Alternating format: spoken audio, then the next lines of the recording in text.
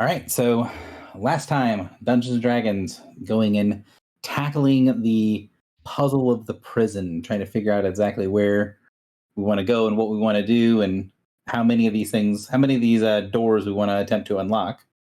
And I guess let's start it off at the beginning. Where do we start session? What were you guys doing? We opened the cell for Sage, the Sage from Cough.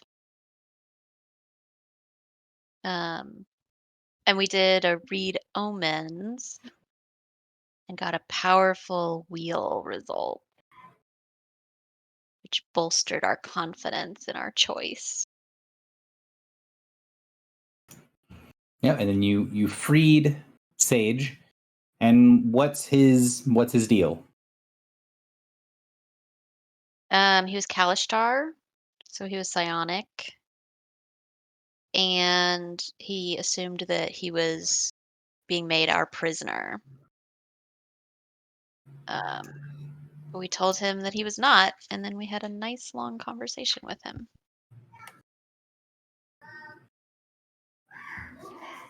So you have these psionic conversations with Sage, and once he knows that he's not a prisoner, and you guys have a chat, any highlights from the chat that you feel are sort of worth mentioning during recap? He was the guy who created the mind blank ritual. He created a mind blank, and he believes it's one of the reasons that they locked him away. He also tried and completely failed to explain what Mir are to us. And there was some form of another situation where a word that sounds similar was conflated. And I don't remember what the word that sounds similar was. Was it the Dark Sire?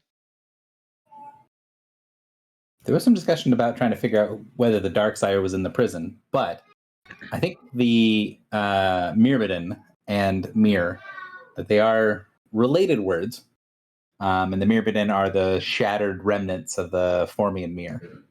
Mhm. He also used the word Morthak a lot. Yes, Which- that's what it was. Yes. Is that what you're thinking? Okay.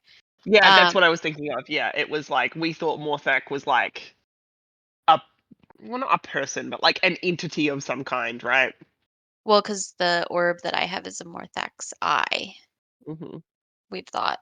But then he explained that a Morthak was like a psionic golem.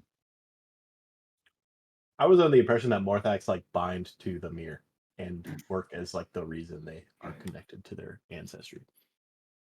Oh, I didn't think they were mirror specific. I thought they were just like an old thing that used to exist. So you're both kind of right. So he explains that the Mir is a type of Morthak, that it is a mental construct. So Being it's a kind of mirror like isn't like it's kind of like a set of like parameters for like how something should be. It was my understanding of it.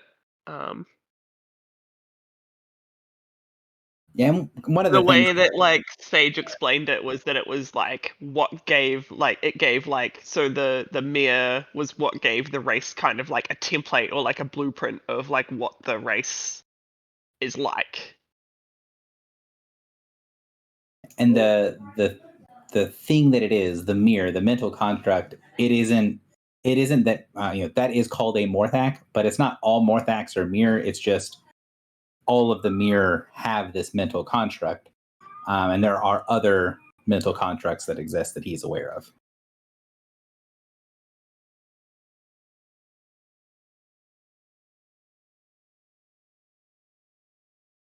So a mirror is a type of Morthak.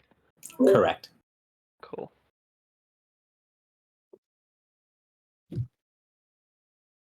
And then when we're talking about the orb that I have, which we had been calling Morthak's eye, like Morthak was a person, he said it's actually Morthak of the eye. So the Morthak is like the servant of the watcher. Like the eye is the person.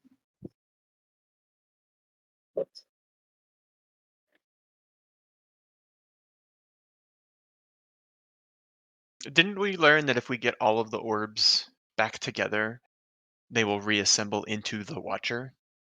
Yes.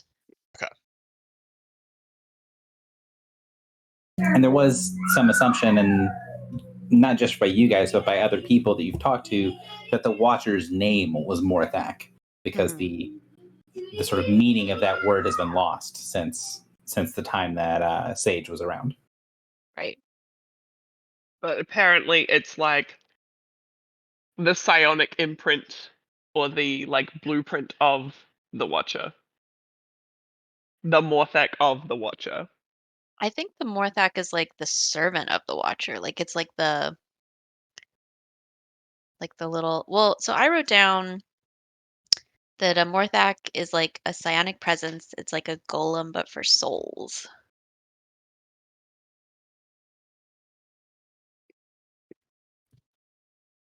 Yep. So would Crystal clear. an appropriate analogy be Morthaks are to souls as constructs are to living beings? Yes. So it's like a fake consciousness, An artificial consciousness. artificial consciousness, an AI, if you will. No, I never said it was intelligent, just that it was Artificial. A. Just an A. just an A. When do we find out that there is an entirely separate vault banking system that uses Morthaks instead of souls? And like Hericature turns around and puts on a mustache and then turns back around. Season 3. Didn't Gary, wasn't Morthak forbiddenced? Yes, it was. And that's the forbiddance that I broke in Haven. Correct. And it tried to kill me. It did indeed. Gary, your mic sounds a bit different today. It's probably because I keep having to mute it because it's really loud in my background, but hopefully this sounds normal again. Yeah, it was more, even when it was unmuted, it sounded a bit off. But yeah, sounds better now. Oh, I don't know. It was partially just me being careful of trying not to have the chaos of bath time being recorded. But yes, so when Morthak was a forbiddance thing, there are some few people that were aware of it even through the forbiddance, and it's one of those things of, you know, that the adversary went through incredible lengths to seal away the mirror, and are now can kind of look back and see that they went through lengths to seal away even pieces, even ways to describe what they were.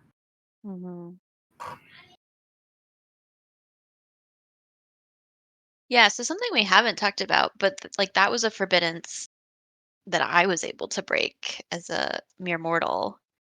But then, like, so part of this conversation with Sage knows the names of all of the gods and could not break those forbiddances. So some To are be stronger clear, than others. Sage didn't necessarily say that he couldn't break those things, but it was more along the lines of he didn't know what a forbiddance was. And it seems that some parts of his mind are painful to touch now. Some memories trigger really bad reactions.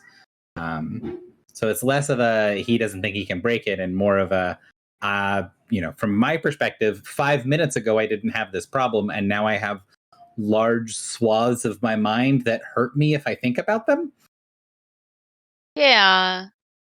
But I mean, he's incredibly powerful. And so I don't know. The sense that I'm getting is that his, like, the forbiddances of the things he knows are stronger than the Morthak forbiddance was, for example. Might be, yeah. Which is interesting because we haven't really had the idea of like stronger forbiddances. I don't think. True.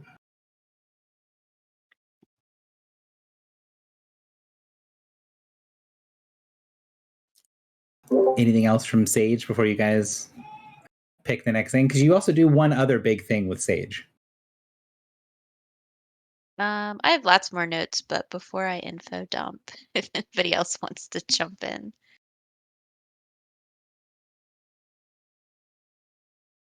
No. No. All, the Okay. rest of the party turns to the note taker and is like, All right. "Go Uh, on." So he called Griffle a Night Stalker, and we talked about how she looked like one of the original ancient servants of the Goblin Court, or the Wild Court, servant of the Goblin from the Wild Court. Whereas Philly, a modern goblin, looked like a pale comparison of a real goblin. So it was interesting that bugbears haven't changed much. We asked how to defeat the adversary, and he says he was not directly involved, but the gods were slain in his time. He said some part of them must persist, which we didn't talk about, but I'm assuming that's the domain of hope. He also told us that some of the mirror worked with the adversary. And then we asked him about a bunch of different mirror that were in the prison. And he specifically said that he had met number 44 and that this thing was profoundly wrong and worked with the adversary. There were others that he knew by reputation, but he wasn't sure if they were still alive or if they were the ones that were in the prison. So we showed him our notebook of all of the impressions that we had gotten from all of the doors, and he recognized some of the names. He recognized the ruler of the city of Brass and said that he was devious. Also, number 13. I wrote down Deva. I don't think that he said that, but for some reason I thought that. We asked if Also, there's two of them, right? They're sisters, the Patal. yeah, the Patal sisters, yeah.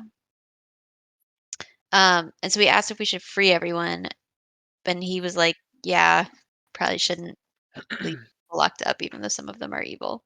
So real quick on the Yeah. Patal sisters. Sure. Those sisters are different races. So you're talking about different things. Hang on. So the Sump sisters, so SANP. So that's prisoner number 4 and prisoner number 42. Those are the ones that are sisters. Oh, not Patal.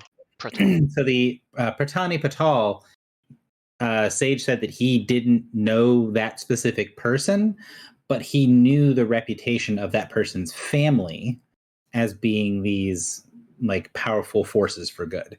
So that was not I know this specific person, but it's more of like I know the family, so the family has a good reputation. Potentially that also applies to this individual. Okay.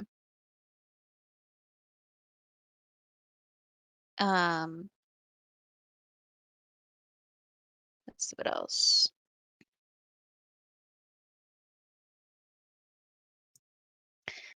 He also mentioned the 3 battles with the adversary and told us the third didn't go to plan. We asked about the start of the adversary, and he said that everyone was just sort of lulled into a false sense of security.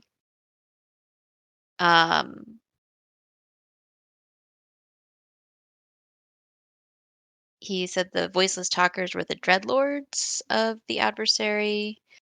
And then we invited him to our ship.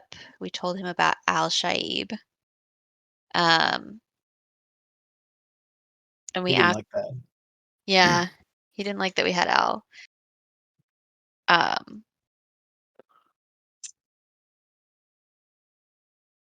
And then we talked about the Ifrit with Al.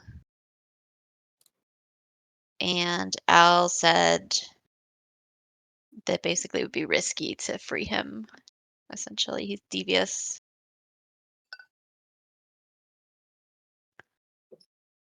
And then we talked about the Night King and the Dark Sire. And I think that was it. And who is when he says the Night King and talks about the Dark Sire, who is that? He's talking to Yeah. OG.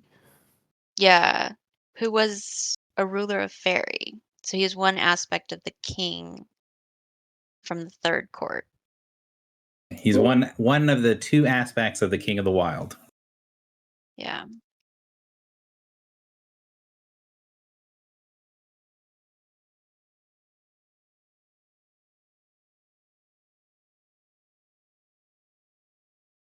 So I have a question. Because there's the summer court and the winter court, and then the wild court is like a third thing.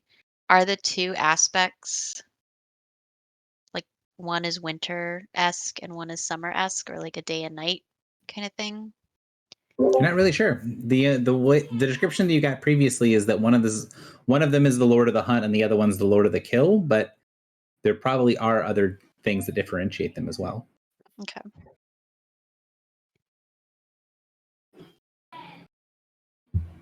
And Merc is a servant of the Lord of the Hunt, right? Correct. Yeah.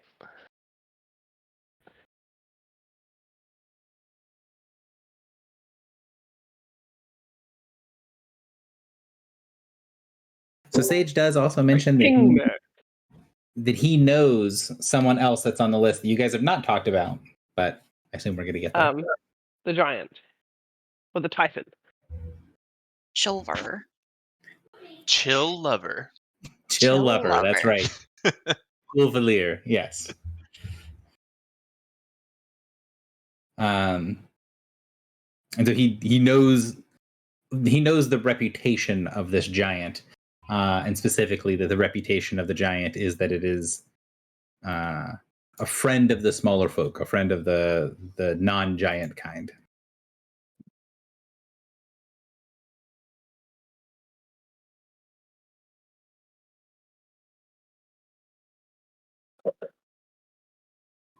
So what from there? We had a very long debate about who and what to do next. We did another wheel and woe. Read omens. We got wheel and woe. And we did Sistad and got nothing. Yep, neither wheel nor woe. Oh, and we did Harik, and Harik was slight woe, which I interpreted to mean that we get a little singed.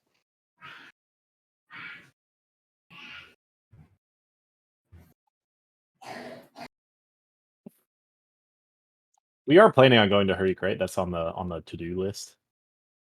Yeah, and so this was a time where I said it and was like, hey, I think it would be more fun if you guys have multiple things you want to do that are roughly equal, I will tip the scale slightly away from opening this up with Harik so that Josh can be here for that, because I think that's integral to Josh as a character. So I'd like to have that be something that he's here for. So what we can do, since that was kind of a thing that was happening, we can actually sort of pause in the middle of recap and try to answer some of Morin's clarifying questions. So who do you want to ask those questions of? Because I know some of them are, they're to Sage mostly, right? Yeah, mostly Sage, and then I'm guessing maybe the combination of Sage and Al-Shaib to figure out the translations, because I don't know. So Sage, like, I'm going to assume that most of this is directed at Sage first, because it seems like it's 4 questions that could have just been addressed to him immediately. Yep. So I answered the 4th one first, and yes, Al-Sibin means Yan-Sibin. And the way that their names tend to be sort of structured, instead of it being son of, it means who bested. Oh. So it's Harik ben Sadir bested Samir. Yes. Who bested Yan-Sibin. Yan-Sibin. Okay. Interesting. And so his second. Oh, okay. So just as a brief aside, we don't know Al-Shaib's actual name, but we know that that Al-Shaib means the flame alone. So I think that Al-Shaib may have bested Imix. Oh.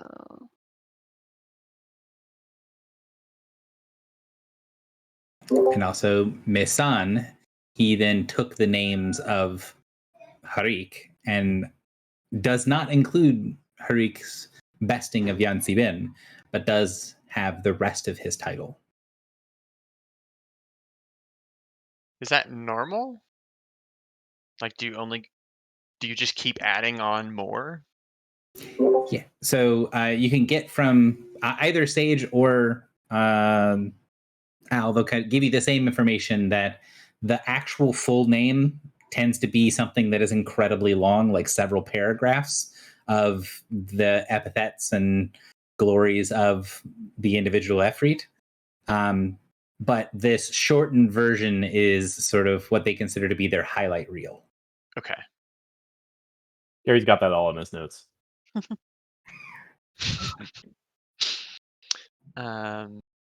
Wouldn't it be like bragging rights though if it's like, yeah, I bested the guy who bested the guy who bested like Yan Sibin? Wouldn't That's that right. be like, that would be like a highlight? Like normally that would be like, And there's, you know, and either one of them will tell you there's no way that Mesan al-Harik's full name doesn't involve Yan Sibin as well. Like there's no way that is not included, but it's not the common name that he uses for some reason. so he doesn't consider it as part of his highlight reel. Seemingly not. Okay. Is that And- who he betrayed? So Harik Ben Sadir, are they in order? Not necessarily. Or wait. Is Harik Ben Sadir someone who bested both Al-Sibin and Samir? Or is he... Oh, okay. I see.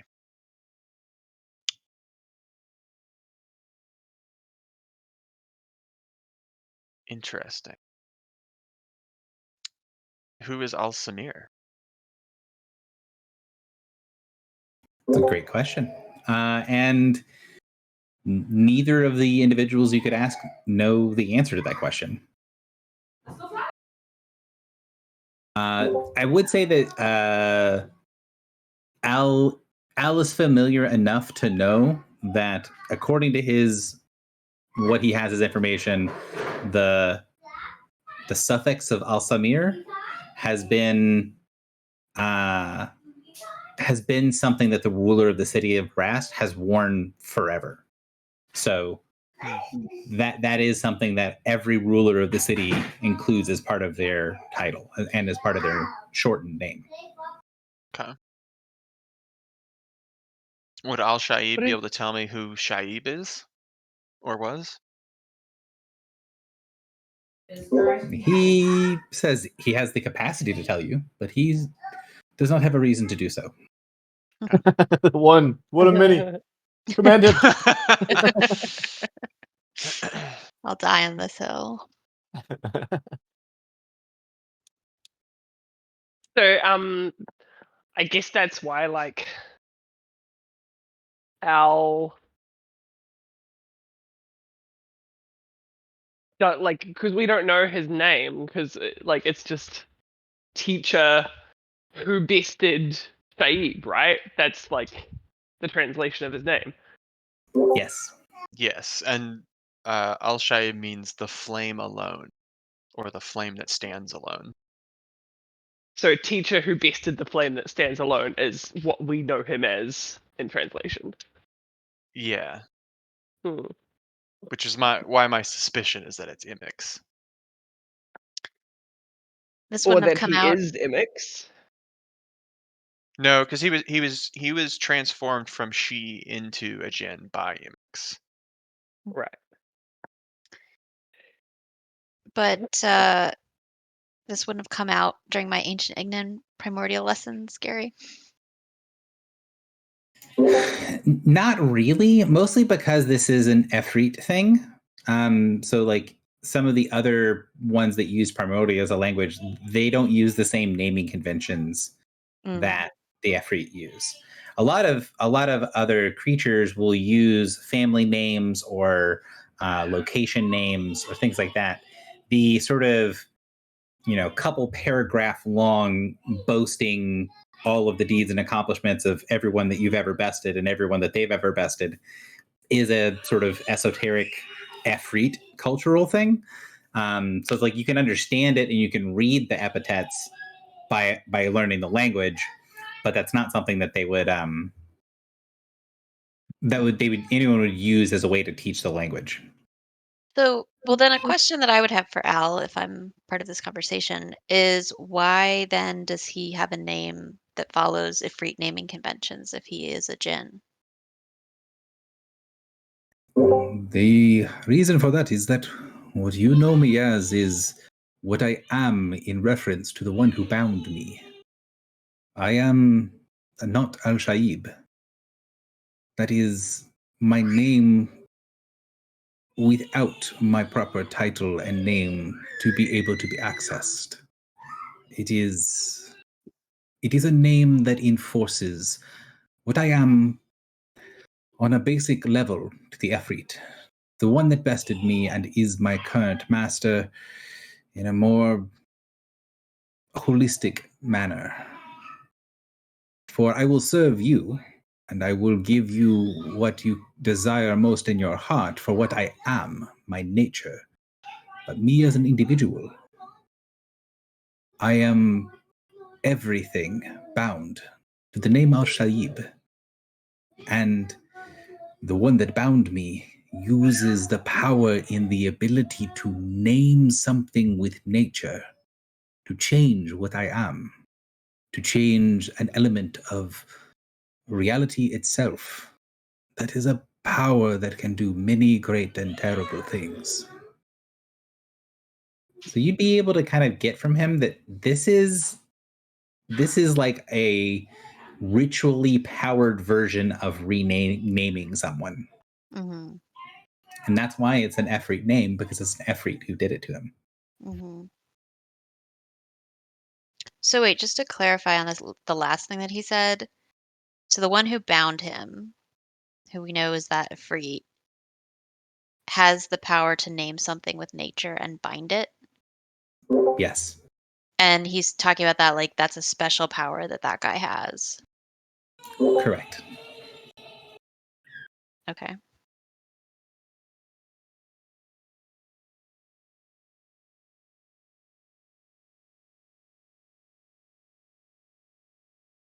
Does Mason's name mean that he also bested Samir? So it's the I bested this person, who bested this person, who bested this person. So it's like in the same way that a lot of times you're like, this person is this guy, son of this other guy, who is the son of this other guy, who is the son of this other guy, right? So there's the kind of the lineage in, parentage. Right. This is the same thing, only it's the lineage of like great deeds and accomplishments going back. Okay. the So idea- then for Harik's name, yes. did he best Samir and best Sibin, or did he best Samir and Samir bested Sibin? So the way that his name is structured has a double Al in it. Normally it's broken up into other pieces. So his name implies he bested both. Like he individually bested both. Okay.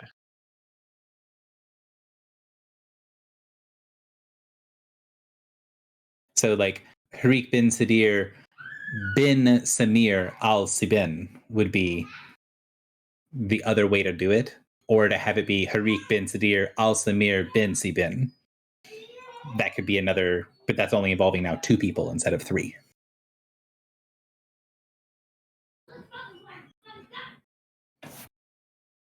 I'm not sure if that explanation. Wait, so the bin is who bested. So Al is Al is who bested. Ben is the speaking of another person. So it's like I bested this person. That means Al. If it's Ben, then it's this other person who bested the person I'm going to say next. right. It's like via, like you bested them via. Yeah. Yeah.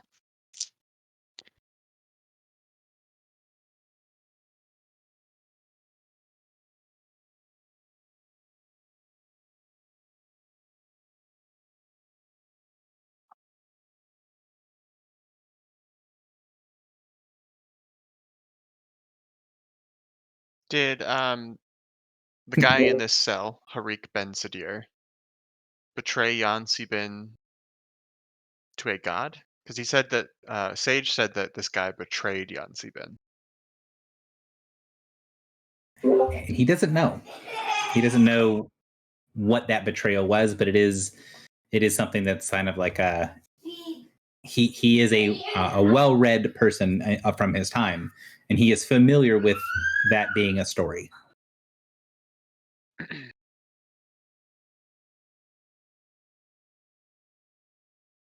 So the kids are being especially loud, so I'm trying to only unmute when they're not like bashing against walls and stuff. Okay. So I think I got a lot of stuff with the names. Yes, he is the current Grand Sultan, and the name, the Al Samir part of his name, the Al Samir is assumed to be part of the name of every sultan. So those things are kind of tied together. Mhm. And then I think that's the answer to all the questions that you asked. Just if Maharaj were advisors to Imix. Not specifically. So the Maharaj were advisors to the primordials, but it wasn't just to Imix. It was to all of the primordials. Well, I thought the Shi were all advisors to the primordials, but then Imix turned all of his Shi advisors into Maharaj. No, so the primordials each of them turned their most powerful Shi advisor into the Maharaj. Okay. So they all did this together as a way to turn the war. Okay. So then what were the Efreet? Are they like lieutenants or generals in a primordials army? Yes. Okay. And the Efreet are I don't want to say like they are just their own full race, because that is true, but 1 second.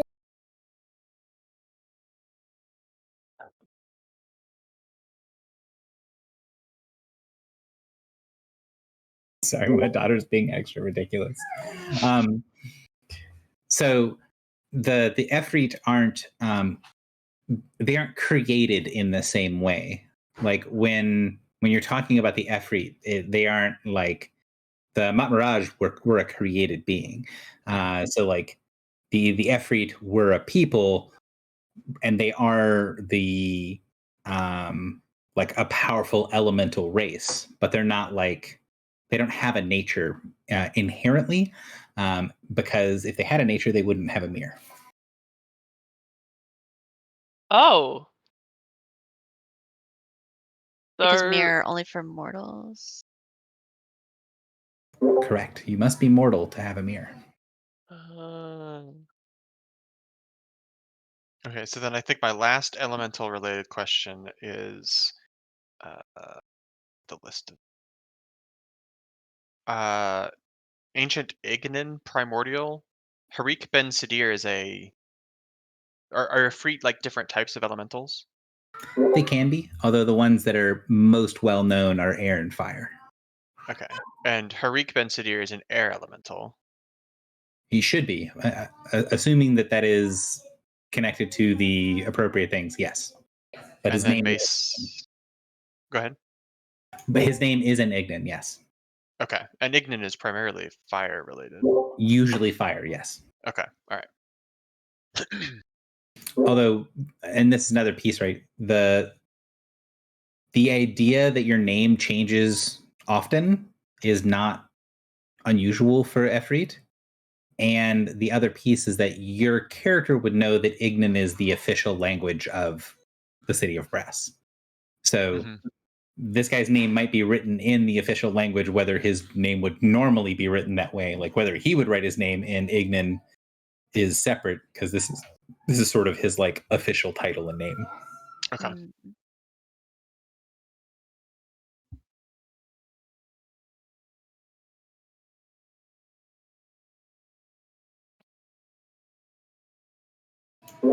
So we had some discussions. We kind of put a pin in this so that we could answer some of these questions and then think about them a little bit. And then went and opened up a different prison cell. What was in there? What was in cell number 2 that we opened up? Cell number 2. Cool beer. Wait, A cold beer? Cold beer. Cold beer. not cell 2. No. Cell Okay. number 2. The second cell we open. The second cell you open. I see. Okay. is cell 40. The second cell they opened last time was cell number 40 with the giant, and you guys got a bit of a rude welcome from the giant. Well, not from the giant himself. Not his fault. He didn't mean Kind to. of. It probably is his fault. He was asking for I it. hated the description that you gave when the cell opened. Which is what? Because that's what I mean by you got a rude welcome. Do you remember Well, what he- happened? He coughed a bunch of blood onto us and then fell over. There was like a whoosh. I don't remember if the air going in or coming out or whatever, but there was like really wet whoosh of wind. And then he just like fell out and spat up a bunch of blood. So the idea is that he was being taken down, and his last thing before he collapsed to the ground was to spit a mouthful of blood at the person doing the ritual. And so that kind of moment got frozen. You opened up the door, time restarts again, and that big wash of blood that he spit is what you guys get when you first release him.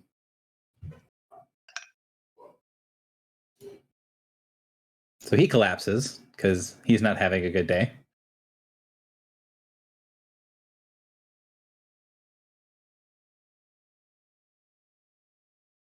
And what happens next? He had parasites inside of him that we had to fight in order to be able to heal him. Yeah, so he was beaten down, messed up. He had some parasites that were specially designed to be a pain in the ass for him to fight. And you guys had a pretty hard fought battle against the parasites. There was a couple parts there towards the end of, like, the middle of the combat where it was like they are in danger of actually dying here. Yeah, I went down for the first time in a long time. Well, if you had followed the script like you're supposed to, Gary, that wouldn't have happened. Yeah, just because we didn't do the exact thing that you had in your head.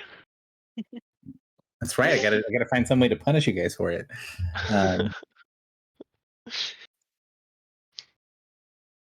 So, you guys fight the parasites, beat them down, beat them back, are able to destroy the lithium parasites and the smaller parasites that butted off to continue fighting you.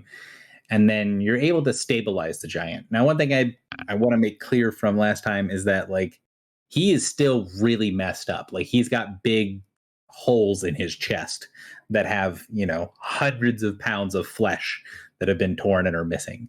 So the giant is not in a good state, but he's no longer going to immediately die.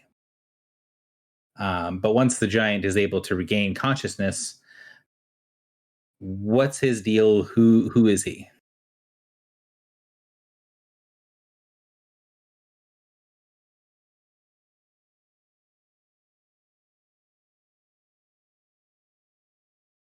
A cool Um, dude. Yeah. He I didn't write down. My notes get less good as we go on. I don't remember us really like talking to him a ton, but he knew that we were freeing the mirror, and he said if the orcish mirror, Milvir, is here, then if we free them, the two of them will help us open the other doors and be our bouncers. And if anyone didn't want to be freed from this prison, he would be happy to dispatch them. I think. His comment is if any of the people that you free are dumb enough to bite the hand that feeds, he will be happy to break their necks for you.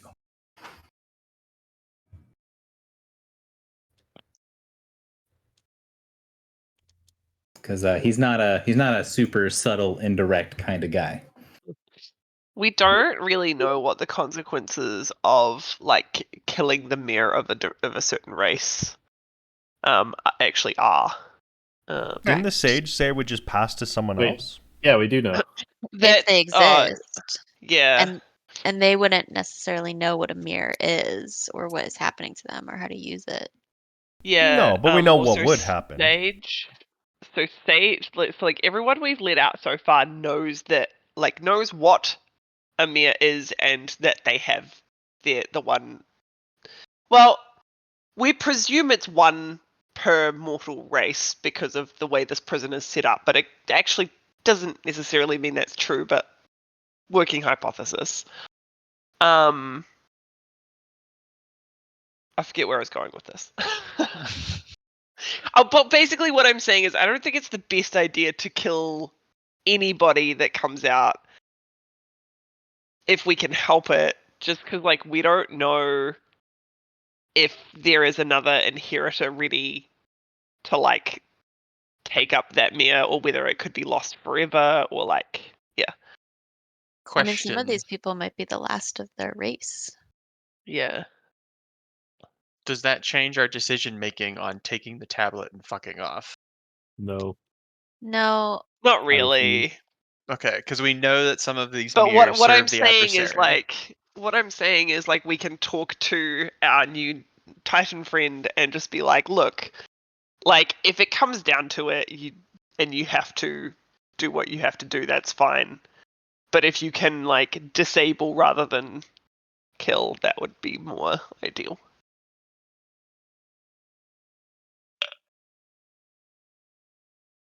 Well, I guess if that is the thing, because it sounds like we're kind of getting on to, all right, let's continue where we left off and start having conversation. So yeah, we will actually kind of hit play, done with the recap, and you guys are in the room with Sage, who's sort of at the doorway. He doesn't look like he's afraid to come in. He's just not really a combatant. And with Gouvier, who is very injured, trying to maintain his consciousness and his vigor instead of laying down and passing out for a long while.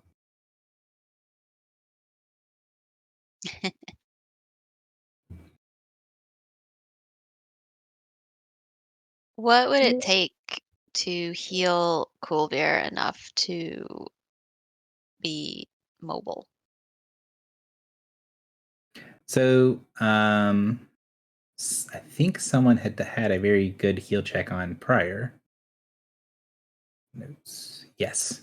So mainly he doesn't look like he's going to be able to like walk any sort of like long distances, but if he was careful, he could go short distances without having any huge problems. What he mostly needs is time. He needs time, food, magical healing. He needs to be able to recover enough of his sort of inner reserves to be able to recover.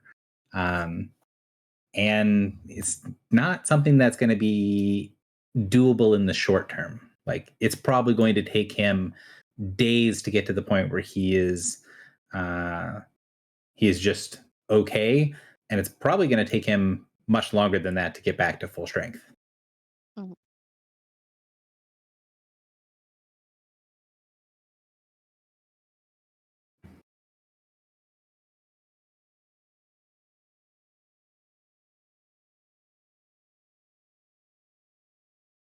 So he's sitting. He'll kind of slide off of the bridge that you guys are on into one of the two depressions, and he'll sit there, continuing to smash any of the little parasites that he sees, and just breathe a long sigh of relief, and try to kind of redo his armor to kind of. You can see he's sort of in this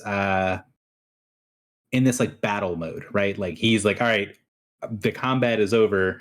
I'm cleaning my mail. I'm cleaning my, doesn't have a weapon on him, but if he had a weapon, he'd be cleaning his weapon.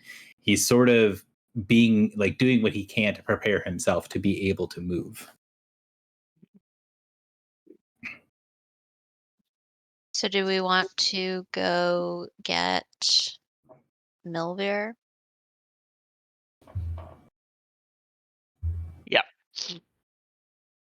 Definitely.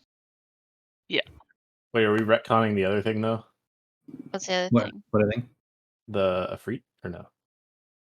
We're not going to retcon anything with the Refreed. It's whether that's going to be next, or whether you're going to go do Milvia first. Yeah, well, so the Titan said his condition for helping us is that we free his friend. So I think that's the priority. He seems like, he's true to his word, even if maybe he's not physically good for it. Yeah, I'd rather have another known ally before we start dealing with uncertainty.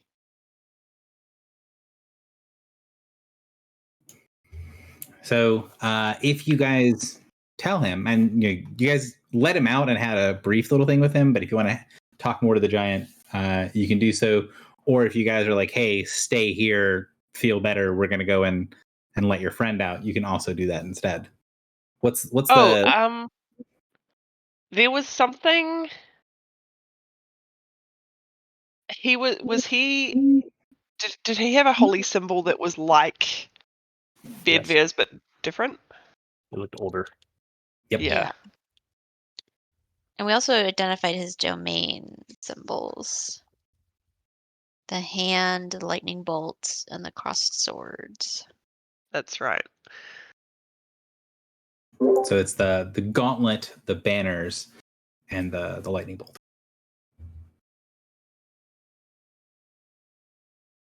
Okay. Never mind. I thought there was something. there. Well, I think Yeah, we I think- talked to him about Bedbeer too a little bit. Did we? Yeah, because you told him that you knew a giant named Bedvir Lugos that was sort of like him. And Oh, that's right. And he said it's like the outsider was like. yeah, he's like, basically, that's not as much of a compliment as you're saying. Yeah.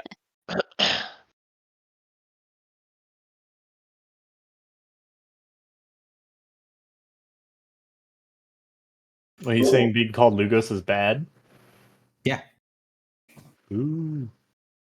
Because for the giants, the name Lugos means the outcast. Oh.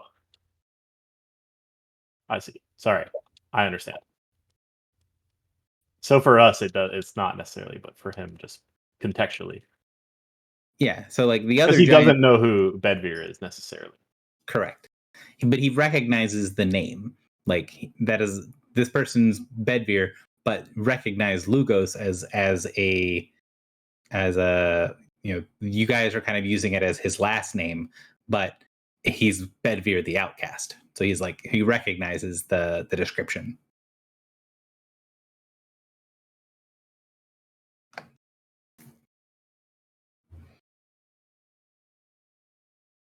So yeah, is that the plan? Is it, hey, wait here, we're gonna go in and come back with your friend, or you guys have other things you want to talk to him about? What do you guys want to do right here as because like I imagine the entire group is having this moment of like, oh shit, we need to also like clean ourselves and take a breather and recover. I'm fine. The other thing is, so we're at how many points towards the prison, breaking out the ones that we have? Because I thought we were already basically at the 20. So and as a reminder, the 20-point sort of threshold is, I don't think that you guys can reasonably do poorly enough on the challenge to break open the prison prior to getting to this point. But the more you weaken the prison, the harder the DCs get, and the more there are these triggers for skill challenges for like multiple sets of skill checks. So I don't think you can get to that trigger prior to 20. Doesn't mean you have to stop after 20, but it does mean that it's going to get harder and more complex the further past 20 you guys go. And we're only at 14 right now. But the next guy would be a 10. So that would be putting us, if we went to Milvier. We just kind of have to assume it's the last one before kind of all hell breaks loose, right? I don't think all hell breaks loose, but It's I mean, the Gary last. just said, like, safe, sure thing. Yeah.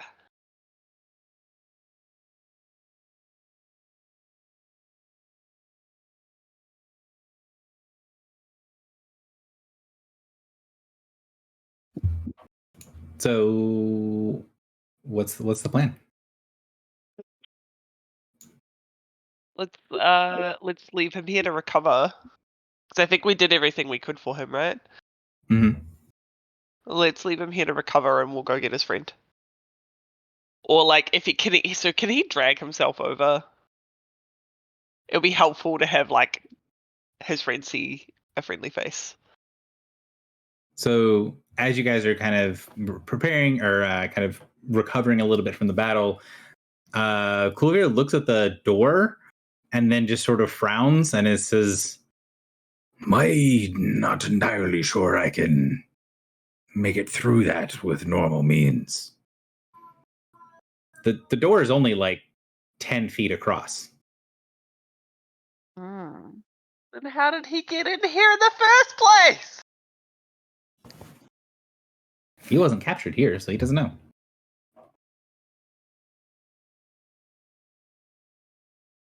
How's he gonna get out? That's not his problem. Or I guess it could be his problem. I feel like it's exclusively his problem. Not our problem. So you're saying if we left him here, he would just be like stuck in this room the rest of his life? What's Probably the till he- cooldown on Wizard's Leap or whatever it is? Oh, it's a ritual. I could just do it right now. Wizard's Escape, do you mean? Mhm. Wizards something.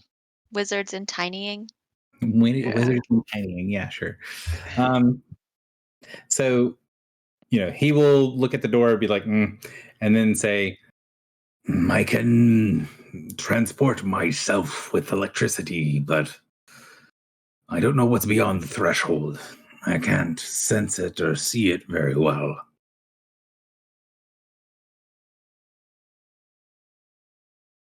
He has an ability to do it, but he doesn't know what the room outside of this room looks like and doesn't know what he's going to be going into. Can we What does just the room outside look can like? we just wizards escape him? We could, potentially. Does he want to be Wizards Escaped? I'm going to look at the thing real quick. Yeah, what does Wizards Escape say about Titan? Mostly it's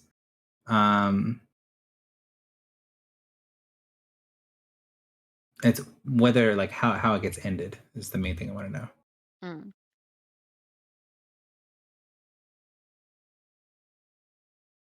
Mm. Because it doesn't really say anything about how, like, whether the ally can willingly end it, which is going to be his concern. Is he does not want to be stuck being small. It doesn't make him small. Yeah, in fairness, it says you and 8 allies can squeeze into and through spaces that a tiny creature can squeeze through. Mm-hmm. That doesn't sound very pleasant when you're very injured for him, because he's sort of assuming that I'm going to be small. It can allow creatures to squeeze their body as though boneless. Yeah, that doesn't sound like something that's fun for him being very injured. Ripple Or into anything and else. out of smaller shapes. Yeah. I think if your bones hurt, it's probably nice to have your bones be liquid. It's a no bones day for him. It's okay. Yeah. Hey girl, how many bones do you have in your body? Want to have none?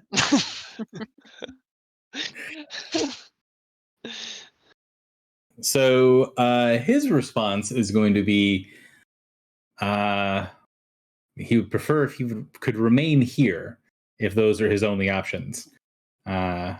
And otherwise, he believes if you give him some time, maybe a few seals, he would be able to recover enough to transport himself from here to the other room. Okay, but all right. we'd like to get moving on freeing your friend. Is there anything we're concerned that maybe he might attack us or be confused? Is there anything that we could say to him to convince him, like, that you're here and we're friendly?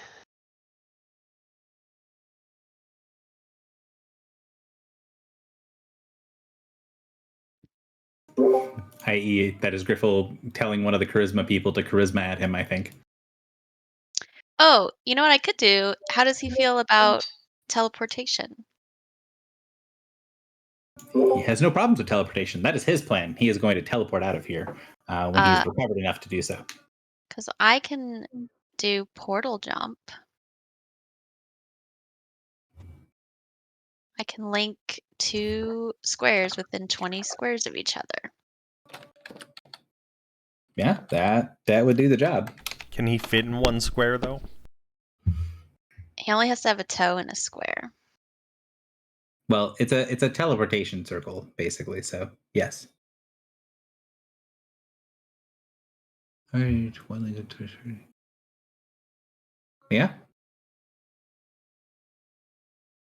I mean, it's going to be uncomfortable, but yes. He'll be dazed. He'll be dazed. It also takes a healing surge from you in order to do it. But yes, if that's what you want to spend a surge on, that will get him out of this room. And then you need to spend a second one to get him into the next room. How are we actually doing on surges for everyone? I have 3. Did you guys start the last combat with full surges? Yeah. I should be at 7.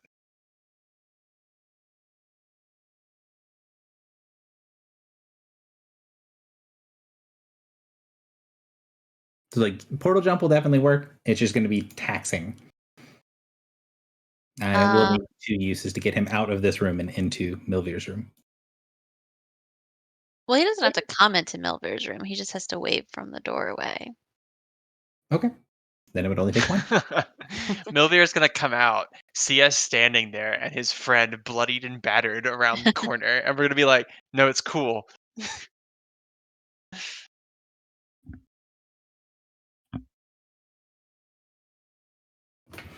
But yeah, if you tell him that you have a way to teleport him out of here, and then he can sort of sit in the hallway and see and continue to recover while you guys go in and unseal Milvir, which takes about an hour, then he is for that plan. The make myself boneless and squeeze through the door plan does not sound like something he really wants to be part of. Mm-hmm. He's squeamish. I get it. He's been through a lot.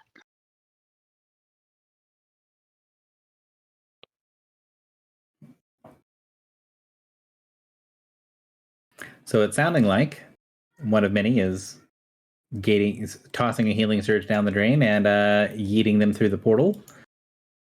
And then comes the process of opening the other door. Do you guys want to rearrange healing surges before you open said other door? Yes, please. Yes. Yeah. Please. Also, please, everyone take the portal. I've poured my life blood into it. I don't want to be dazed. I don't know. I feel Oh, like God. throwing a healing surge down the drain was pretty strong language.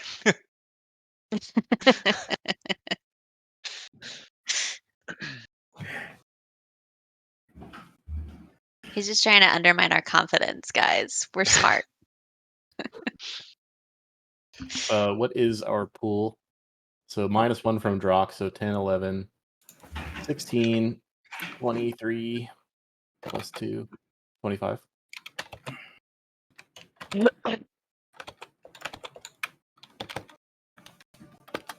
$27 is what I get. Wow, I'm awful at math. Are you counting the chicken? I am accidentally counting the chicken. Don't count the chicken. I can do it right. Where's You're great at Philip? math, filibuster. Gary's Okay. terrible at counting. Yeah. I Should we double counted one of many. She makes copies for herself all the time anyways. I'm sorry. Should we just each have That 5 to each. 4, and then more to people who use them. Yeah, I can go down to 3 even. I'm not at full health, so I would appreciate an extra. So why don't Griffle and Philly, you go to full health, and then we'll do it. Oh, true. So that's 3 less surges. So that's 22.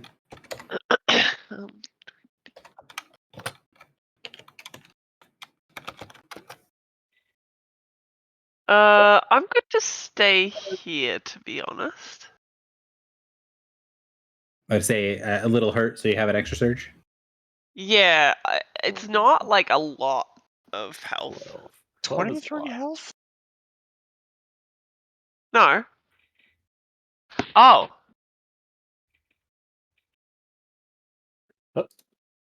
Yeah. Okay. Philly made a It's mistake. it's exactly a surge. Sorry, I was thinking I would get less value out of the surge spent, but no, it is exactly. I was exactly half health. So. Also, crazy that you and I have the same amount of HP. I know, right? She uses it better though. Hybrid stuff. 23. So we have 23.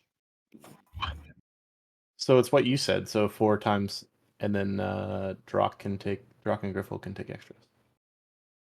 With 22 surges for the record. 20. Yeah, 22. 22. Wait, what? I think you said it was 23. Oh, because I spent No. 25 minus 3. Got it. Okay. Okay, so then Drock and Griffle take 5, and then the rest of us take 4. Easy. Sounds good. Okay. That didn't take. Thank you. Griffle take 5. Take 5. Okay. Oh, is Thank that you. before we do the teleportation though? No. That's after. So I already deducted. So one of Minnie deducted 1 from her pool, and then I deducted 1 from the total pool for the ritual. Got So it. the group did have 27 surges prior to doing 2 things with surges. We did it correctly, and we don't have to think about it anymore. So now the thing you have to think about is cracking open the next seal. So there's a dungeoneering check by default, and I think you guys did it last time as an Arcana check. And As a annoying pedantic question, wouldn't we get better at opening the seals as we do it, or is that not true? yeah, Or is it yes, more about the and- stability? So you guys are doing a good job of it. It's more about the kind of like I explained last time. It's like a Jenga tower. You're getting better at moving the individual blocks, but the overall thing is also getting harder the more blocks you remove. Also, real quick, sorry, before we go further, last combat there was talk about you giving out more action points. I don't know if Yeah. that ever happened. Yeah, no, you guys should all have an action point. Just 1 second. And yet none of us do. And Gary yeah, does. I do. Hoarding the action points. Get another one for myself because I need these things. I spent an action point in the combat though. That was, yeah, I was going to ask. I thought someone also spent. I had 1 before we were given more, and I spent that 1. But then there was it you one who needed 1 to spend? I don't know. Everyone should have at least 1 action point, and I think everyone has 1 because middle of that combat you started actually having to try. I think we mostly spent them, but Yeah. I'm trying to remember. Was it was it me rolling for Morin, or like someone rolling for Morin because Morin couldn't quite automatically assist? Yeah, Can't Yeah. remember who it was. Okay. You did have to roll for me. Okay. So For So the Arcana. next Arcana. question is, yes, are you rolling to assist? What are the DC? Let me metagame I think here you just for a have to second. roll I like think a you 1 have to or a roll 2. a 2. Yeah, I think you just have to not roll a 1. Here we go. Good work. Did it. All right, so that means that it's two from three people, so it's a +6 to Griffle's check, yeah? Because that's Philly, Morin, and 1 can all assist. That means Griffle is making the Dungeoneering check at +6. Sure. That sounds right to me. I'm Sounds asking right from to last me. time because I think that's the way you guys did it. I but- think so. I think we should make it at +11, just for vibes. Just for vibes, yeah. Well, I think you did actually make it at +11 for one of them because you used a daily power for it. Could Oh, we that's get the true. sage Oh, to help? Does he have Arcana?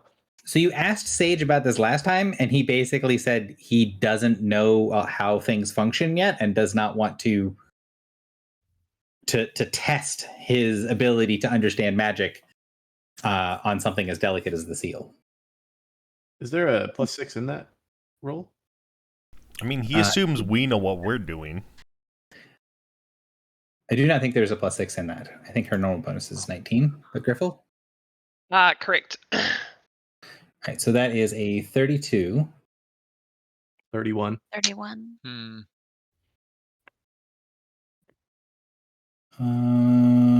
31. Thank God we have a math teacher in this call. Don't know why. Don't have this because I have this chart and I don't have it easy to read. So we have 14 points. We're opening a 10-point prison. We got a 31, correct? Yes. Yes. Yes. So as the kind of everything starts to lock into place, the door on the prison sinks in, and you can feel the seal breaking on this prison.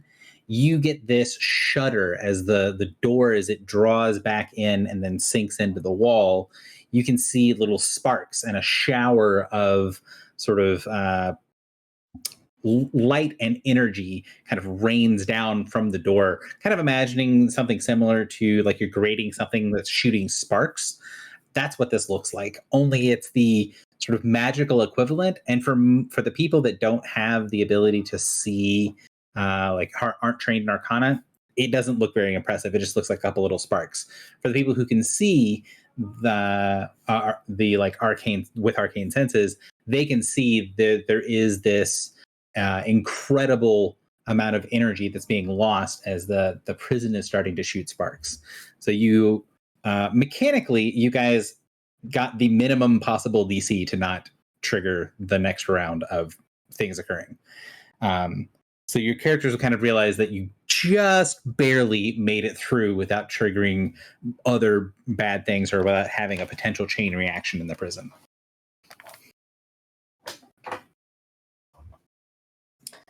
Okay. So we're skin of our teeth kind of deal. Yeah. Okay. And you know that if you, or the research that you guys put into this when you had time to actually go down here and do stuff, you know that it's not going to be like, oh, we failed one thing, everything immediately breaks. It's not quite that delicate, but it is something where you can tell that you're kind of on that, you're riding that line pretty heavily, and you're going to have to start doing stuff if the next round of things is not very careful.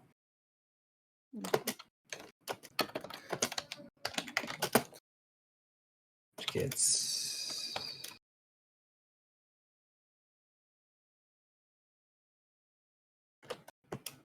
Okay, sorry. I've got next round done. All right. So you guys crack open the prison, get into another one of these nearly identical looking rooms. And the kind of process now that you've gone through, you've freed two different people, and while the space that they needed was very different, where the person appeared was the same. They appeared kind of in the central area in the middle of this room. And as the arcane energies seep into the room, the lights dim, the ritual fires off. there isn't any of that sense of action, a sense of movement that you got when Bedvere appeared, nor is there that sense of like complete like calm, that sense that there was like anticipation, like something was waiting for you, which is what you got when you opened Sage. This time you don't sense really anything at all. And instead of having a person standing, sitting, whatever, in the center of the thing once it finishes, instead there is a long capsule. It looks something like what you guys have seen, some of you all have seen long, long ago, deep within the world ship Prosperity. A thing that looks like it is very cold. You can see it's about 8 feet long. It's about 6 feet tall, 4 feet wide. It kind of looks like some sort of almost like Forerunner coffin, although the top of it is clear and you can see a orcish man laying in what looks to be some sort of strange bed. Looks like he is a little older, maybe in his late 40s, early 50s. Kind of like someone who looks like they are growing like salt and pepper gray a little early, and they just seem to be resting or sleeping. Although you don't see any signs from inside of the little container like this person is moving, but you can hear the sounds of breathing, and there's some pieces of the machinery that are whirring and making sounds.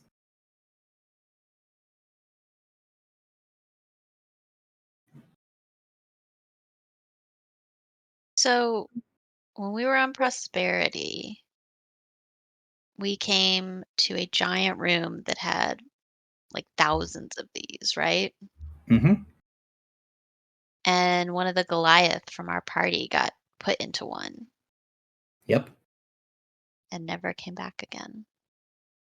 Mm-hmm. Wait, what? Never came back again. Yeah, he left our party after Oh. going into the Intellectual capsule. property. Yeah, intellectual property. So people are being put into these capsules even now. And what are the capsules? Like a cryopod. And in game, he was really injured, which is why he crawled into one of the pods. And you turn the pod on and hope that it would actually protect the person, would maintain them, since it seemed that the other pods had living people in them. Oh yeah, I don't totally remember that. He like because he got like taken from our camp or something? Mhm. Yeah. And Yeah, did we put him in the pod or we saw him get put into the pod? So he got put into the pod by the drones that didn't know how to fix him. Okay. And the drones were just like the Prosperity drones. Mm-hmm. But they're not mining colony drones. They're like part of the ship. Yeah. That's the part that you guys don't normally go to because the lower decks have been opened up from the earthquake. Right. So in my greater context of the adversary, do I now feel that Prosperity was an adversary vessel? Or do I think it's just like a world ship like any of the other ones? Or do I think that those are also adversary vessels? What's my expert opinion? Well, Sage told us that the voiceless talkers were the adversaries' dreadlords, and they made all the world ships. Yeah. Well, but From did he what say you've seen later on, the interior of the section that you were in for the beginning part, very beginning part of the campaign, Mhm. seemed to be very much designed to capture what you thought at the time were elves, but you're pretty sure that those were that those were fae. Mhm. So now I would think that Prosperity was a world ship that's mission was to capture she and put them in these pods. Wait, we already knew that though. Kind of. I mean, The ship's kind name is the of. Grave of Summer. Yeah. But I mean, like, probably for my character, this was much more obvious. Connecting the dots. Yeah. Much more of a, oh man, I've seen this before. Like, she would be very sure that that's what's going on, Gotcha. I think. And yeah, like you guys don't know that much about these machines and how they work, but it is something you can recognize as like, oh, this is like what they have on Prosperity. Mhm. So maybe all of those frozen people on Prosperity are like part of the mirror, or like a race that the adversary was trying to eliminate. Maybe. Okay. So then, because I have seen one of these pods exactly once and put somebody in it, or seen somebody go in it, would we be able to get this guy out of it? So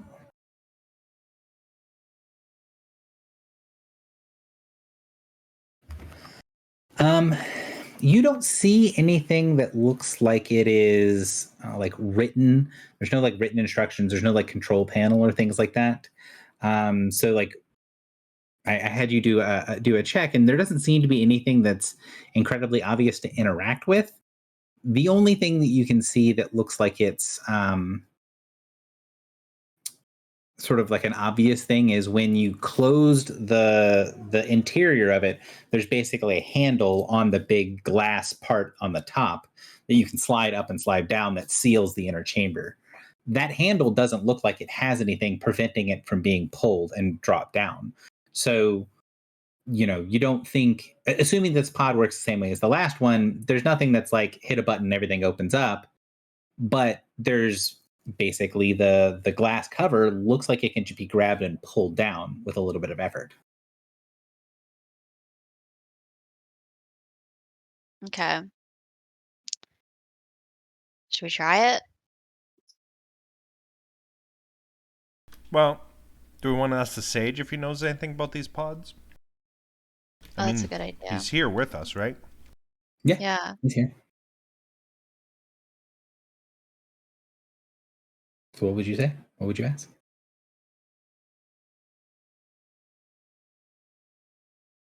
Also, I'm realizing now that I did not spend time with my notes for going over how Sage talks.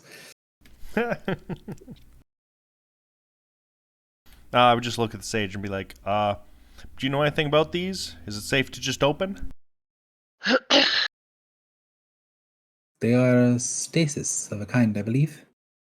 I do not know about them specifically, but I do not think they are designed for forcibly keeping one restrained or anything like that. If you believe they can be opened, then I don't see a reason why it couldn't be opened. But my understanding is they are used for ones who are injured.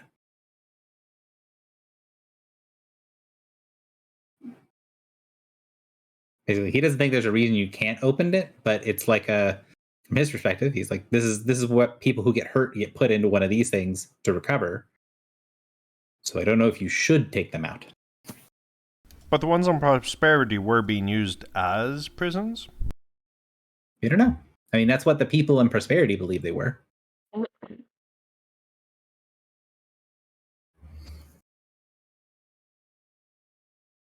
Well, so this guy would have been put into this pod like seconds ago, potentially. Mhm. Can we see in? Do we see any obvious injuries? I was about to ask, can Griffle do a heal check through the pod? Yeah, if Griffith wants to. I mean, you can basically just give like the top of the door. It is cold, but you can still see clearly into the pod. There's nothing it's not like covered in frost or anything like that. You can still see pretty clearly inside. So Griffle, do you want to? Yeah, hook us up. Yeah. Oh, my rolls, man. So the guy that's in there, he looks like he's in what looks to be Under Armour. So he probably is someone that's used to wearing like plate or other sort of heavy armor, and he's in the padding and stuff that goes underneath all of that. And looks to be pretty battered and bruised, but you don't see anything that looks like it's like he doesn't look like the Titan did. The Titan had like giant open wounds. This person looks like they're maybe a bit battered, but you don't see anything from the outside that looks like it'd be, oh, this is obviously like life threatening or something like that.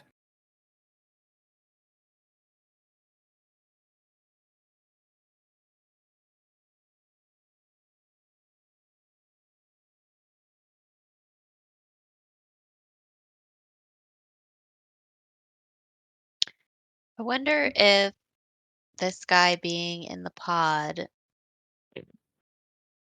means that the adversary cared if he died or not, meaning that he might be with the adversary. Or maybe he went into the pod and was captured when he was in it. Also possible.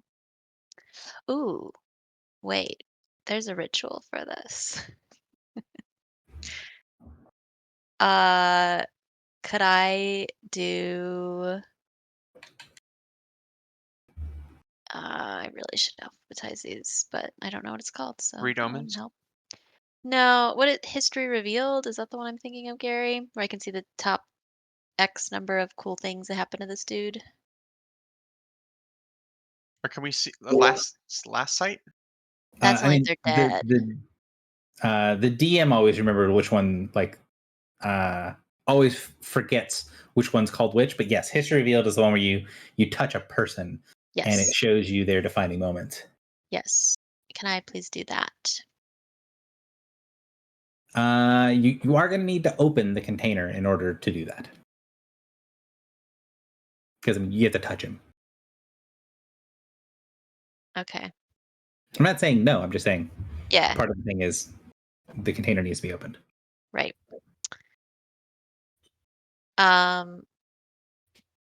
I think I'm okay with that, but if you guys wanted, we could do a read omens too before we open it. I would do read omens because now that you say like maybe he's with the adversary. Well, but the Titan was badly injured, so I don't think he was meant to be kept alive. I was just thinking if they're working together and like trying to get out first to screw us over, that'd be bad. But it I doesn't don't make know that sense. I don't know that I would think the Titan is bad, but maybe this guy betrayed him. Because wasn't there something where they like were used to capture each other? Yeah. That's what Coolveer Yeah, said. he said they were both lured into the same trap. But maybe really only Milver was part of it.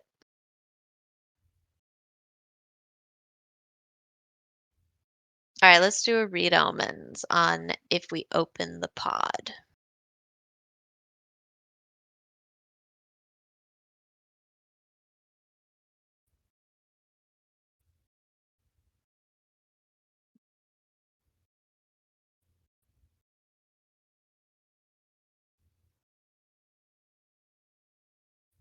Don't think I roll anything.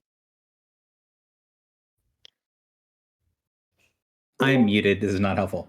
Yes, you do roll something, but it's a hidden check, so I need to roll it. Yeah. This isn't divination, is it? It is divination. It So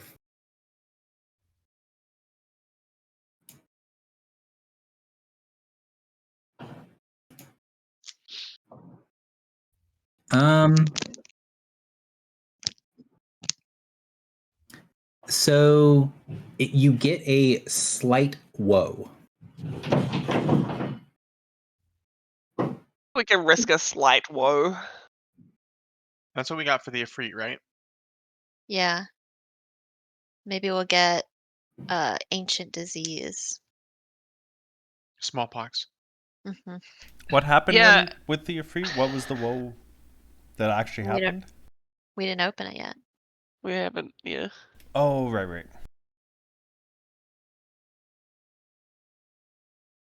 We got Okay. powerful wheel, powerful woe for Kulavir. Yeah, and I almost 'Cause died. he either was gonna fall on us or help us. I don't know if you guys heard that cascade of nonsense through my mic, but my daughter knocked over something in her room. It did not come through. Did not. All right. Well, I guess let's open the pod. So looking at it, I think Griffle's the only person who physically has the strength to open the pod. So that means it's going to be on you, Griffle, to do. I'm gonna do it. So you grab it. It does take a little bit of work. You get the impression, like as you're opening it, there are these kind of catches.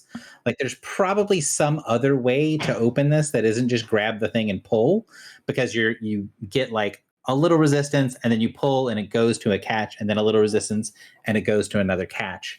But you do, just pulling on it and kind of giving it continuous pressure, you can kind of pull it down. The interior of the capsule has a strong smell of blood and iron and sweat.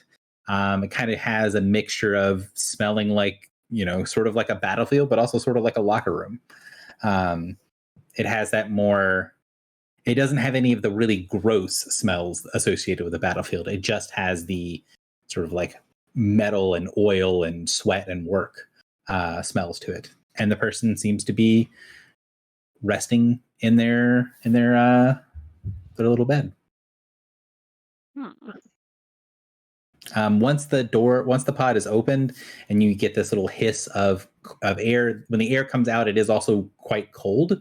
And then after it opens, you see the orc inside is breathing, but is breathing very slowly, like maybe only a couple of breaths a minute.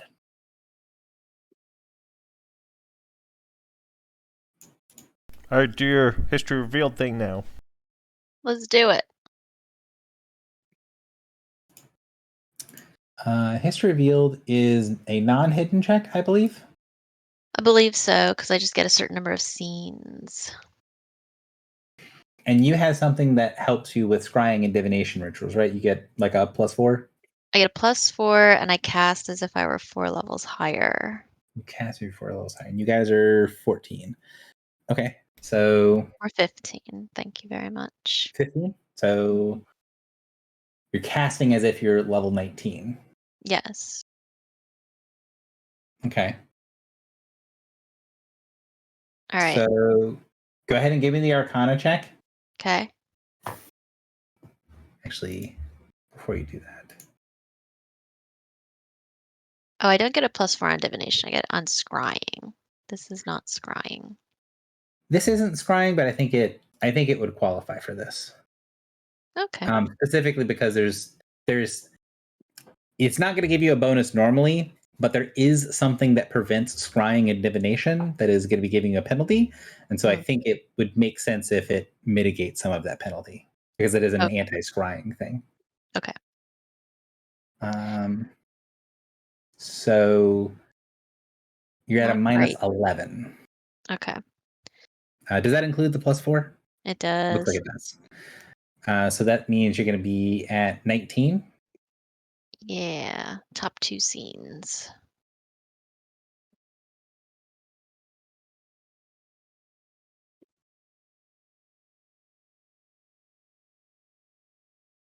So the most important to the least.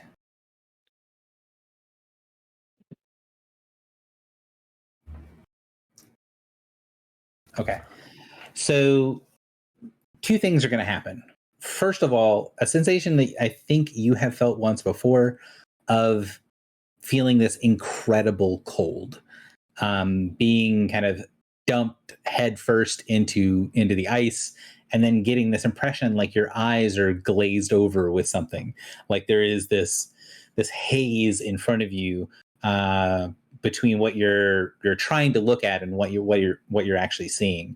It doesn't really stop you from being able to see these moments, but it gives you that sensation like you're falling down a well. That sensation that you know why you're getting it. It's you're viewing something that is truly ancient. That sensation where you guys got a vision at one point that was very, very old, of like disconnecting from your body, that you're kind of lost in time. Mhm. And the first image, let me make sure I have these in order from most important to least. Okay, so the first image, you see the image of a orcish warband that is running along. The weapons and armor that they wield look very kind of strange and archaic. The weapons almost look like they're made of bronze, but have these kind of trailing, fiery black and red enchantments on them, streaking behind them as they're moving. And the orcs are running in between the footfalls of these massive creatures. There are these many-legged giants above them that are kind of crashing down, and the orcs are running in between the legs along with them.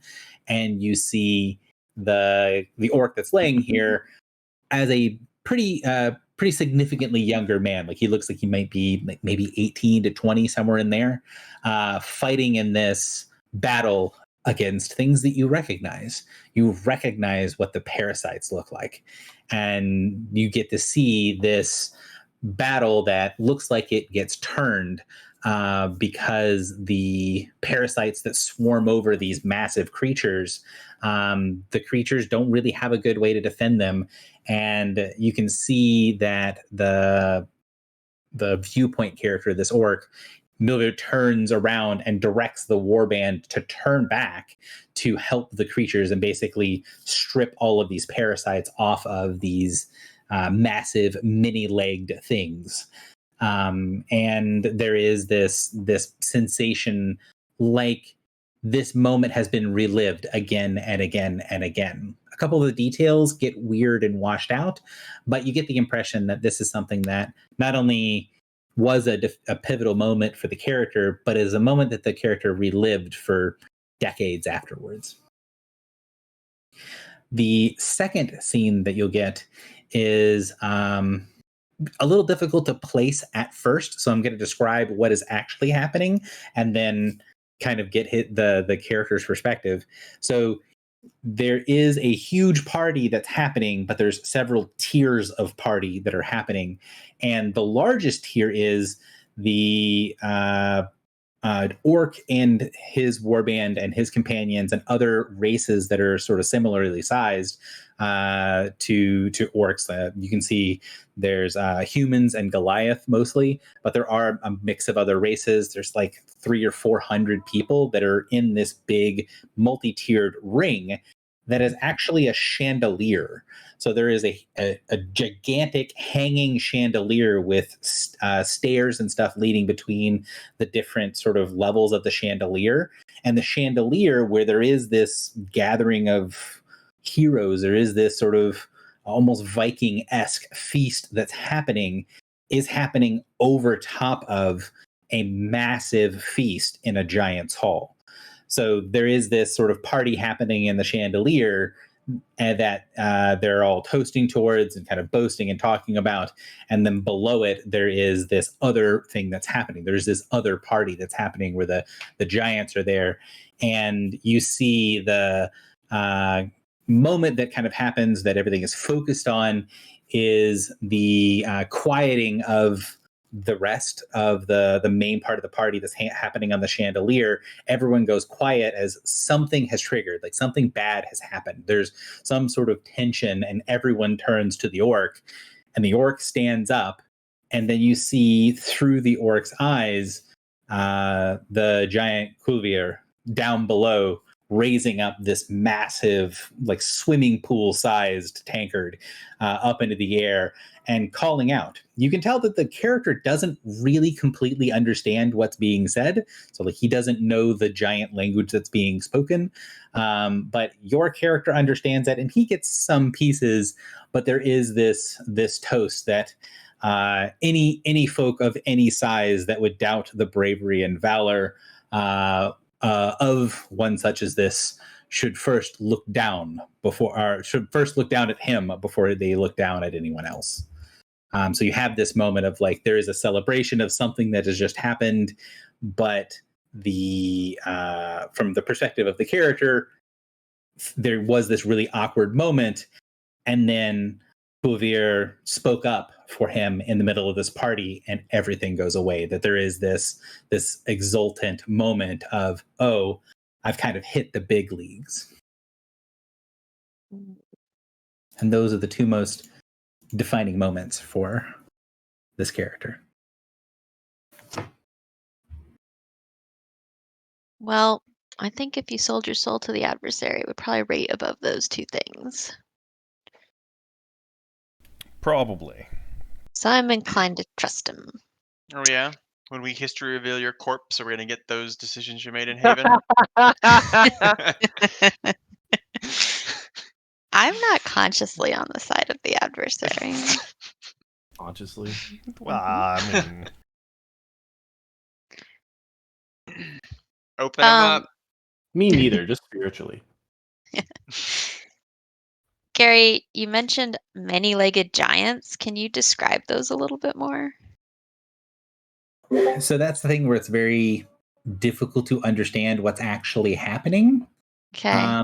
But there is the impression that there are giant creatures above, and you get the impression that some of the giant creatures that are above that are like actual giants. It's like an army of two-legged giants, but some of those giants are mounted on these other creatures that look like, at least from the perspective of the orc, their legs look like a mixture between a horse's legs and an elephant's legs, and each of them has 8 of them. Oh, okay. So these massive 8-legged elephantine horses being ridden by the giants. Gary just made elephant spiders.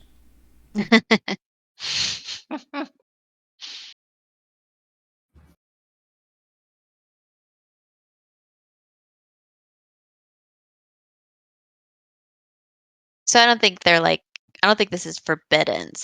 I think it's like an old memory, and maybe like because it's so unfamiliar to me, it's hard to receive it correctly.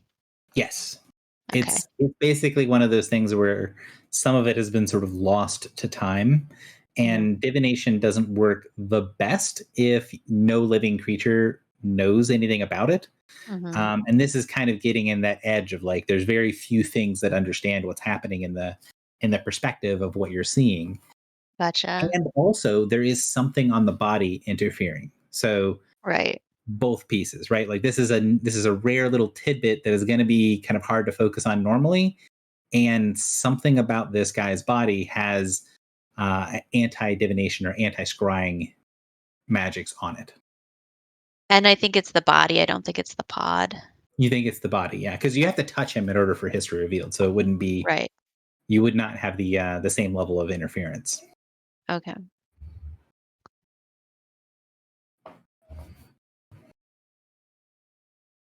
And so being touched and being history revealed didn't seem to affect his consciousness. It did not. He did not react at all.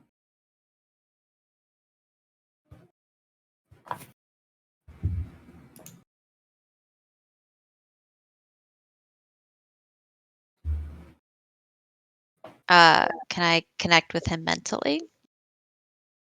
So you open yourself up, you reach down, and there's nothing there. There's, as far as your mental senses can sense, there isn't anything inside of the pod. Is that similar to the coma patients from Prosperity? No, you should You have a mind normally blank. be able to sense something. You can sense like there's not a lot happening, or like almost like a closed and sealed off room. This doesn't feel like there's anything here. Okay. Has one ever communed with someone with a mind blink before? No. Oh. Can I ask Sage about this? So you ask Sage, he'll kind of walk over, and then he looks over the body. I do not think there is anything physically wrong with him. At least not what I can sense. He kind of gestured with his hand, and you see like a little rippling of the guy's clothes. Like he's using some mixture of like telepathy and telekinesis to examine the body, and says there doesn't seem anything physically wrong with this guy. Hmm.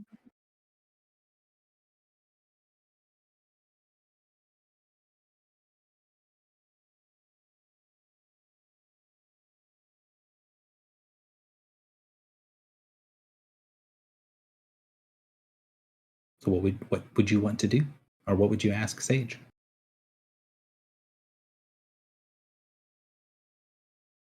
I don't know. Is Colvier able to like look in the room? He can sort of kind of look into the room from the outside. He can see the pod, but you get the impression that he can't really see any of the details of what's happening in the middle of the room. And he's from the body language that you can see of him, he's very obviously not super interested in what's happening in the middle of the room. But it's his friend. Why are you not interested? Well, you know, you wouldn't worry about those sorts of things, right? That's not very manly to be sitting worried about your friend. Oh. I.e., you can tell he is actually worried. He's putting on a show of not caring. I didn't realize toxic masculinity survived the apocalypse. Were these men roommates? It didn't. It's that old. They were roommates. I mean, Yeah, roommates. you're going back so far in time that you're getting the alpha build of the male. Oh my. Can I give him the scrying stone so that he can see? Yeah. So you can take him one of the stones that he can see inside. And like this, it is kind of awkward to hand him something, so he kind of has to like cup his hand just so to look down into it. And as you do, you can sort of see that he's really trying, but he doesn't have the best of eyesight.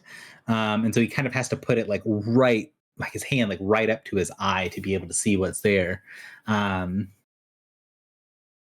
he sees the person resting as he is.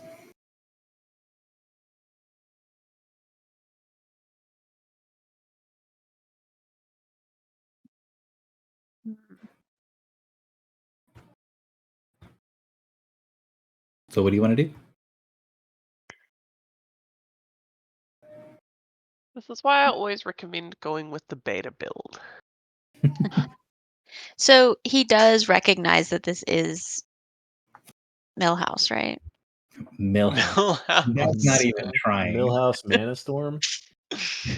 Milweir. Milveer, yes. This is Milveer. Okay. This is Milveer. There's nothing physically wrong with him. Mentally, he's elsewhere.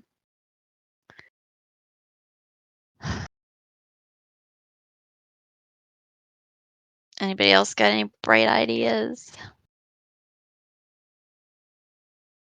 Ooh, maybe I have one.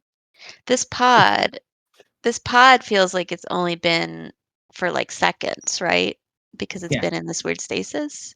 Mhm. If I used Inquisitive's eyes on the body, would I get to see 10,000 years ago? That's the ritual I was trying to remember the name of. Oh. Wizard's Inquisition. Hmm. Insurrection eyes. No, that's different. Insurrection eyes.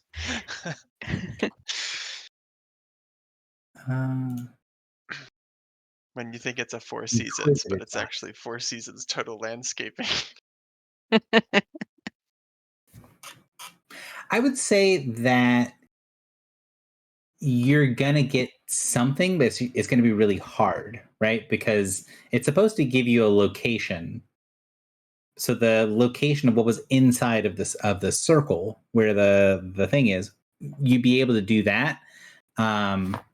But it's not going to give you a very clear, like your character would be aware, you're not going to be able to get a very clear picture of things because this is this is a location that was like had stuff happen, then it gets sealed away, they can move somewhere else. There's been a lot of things to muddy what this is going to look like when you go through, but you think you would be able to get at least something out of Inquisitive's eyes.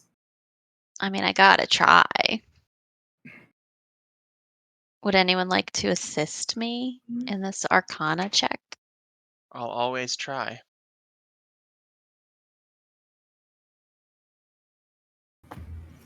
Philly, do you need to roll to assist for I don't Arcana? need to- I do not. Okay, I didn't think so. I'm not weak like Morin. Wow. Rolled a 4 twice in a row. Well, that's not a That one, was so just enough. So I get a +4, and then this is a. Does the scrying apply to this or no? yes, because the block is going to apply, but the total the net effect is going to be -7, or I'll just -11 from whatever your result is. Well, I'm adding 8 because I'm getting 2 helps and +4 for scrying. Okay, so So- if you want to just keep all the bonuses in there, just put the -11 at the end. It doesn't work that way. We'll do it in our brains. 37. I mean, you can do it that way. Not You on can my thing. You can type multiple numbers in, I promise. Uh, And now I'm curious. We'll never know. we'll never know. Yeah, it works. Okay. Then why would I just put -3? Why would I make Roll20 have to do all We've that? learned that Gary is not good at arithmetic. Leave him alone. You are so My mean. Mostly it's for like bookkeeping purposes. It's not for anything other than like answering the question, oh, did you remember to add X, Y, or Z? If all of them are in there, then it's easy to just hover over and see. So the 48 will be a 37. Yes. And the 37 gives you 37 hours of backtrack. What you're going to get is hang on. Oh no. I need to look how long this thing takes. This is the So furthest you back get- we've ever seen it in the past. So you get the hour of the imprisonment, where very little happens inside of the area, inside of the circle. And then after the hour of the casting of the ritual that originally created the seal, there's about another several hours of not a lot happening. You can tell that there's some stuff happening outside, but since you're not where you actually were, you can't see anything outside of the bounds of the ritual circle. You can tell that there's stuff happening, and if this was cast, way back when, you'd be able to see outside the circle. But since that's not how this one's working, you're kind of disconnected from where you're supposed to be. You can see that there's stuff happening a little bit, and then once you get about 10 hours back, you start seeing the scene play out of the people bringing people moving inside of the circle, and it looks to be a lot of bladelings are moving in and through the circle for about an hour. It looks like they're trying to make sure everything's functioning, putting together all the stuff, and then you can kind of go back in time and see the top get opened. And I guess, would you want me to go all the way back to as far as it can go and then explain forward, or I'm kind of explaining it as like you're rewinding the tape and watching it in reverse? Which is easier for you? I think keep doing what you're doing. Okay. So you get the person being sealed away, and then the person is sort of laying in there for quite a while, and a couple more hours passes, and you see a voiceless talker float into the perspective. And then you see what looks to be you're watching in reverse as one voiceless talker is primarily doing it, but there are two others that sort of cycle through while it's working. And you see, from your perspective, this very peaceful, relaxed person become more and more and more agitated until they finally wake up and start thrashing and screaming. And you see the process of their weapons and armor having to be taken from them as they are. Looks like they're having something done as their mind is systematically destroyed by 3 voiceless talkers. You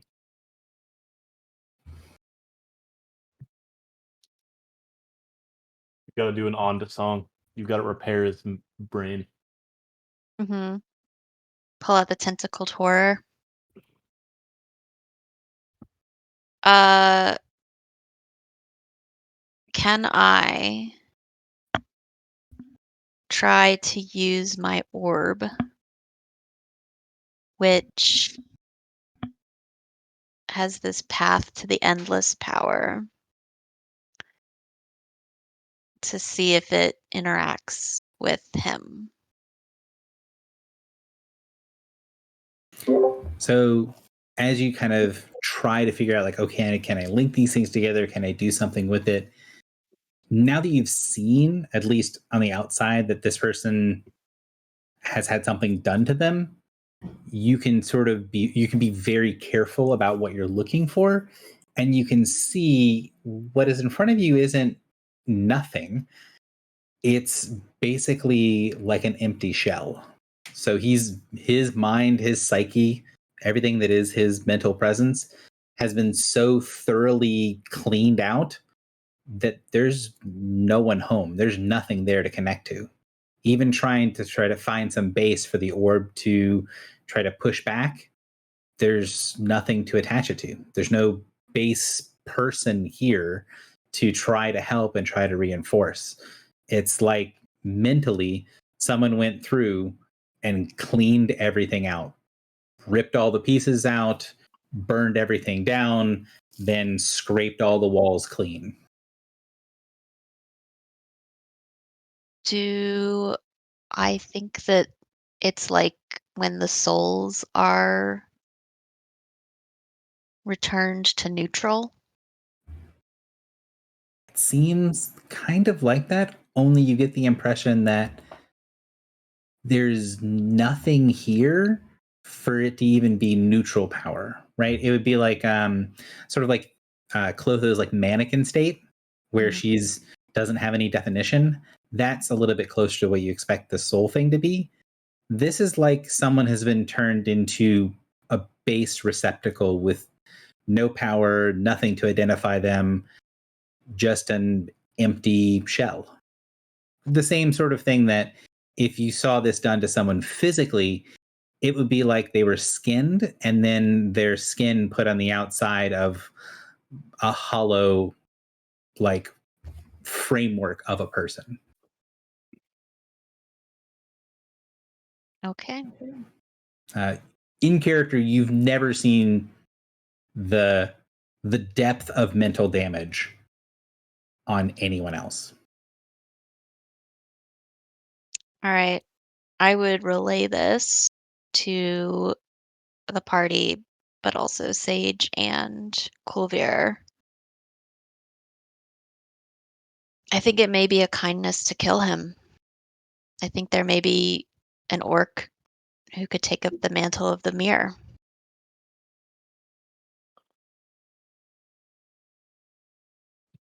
So you hear kind of rumbling from the hall. There is nothing that can be done. There's nothing left.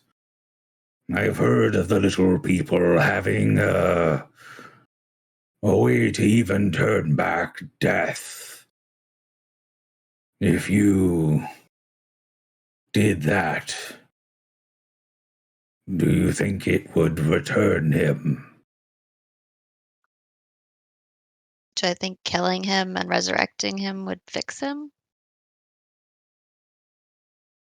You can tell that, like, the concept is something that the giant is aware of, but he's really uncomfortable with. And you think he's more uncomfortable with the resurrecting part instead of the killing part.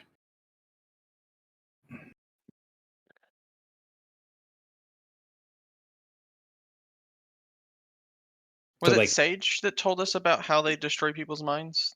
The voiceless talkers? Yeah. Okay. Does he know of any cures?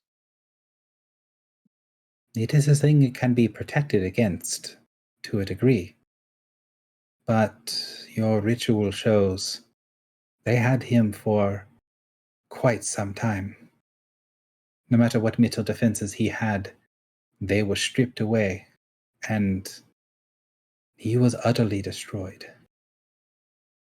I see no purpose to this, no intellectual purpose. As far as I can see, it is just cruelty.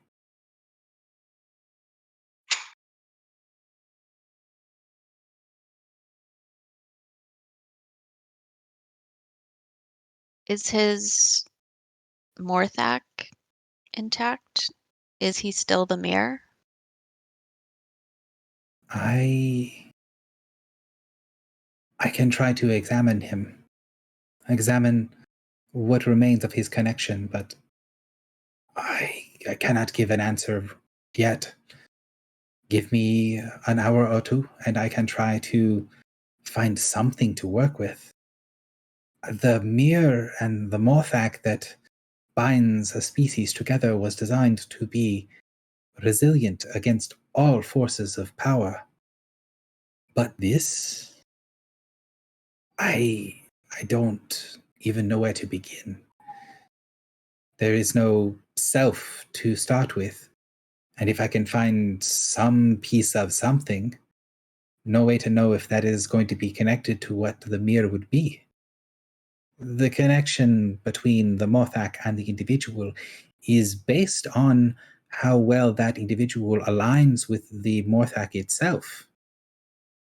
I can see it is still present in this body, but I don't know how. There's nothing for it to connect to.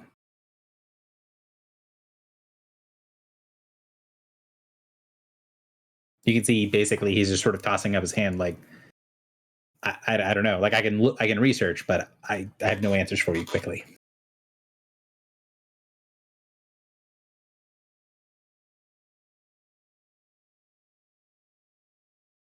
And so as he's talking, and you can tell that through the orb, and basically since you are kind of close enough for him to just be able to hear you normally, the kind of grumbling from the hallway, and then you hear the giant sort of like thump his hand against the ground in frustration, and he goes, Barkadak.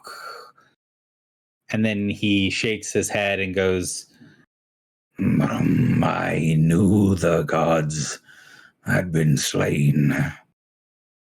But if this could happen to you, then they were never to be reborn. For a second, when he kind of calls him that name, the translation spell tries to just say that's he's using a name. But then your own knowledge of that's not actually what this guy's name is sort of flips it back, right? Where you're like, no, I know that that's not this guy's name. And sort of pushing into it, you can see that what he did was he used something that was kind of a name, but it was more like a title.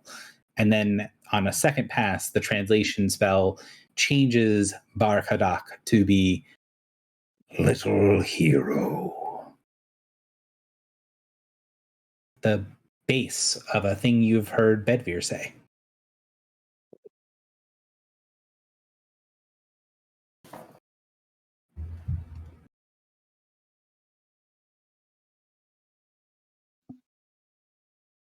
Oh, is this Kadak Lugos?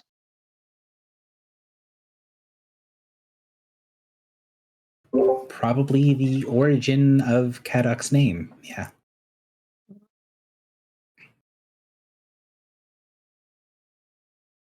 And Lugos means outcast, so he's hero outcast.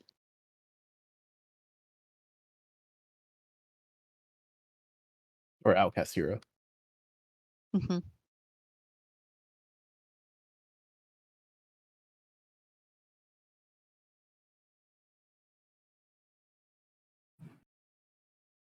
So yeah, Sage says, you give me a bunch of time, I might be able to figure something out, but I don't know. And then the giant moans from the hallway, saying that the gods must be truly still dead.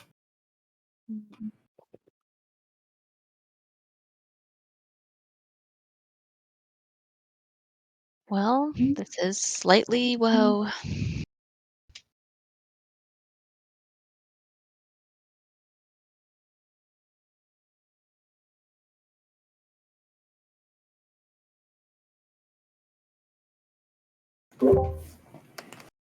And I will say that kind of as you guys are standing around for a minute after this, sort of dealing with that sort of wash of anguish from the hall, Sage will edit his mental connection to something that is more direct, and he will direct send to one of many. I do not believe any ritual for resuscitating the body will do anything to bring back this mind.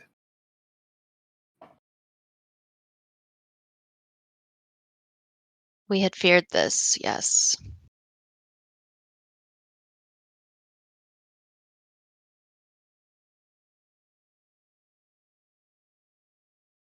So Sage nods and then goes, "So what do you wish to do?"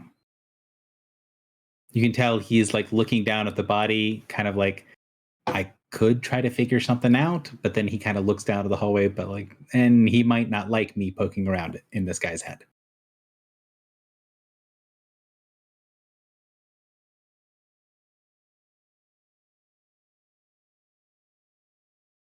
So the choice is, what do you do with the comatose body of Millir?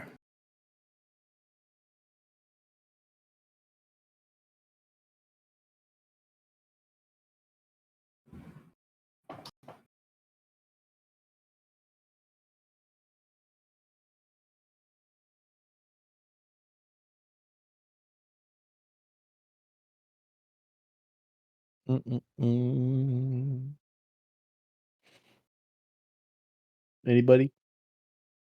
I don't know. Well, my first thought is maybe we do open up more on the prison. Maybe someone knows how to deal with this, but we might not get the chance to come back.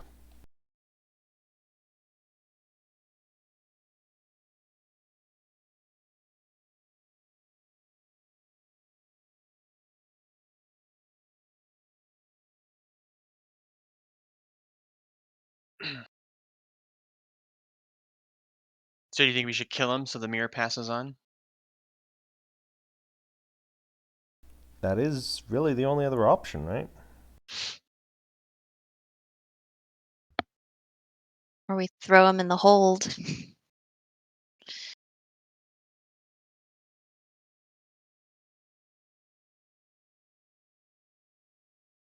In the hold of our ship. Hmm. We have an open painting. Dark.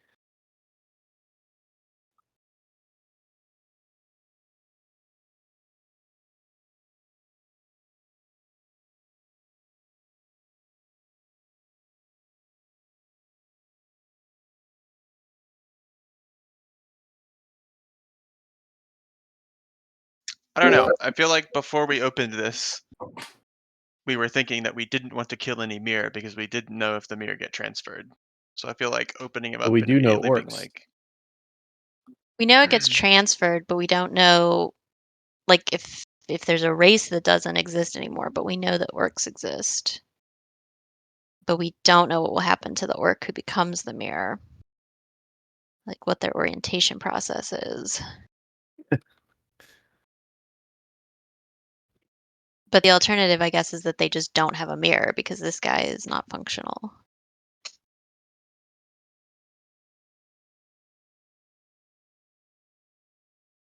Does Griffle have an opinion on what you do for this person that seems to be, effectively just a vegetable on life support? What do you do in that situation?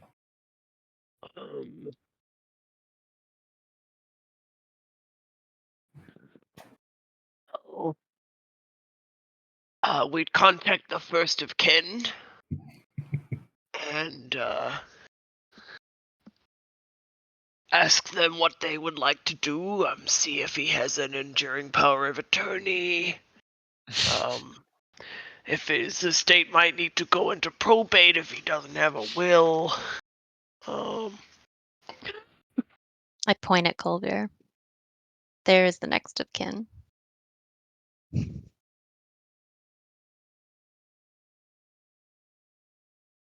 I don't know. Excuse me.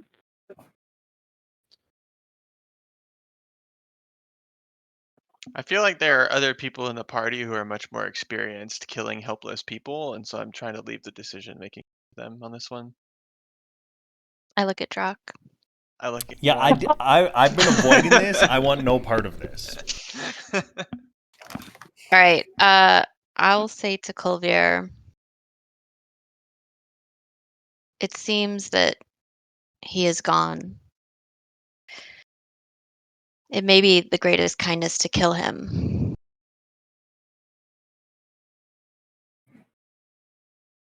He leans forward. And there are workers still in the world. Something of him would pass to them, yes? We believe so, but we do not know for certain.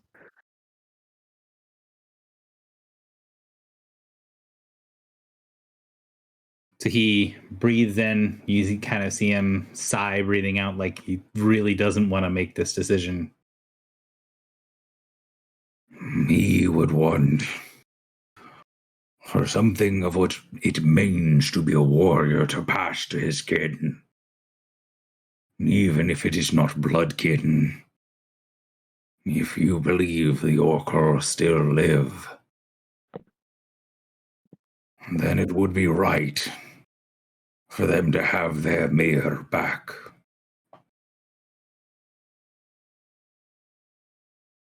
I nod.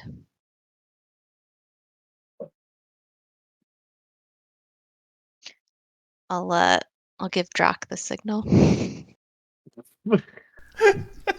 Kulavir was Milweir a servant of a god, perhaps, by any chance? Oh my god. You're such a rat. So he chuckles at that and then says, he and I served. And then he gestures, and you see that crown of lightning bolts around his head for a second. Then it fades. He was one of the little ones that showed giant kin what it means to make a difference. Yes, he served in action, if not in a temple.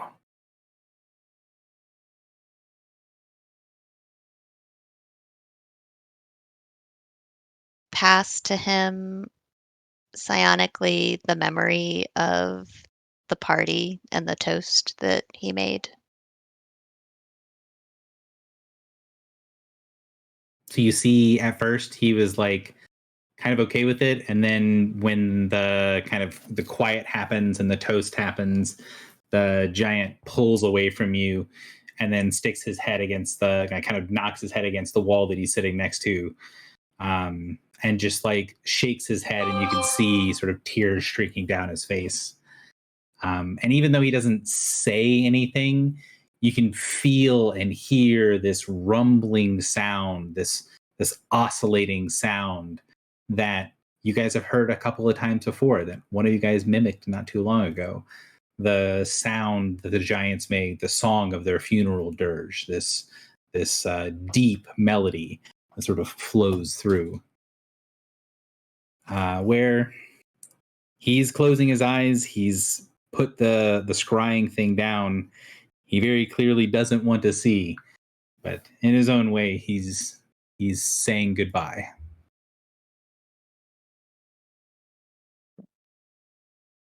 Griffin will step up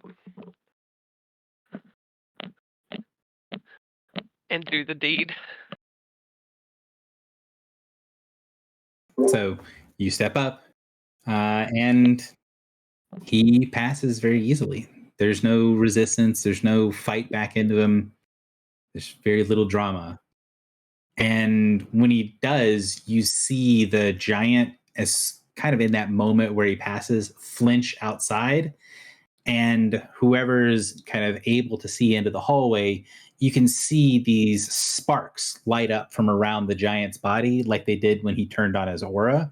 But in the sparks, you can see little arcing things that show images of banners, a banner with 2 crossed swords. You see it flicker into life several times around him. And whenever it does, you can see the giant sort of retract into himself like something is zapping him, like he's being electrocuted, although you know that's not actually what's happening to a storm giant.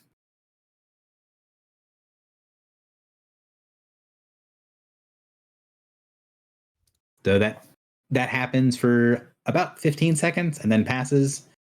And then you can hear the machine sort of starting to turn off as it recognizes that the pod kind of goes inactive as it recognizes the person inside is no longer alive.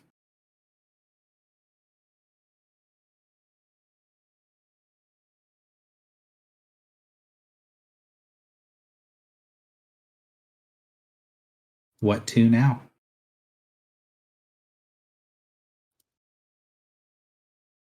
My current hypothesis is that those prisons with high levels of seal are either people that were incapacitated / dead Mm-hmm. or willing to be there. I think that makes a lot of sense.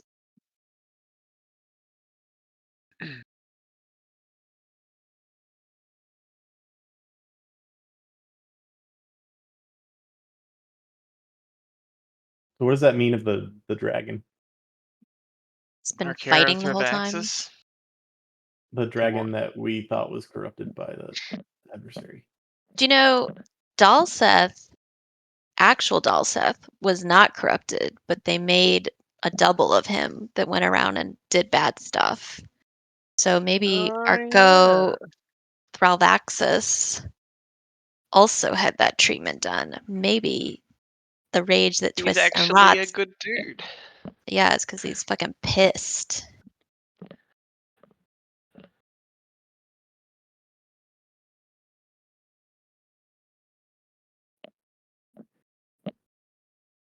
That would make a lot of sense.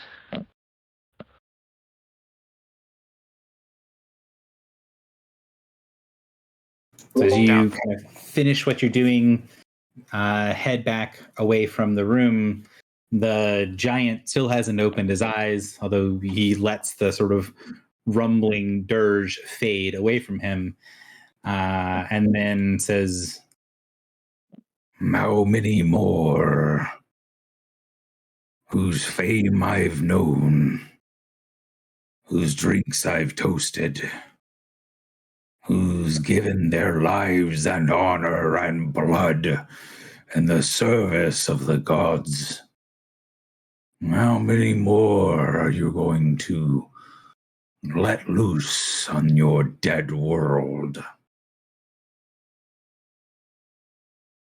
You see him sort of grumbling, and as he opens his eyes, he looks really quickly around the room, at the inner side, or the sort of inner silo where he's looking at the different seals on the different rooms. Did he ask us how many more prisons we're going to open? Yeah, basically. But basically, it's how many more are you going to open, but how many more of the ones you're going to open are people that he knew and are going to have that be the answer. I Don't know. Which ones do you know? We're opening all of them. I actually will take my notepad over to him, and I will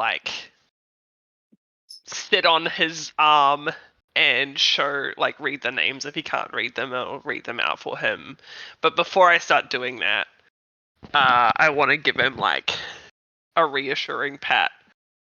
I know what it's like to lose comrades in arms. Not like this. Not in this way, but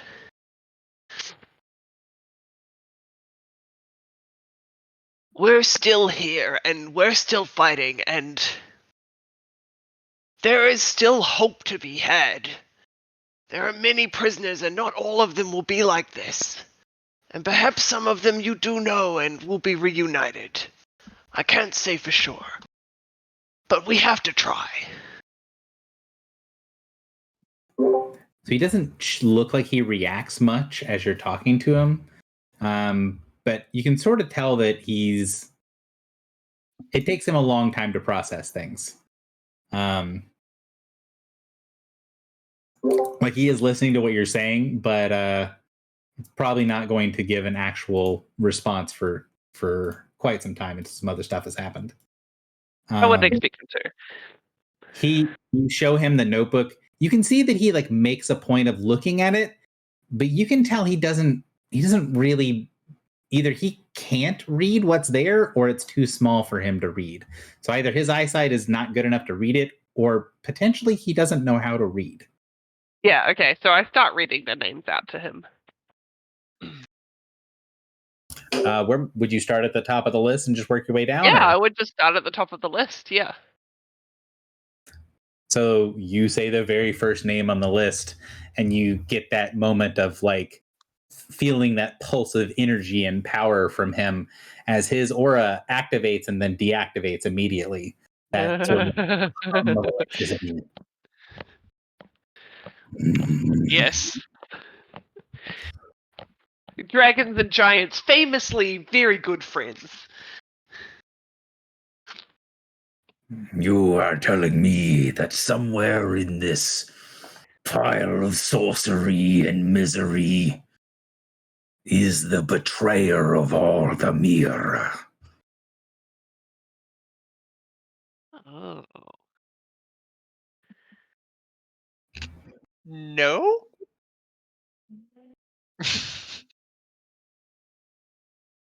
The one you named, Arteriothraxis, the Burning Death.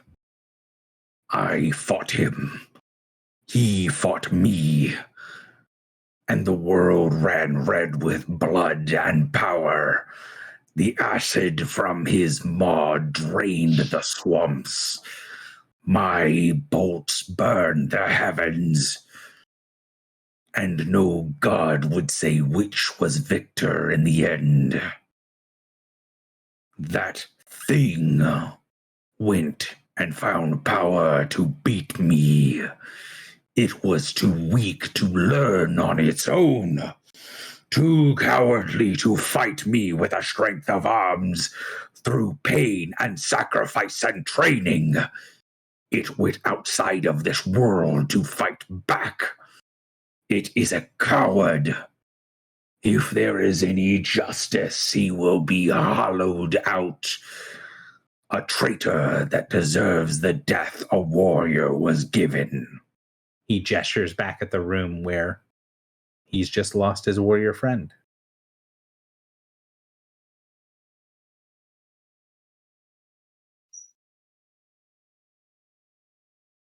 Well then. Are you saying that Arteriothraxis caused all of this? And I like gesture at the prison. I am no scholar. I'm not one to look and try to read through the pages to understand anything as complex and cowardly as this place. But the chain of events that led to the 3 great battles, to the death of the gods themselves. If I had a creature that needed to be blamed, I'd say Arteriothraxis is first in line to have his bones broken, his mind seared, and his soul shot back into the piss he crawled out of. Okay, so some strong feelings coming out. That's good. It's part of the process. If we kill Arteriothraxis, the mirror will transfer to an existing dragon.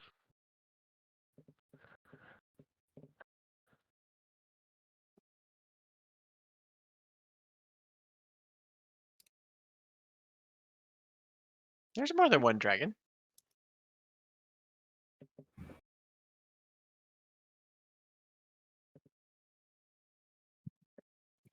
There's not more than one like smart dragon. Oh, aren't there some that live on the plane of the Iron Tower with Aegis? Yeah, I thought there were a bunch. Yeah, I thought he But had they like. were all male. They're not all male, for the record. No, he just doesn't want to bone any of them because it's like Oh, if right, they because they can't physically leave or they'll go dumb. That's right. They're all sentient dragons. They just can't leave the plane of the Iron Tower. Yes. Or they will become non-sentient dragons, which Aegis views as a moral quandary. Precisely. Did we do read omens on our Caryothervaxis? No. I don't remember. Okay. So, okay. I will just point out that we got the same slight woe for the Efreet and this guy. Yeah. Doesn't mean it means the same thing though. No, but we did get powerful wheel and powerful woe off of the Storm Giant, right? If you went, yes. Also, if you went by emotions alone, he's ready to kill him right now. Ooh. I mean, what Minnie asked, how long is this guy, willing to wait? I mean, his vote is let's kill him right this moment. Can he? I don't think he can. I didn't say anything about whether he can do it or not. I said if we're going on emotions.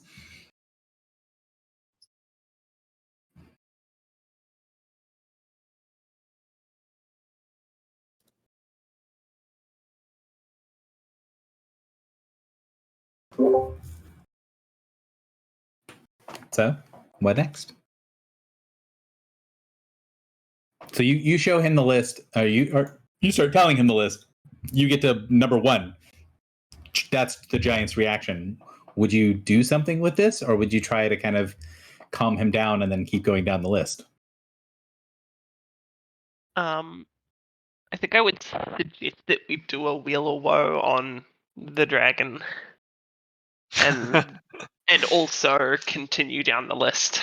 I just would like to indicate that every time we do that, we spend a healing surge, and we Oh, we do? Okay. are doing that a lot. I actually didn't realize.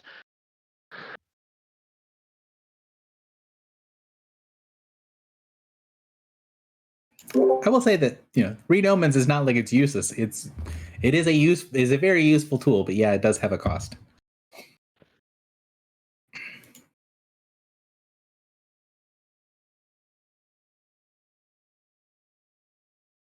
Well then. If I continue reading the list, will he pay attention to me? It takes you a couple of tries of reading the next thing to kind of draw him into it, but after a moment, you can tell that he does get very passionate about it in the moment. But you can tell he has a lot of like putting it in the back of his mind and like churning it over, thinking about it. Like he's had a bit of an outburst, and now he's actually mulling it over more properly. So it takes a minute for him to go back and listen, but you can kind of read through the list. You can tell that he kind of grunts or nods at a couple of the ones on the list, like maybe they're a name that he recognizes. But he does not have a strong reaction until... where is he?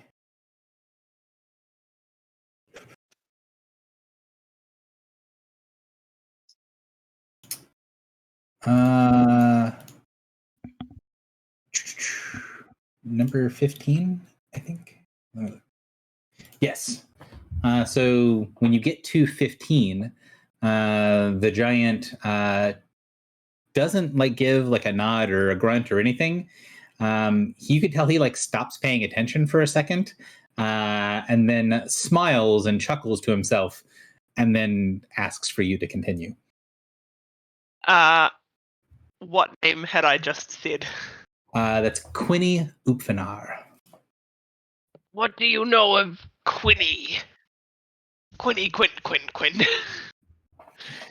So he shakes his head and goes, I would not have known it was a mere, but she is very well known. She gave a gift to all giant kin that will never be forgotten. She crafted a whole race, or constructed creatures that would work with the giant kin to teach the children ways of parables and understandings.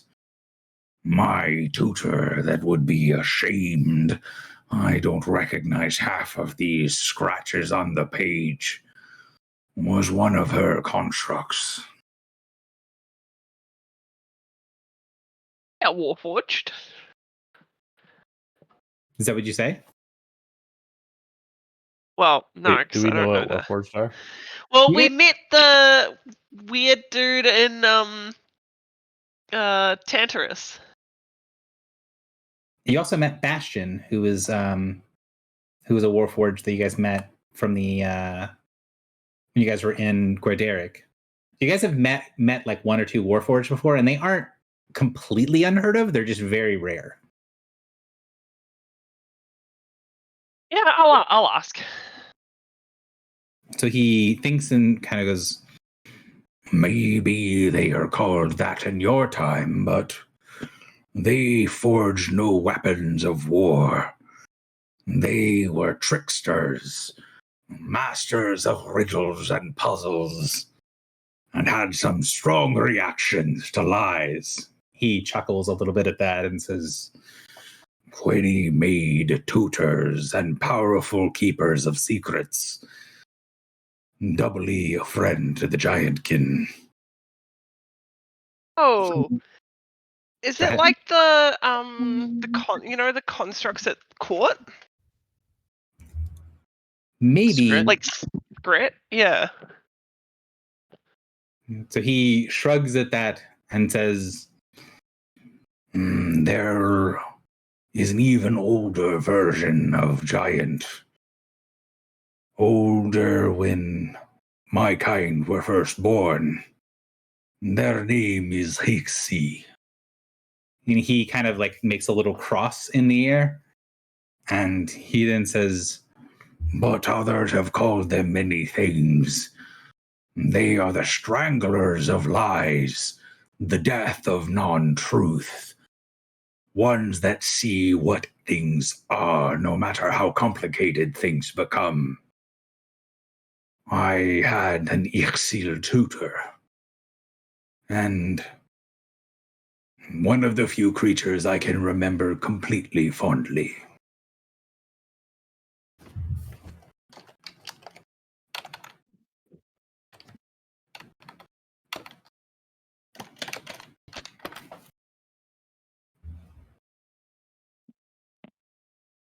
so the Ixil, the XLIL, is the name of what he's calling them.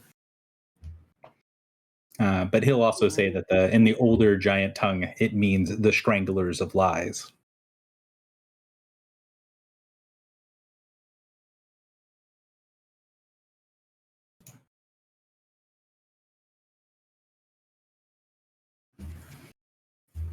So, like, maybe some of the contracts that you've seen, it might be like that. You haven't seen any contracts that are like built to be teachers, but also so much of what you guys see and use and do with things these days is different from what they were originally created to do. So, what you guys have is something like Scrit might have been a teacher back in his day.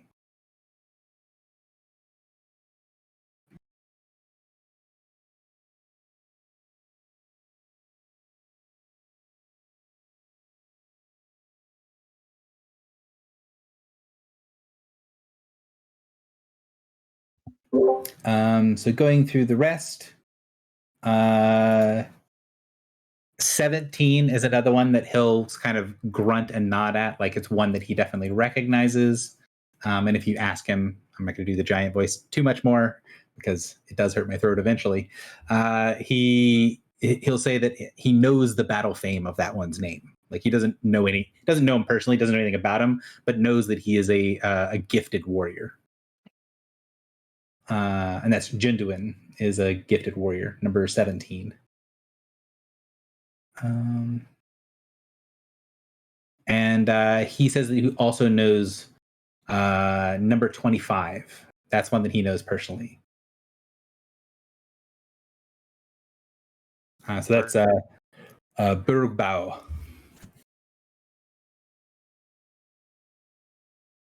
Is that the other giant name? Mountain Dwarven. Yeah, it's a dwarven name. Okay.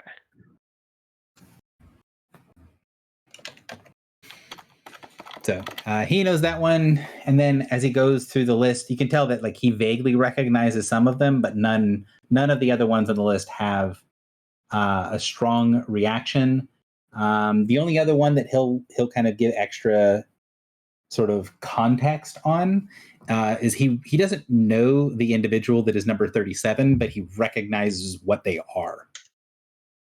So like he doesn't know who 37 is, but he recognizes the form of the name enough to tell you what race they belong to.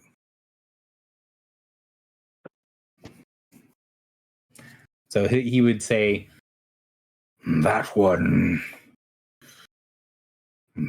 is Trollkin.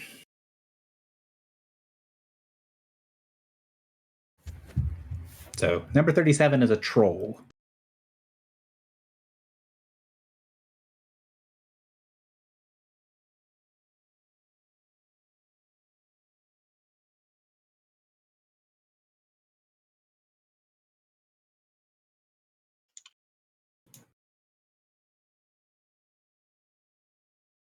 Do we know anything about trolls?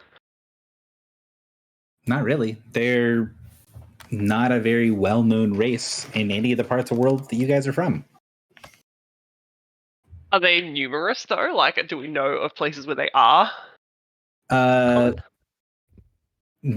trolls are native to the wilds, so they're a race that lives in the wilds. There are occasional trolls that are in the prime material plane, but they're very rare. Right.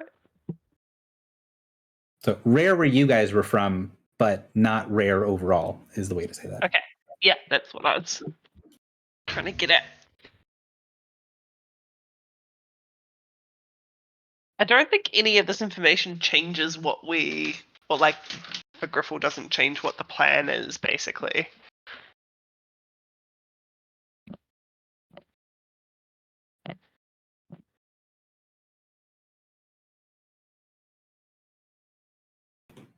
So what's the plan? Is the plan to go and free the Ifrit?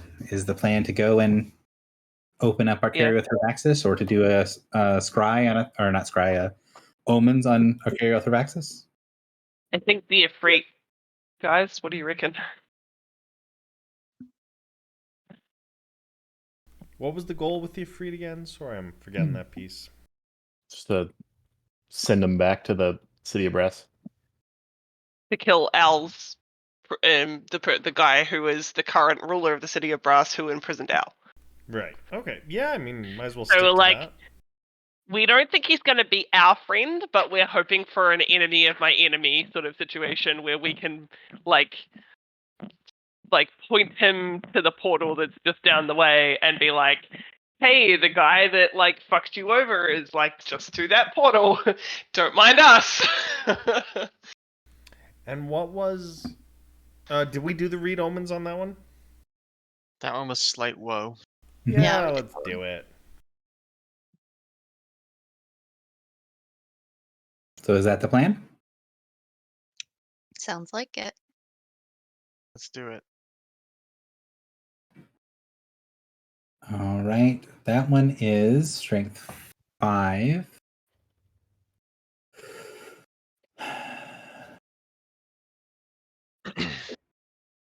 Really should have made a roll. Like, this would be the perfect instance for me to make a roll 20 macro and not do this manually.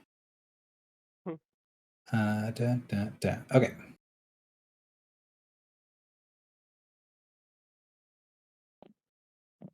All right. So, Morin, can we get your categorical not rolling a 1? Let's get a 4 on the board. Okay.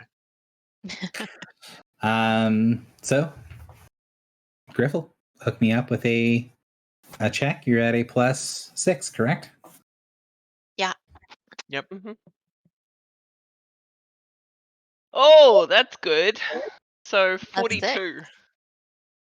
44. Oh my god, listen, I have COVID. Leave me alone. I know. I Kylie is Perfectly just going to understandable. mail us like all of the mistakes that we've made over the course of the entire campaign, just like in a little thing with like red ink on it, pointing out all of the, 6 + 4 is definitely not 8. I'll send you a cross stitch. A cross stitch, you fucked up. So the prison strains and bends. You're in another one of these nearly identical looking rooms. And after a moment, the sort of area swirls, and there is this very hot, dry blast of air, kind of like you're standing right next to an open oven. And in the middle of it, there is this swirling mass that after a second forms into being a shape of a bright red colored man who's got a gold band around his waist. Everything from the waist down is just sort of this cloud of what looks to be red sand. And you see his body is covered in these arcane marks and tattoos. He has several bands of enchanted silver that are around his upper arms and bands of enchanted gold around his lower arms. And you see a scimitar hanging from each side and a staff on his back. The Efreeti, his face kind of has that like traditional demonic look to it. He's if he had legs, he'd be about 15 feet tall. And he's floating a little bit off of the ground, but he has this broad face with this really heavy set jaw and these tusks that sit up from that mouth. His hair, or where his hair would be, there's a swirling mask, like a little fire tornado that goes out from the back of his head and then swirls around his head. And he looks around for a second, and then he focuses on each of you. And you see as he's like looking there, he's not saying anything, but you can tell like he's just calculating, like the wheels are turning, like what's going on? What do I do to turn this to my advantage? As he looks over each of you in turn. Griffle just very conspicuously whispers, "Well, he's not killing us. That's a good start." I poke Morin.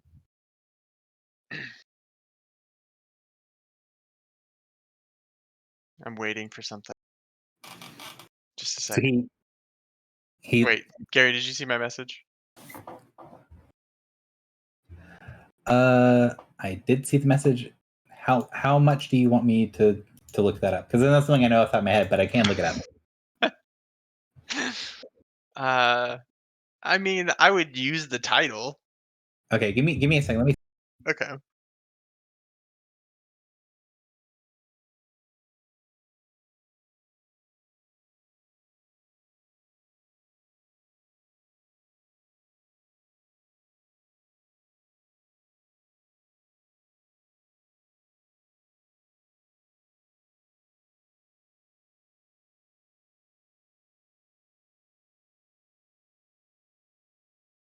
So I don't have that specifically, but I have something pretty close. Okay.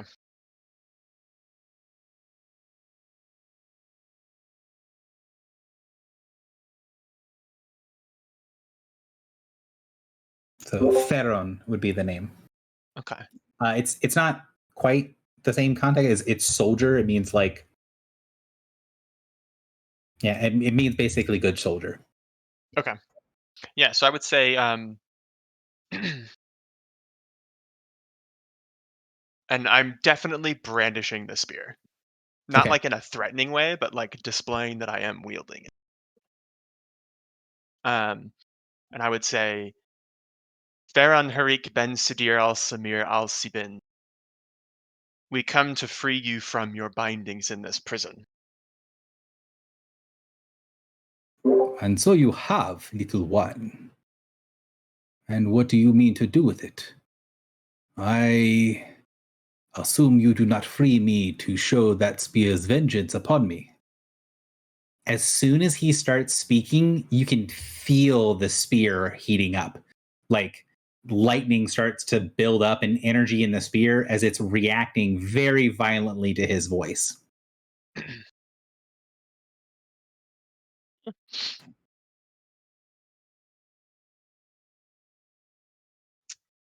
The spear's intentions are not my own. I have other business. What would you say to being returned to the city of brass? So he gives a big, cruel grin, and you can see that not just his tusks, all of his teeth are sharp. I would ask what is in it for you, and whether your beliefs are your own, or whether that spear is the one really controlling the situation here.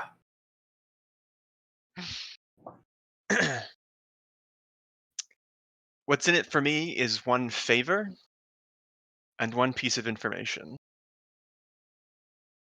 The favor is let's see. He who betrayed you has imprisoned a friend of mine, and I would see that friend set free, as I have set you free. Nissan draws breath. I did not expect. How long has it been? So we would have the information from the ship's logs. Yeah, you'd be able to get an accurate amount. Yeah, so I would tell him that, but is that 10,500 years? I don't It's a know, little like, under time. okay. I don't know how long it took from the time that Arcario Thrivaxis was imprisoned to the last person being imprisoned. It's about 50 years. It's a pretty short window of time. Oh, okay. Okay. Yeah, so I would say you've been imprisoned for that amount of time. So he spits at it, when you said that, and he says, and the one that took me, does he wear the title Al Samir still? The title of what? Title of Samir, he means the Al Samir. dude. Is he the Sultan? Oh. Is what he's asking. Oh, Alsamir. So, I heard Oi. I heard Thalmir. And I was like, oh no, a new primordial word. Oh, what, Griffle? Sorry, I was just yelling at the dog. Oh. um, and we know that he does, right? Yeah. Okay.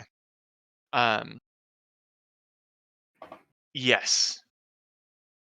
He calls himself. I just scrolled away. He calls himself Maysan al Harik Ben Sidir al Samir. He takes his power and he names himself as a coward. You see the Ifrit sort of take a deep breath and sort of his whole body shudders. You can see he's sort of willing himself not to be angry. So,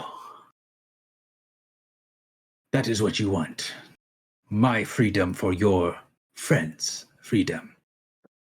I get my city back. I get my throne. you get your friend.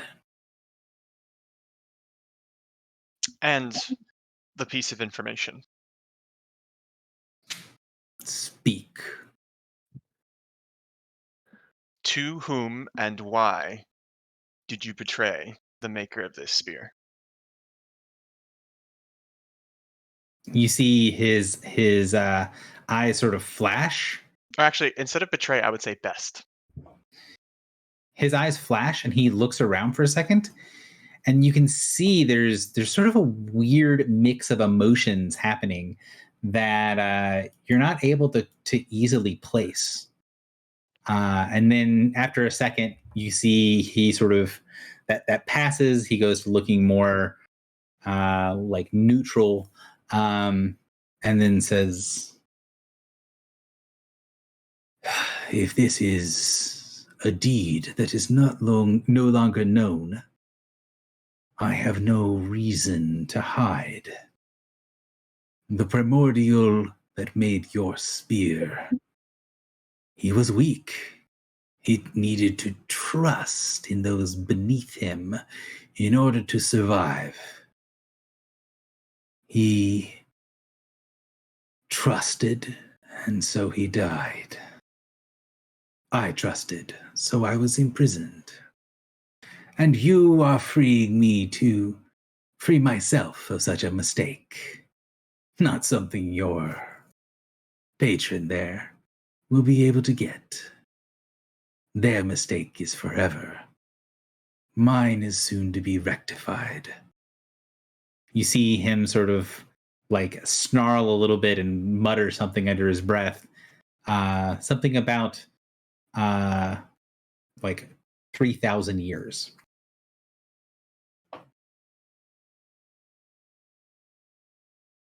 Something about 3,000 years? Yeah. When he's talking about patron, is he talking about the spear? Yeah. Or he's talking about Yansi Bin. Yep. Basically saying, like, I did a thing, it was permanent.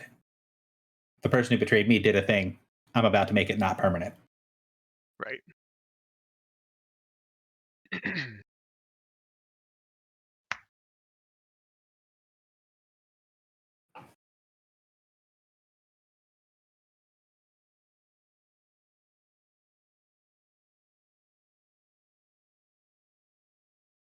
So he gave you the information.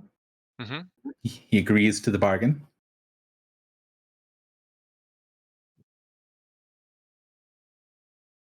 Anybody else have anything they want? I'm not really understanding the woe that was predicted.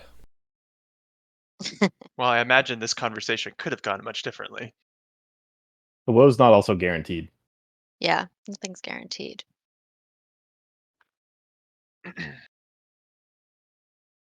It's also from 30 minutes from when it was cast, which could mean that if we let him out before we let out any of the other people, something different could have happened.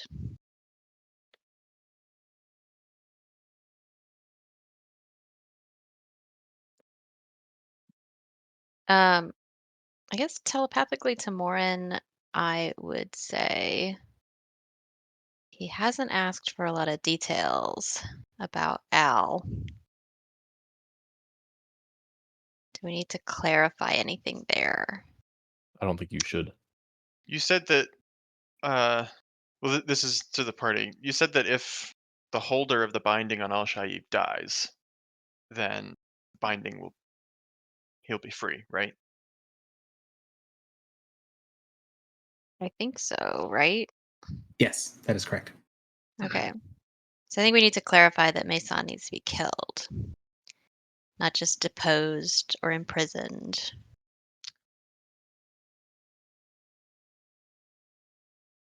I don't know that we do need to clarify that. I mean, it's a possible loophole. We've been told this guy is crafty. If he all of a sudden decides it's in his, best interest to leave Mason alive, he will have fulfilled our bargain, but not done what we needed.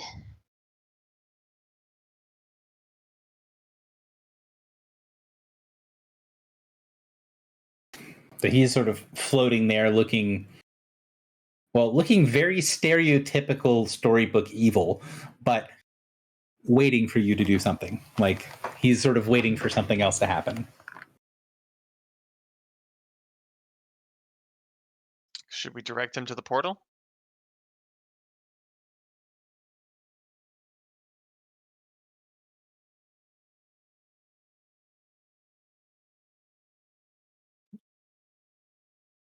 Crickets, I crickets. mean, you made a deal with him, and if you don't follow through, he will end your life. So, I didn't. Well, the deal was I freed him from prison, which I now have done, and his Oh. payment was posing Mason Alher, giving me the information on why he betrayed Yansi Ben. I feel like when we've dealt with other, creatures before, there's a lot more pomp and circumstance than just like, well, you did a nice thing for me, I'll do these other two things for you. Yep. But This guy doesn't seem to do that. yeah. I don't know, Morin. If you Is there something else that you guys would like with him? try to shake his hand. why would you want to shake his hand? I don't know. By all means, you can shake his hands. I don't want to. So Yeah, show you him. guys have this moment of like, Paul's like, man, this went easier than we expected it to go. The Ifrit will kind of take your silence, either as you guys are conferring with each other, or that you don't have a great handle of what's going on. He will look around and say, I don't know where I am. You can give me passage back to my city, or whatever passes for it in this time.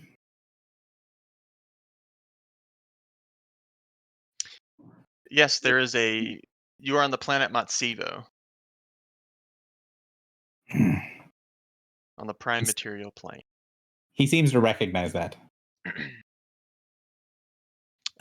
Yeah, we should tell him about the portal. Yeah. So there is a portal in these caverns that goes to the city of Brass. Ah. Well then. I am. He kind of like moves around. You can see he's like cracking and popping his joints. I am fit and ready to deal with a problem.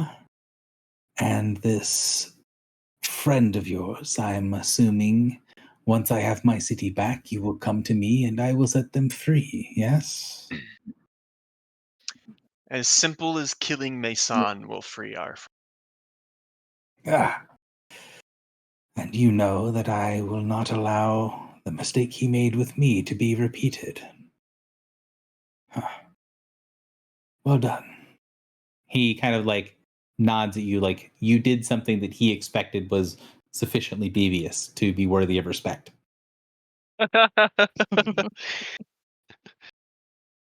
I don't quite know if that's a compliment.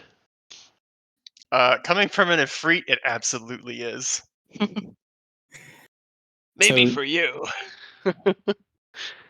He will kind of stare down at you and say, Well, if I'm going to get back my throne, I guess the only thing left is... he extends his hand towards Morin, and then he goes, Yanasa, obey me. Morin, you can feel like your body gets very hot, like your blood boils to the surface, and you get this empowered sense of compulsion coming over you. Oh Do fuck! Do I have blood? You do. But you get the impression that if you were alive, this would have not allowed you to save against it.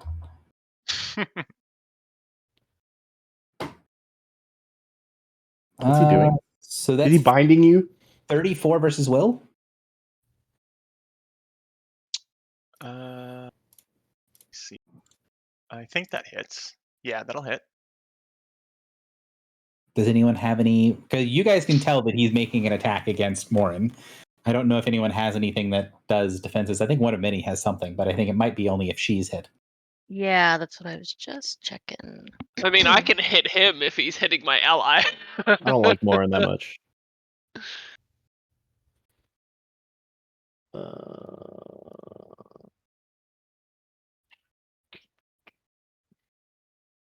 I had considered a power in that realm,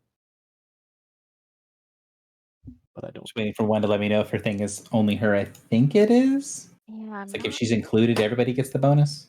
right. Something. I think it's called My Mind Is My Own. I'm not fine. Oh, there it is. Powers. Okay. No, it's Bastion of Mental Clarity. That's what it is. Oh, that is. Yeah.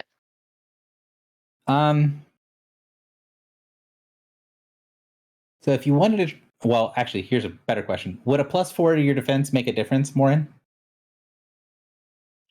No. Okay, then we don't have to worry about it. All right. So, Although if I had teleported into the room, it would have made a difference. so Don't he's you going. teleport everywhere? He's going to hit you with Janissar's service. He's going to dominate you. And he doesn't try to get you to go anywhere or do anything.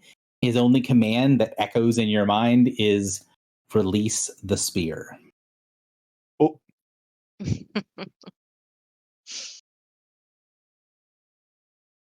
So he dominates you. The dominate falls off almost immediately, but you let go of the spear and it flies point first at him. And then he just lets it pass harmlessly through his body and then snatches it out of the air after the spear passes through him. My spear. mash spear. The Ifrit kind of takes the spear, turns it over in his hand a little bit. For him, it looks awkwardly small because like the spear didn't really resize for him, and it looks much more like a scepter than it does look like a weapon. Like the dimensions on it look a little off when he's holding it. Well, then I guess I'll be on my way. Whatever that is you did to yourself. You got some resistance to what you are, but not enough. He sort of waggles the spear at you. I guess we'll be seeing each other again soon. So he starts to fly up and you see his body start to like change. He's turning into this cloud of red gas and sand. And it looks like he's going to fly up and over the group and out the door.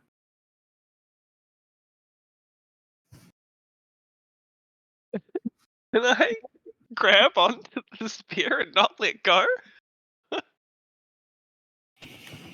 I mean, you can try to, yeah.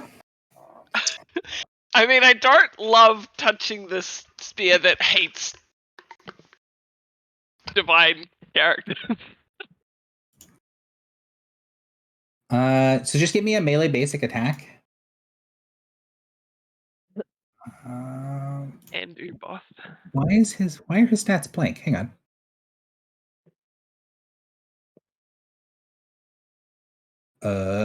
This guy's stats did not import.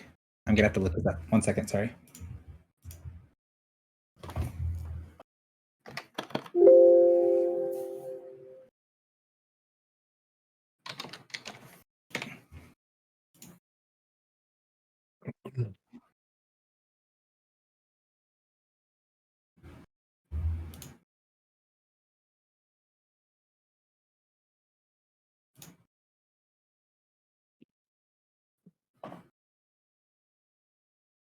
Gee, okay. Not even close. So So I try and you try, and it's like it passes through him. Like he has this gaseous form, and the form just passes through you. Like you can make an attack of opportunity against him, but that is going to miss. I'm going to kind of just give everybody one action as you're kind of going through this. He's trying to leave. Drock, do you want to attempt to stop him, or are you game with him peacing out? I have a thought. I'm just gonna do it. I call out to the Titan, and say, "The Ifrit is trying to steal our weapon. Please assist." Sorry. Yeah, I said that right, I think. Okay. I'll And I have can him use go. like, I don't know, charisma. I'll have him act at the end of the round. Okay. But Morin, next. So is he? How close is he passing to us? He's basically flying right through you all to get out the door. Okay, then I'll use. Uh, hmm. Hmm. So unsure what to try to hit.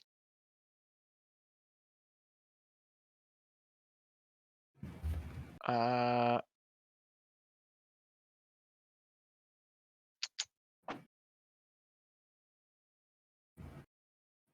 We'll try this. I'm gonna try to use Rolling Echo to just create Okay. like a big pocket of thunder to try to knock him down. Okay. So let's see.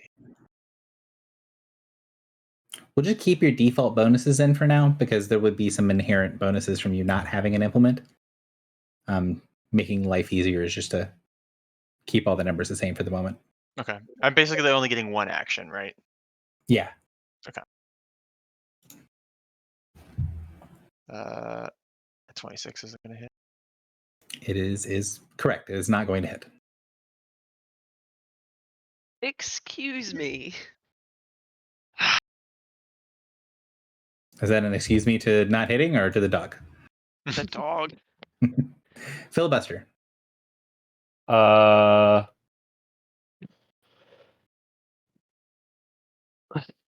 don't know. More so adversarial. You're the only person here who has attempted to defend the adversary. You're the only person who's directly threatened me. I'm trying to think of something I can like say that is like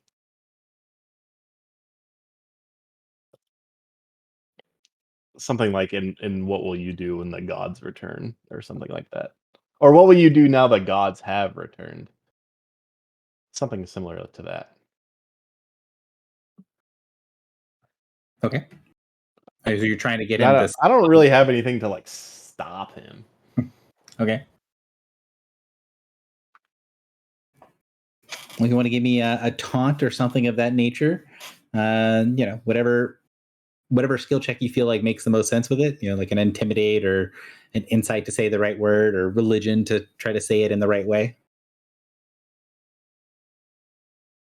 I would say insight specifically because I feel like Jinn or like these types of he's not a Jinn, but you know what I'm saying. Like these types of creatures are very fickle and like saying the right thing to like get his attention in that vein. Gotcha. Yeah. So it's more about not necessarily how you say it. It's specifically finding the exact right words are more important for Yeah. creatures like the Efreet and the Jinn. Yeah. Okay.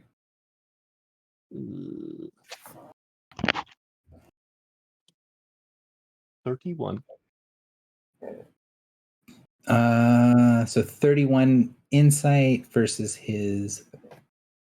Yeah. Is unfortunately not going to be enough. That it is. You don't have enough of the context to be able to say the exact right things. Like basically, you just don't know him and his time period well enough to be able to land something that'll stick out more than just you're yelling at someone as he's flying away stealing something. One of many. All right. I don't think that I used this, but I didn't update my character sheet. I haven't used Living Missile today, right? I don't think so. I really don't think so. Okay, so I want to use Living Missile on him. Sounds good. Okay.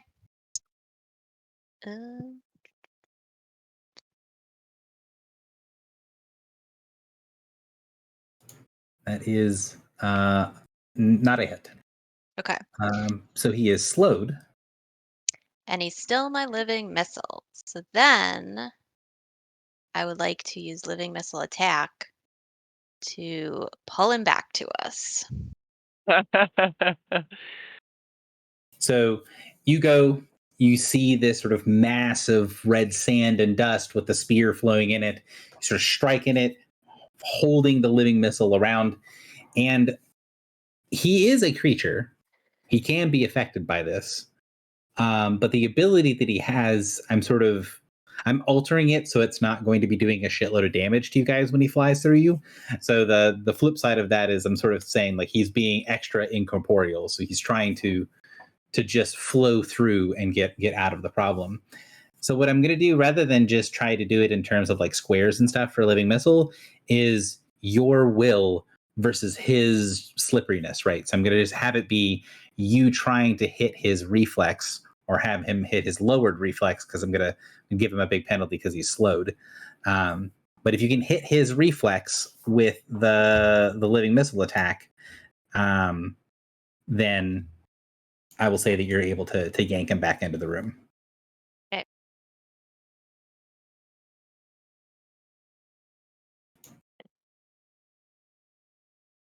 So 26 is not quite enough. Okay. So like you're able to get, and you just get this wash of superheated sand as bits and pieces of his form trail through, and he flows out through. And as he gets into the hallway, and you can see him basically trying to just fly up towards the ceiling and make its way to fly up out of the region, the giant snaps his fingers, and you hear the snap is loud, and there is also a thundercrack that happens after it. And you see a little burst of blue-white light appear in the center of the cloud of red. And then you hear a stream of curses in ancient Ignan as the red thing parts around, and you see the spear is sort of stuck in place, and there's this huge rune in the giant language that looks like it's broken and tattered that's floating just next to the spear itself.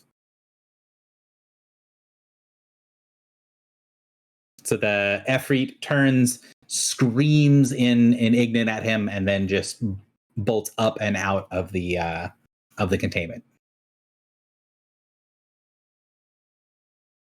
After a minute of floating in the air, the spear stops being held basically at the ceiling and then floats down to sort of sit a couple feet off of the ground, slowly floating in the air.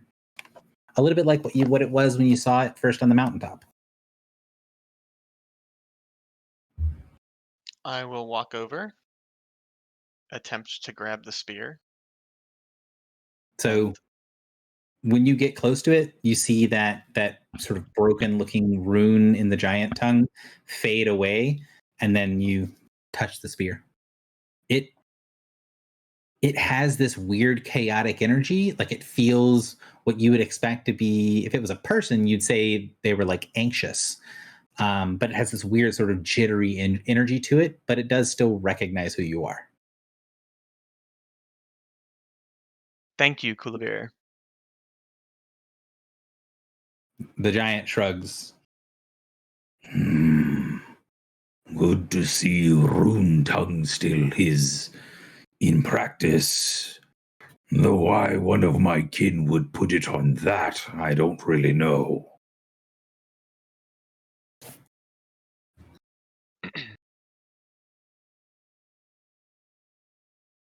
So wait, did he trigger it, or was it on it already? Yes. It was already on it, and the giant invoked it. Got it. What is Rune Tongue? There are rune casters. Well, there were rune casters in the giant kind, and some of them obviously still exist. He takes a deep breath in and goes, They drew powerful words and symbols in our language and tied them with the power supernal. he kind of gestures vaguely at it. I know the basics from my teacher, but it was never a talent I had.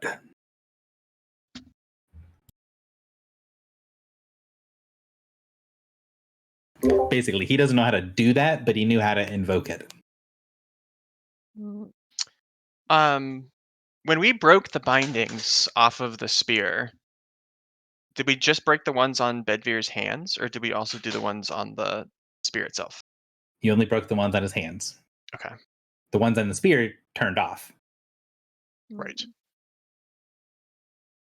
Do we know who put the rune on there? Was it Bedvere? It was Bedvere's his wife? wife, His wife. Okay. the black bitch. Ah. You were going to say that regardless of whether it's true or not until it becomes true.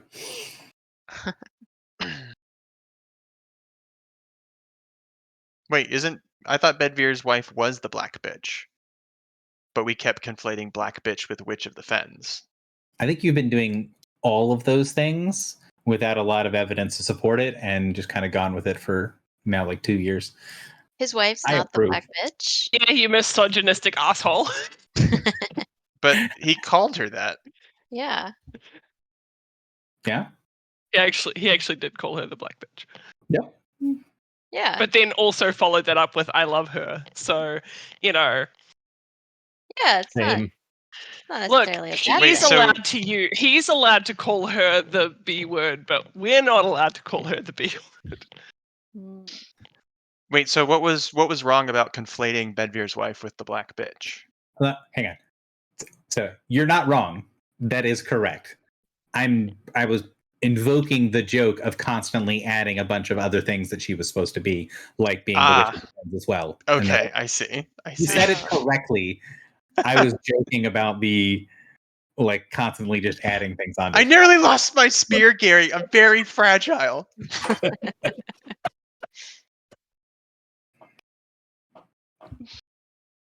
Minor woe. Minor woe. It was minor. I know what. The question is, had you lost it, would it have still been minor? No, No. I would have rest rolled a of us new would have been. character. He did what he did to you, he called you a Yanasar.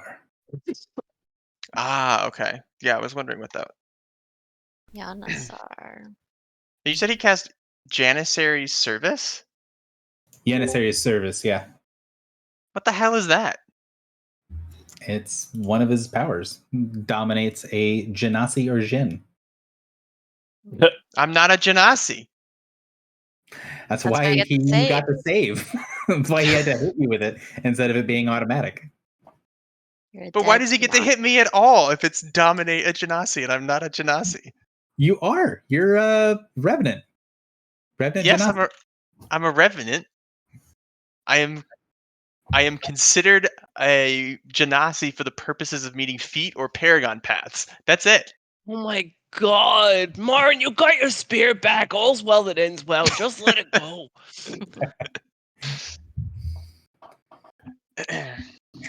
By the I way, like if you're that, actually not joking about that, I'm basically doing it to where if there anything they would have like if it's something that would affect a Genasi and it's a Revenant who's a Genasi, then it's like Yeah, I mean, it makes sense. has a big penalty. I like that Josh is arguing with the DM and then Foxy jumps in as Griffle, meaning that Lauren was just yelling at the sky about how could he do this to me? I'm not a Genasi. Once again, the gods try to fuck me.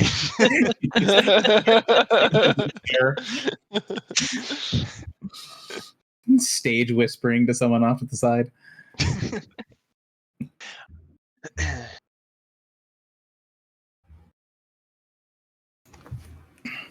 Well, Can you teach me Rune Tongue, Chilavir?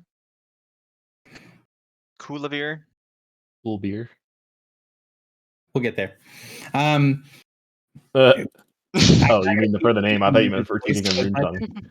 But yeah, he'll say like he doesn't really know it very well, He knows the signs and how to activate them because that's what his teacher taught him, but he doesn't really know well enough to teach somebody else. Damn. Like Morin should learn how to activate stop. Yeah. At least. Snapping my fingers to activate stop seems like pretty OP. So he'll look down at you, and then you see he looks very troubled when you say something like that.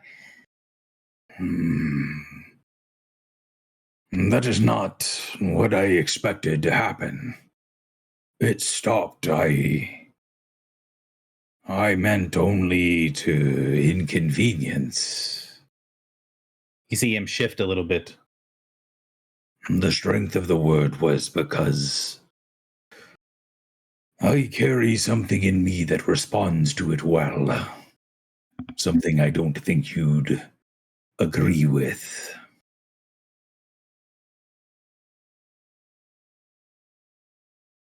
When he says that, you see that little halo of lightning bolts on his head shimmer into existence and fade again.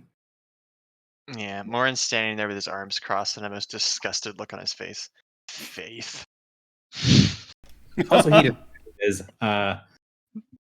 giant tongue with supernal power, so it's pretty clearly something with giants and the gods.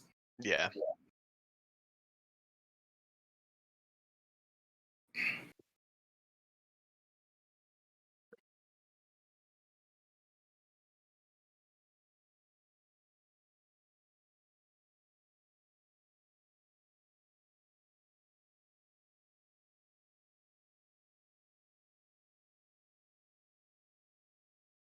So, what to now? Before the session, we kind of decided, hey, we're going to try to crack open these two things. You have done that now. What to now? Now we go Dragon? launch. Oh, we could. Wolvier's gonna sit there and be mad.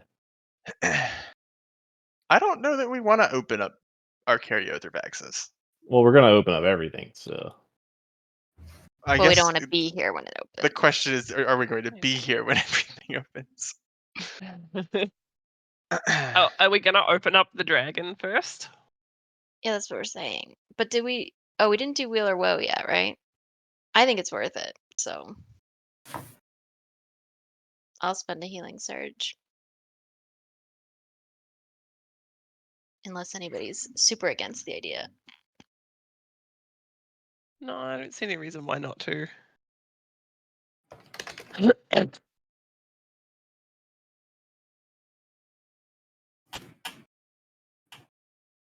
So you do the thing. Yeah. The reaction that it gives you is something you've not seen before. It Good. does give you woe, and it feels like a powerful woe, but you get the sensation that, like, while you're getting feedback from the ritual, that it's dissolving and it falls apart before it sort of finishes giving you the sensation. Like, you get this little immediate bad vibe of woe, and then it's like the spell failed, but after it had already cast, or like it failed because something like destroyed the magic directly. Like there's some sort of ward on divination in some way, but it's failing. Or our Caryothervaxis Stop me. perceived it and stopped you. It's more like the second thing. If there was a ward or something that was passively in place, Mhm. then you would feel that, like, when you cast it, like it wouldn't work, or you'd have a penalty to it. Like it would react to the ward. You're familiar with what it looks like when your spells are being blocked. That's not what it is. It worked perfectly fine. There was nothing in the way. And then it was like it dissolved. Like the magic itself just sort of fell apart while you were looking at it. Okay. So I think I would tell Coolbeer okay, wait, sorry. We don't want to open it in that instance, right? Anybody still want to open it? Well, no, first off. But This guy, isn't he supposed to be basically in stasis? He couldn't have prevented the magic, could he? Well, if he was there by choice, Yeah, maybe He might he's not not like be in fully sealed stasis. in the way that other people are. yeah, he could just be in the outer chamber and not in the inner chamber.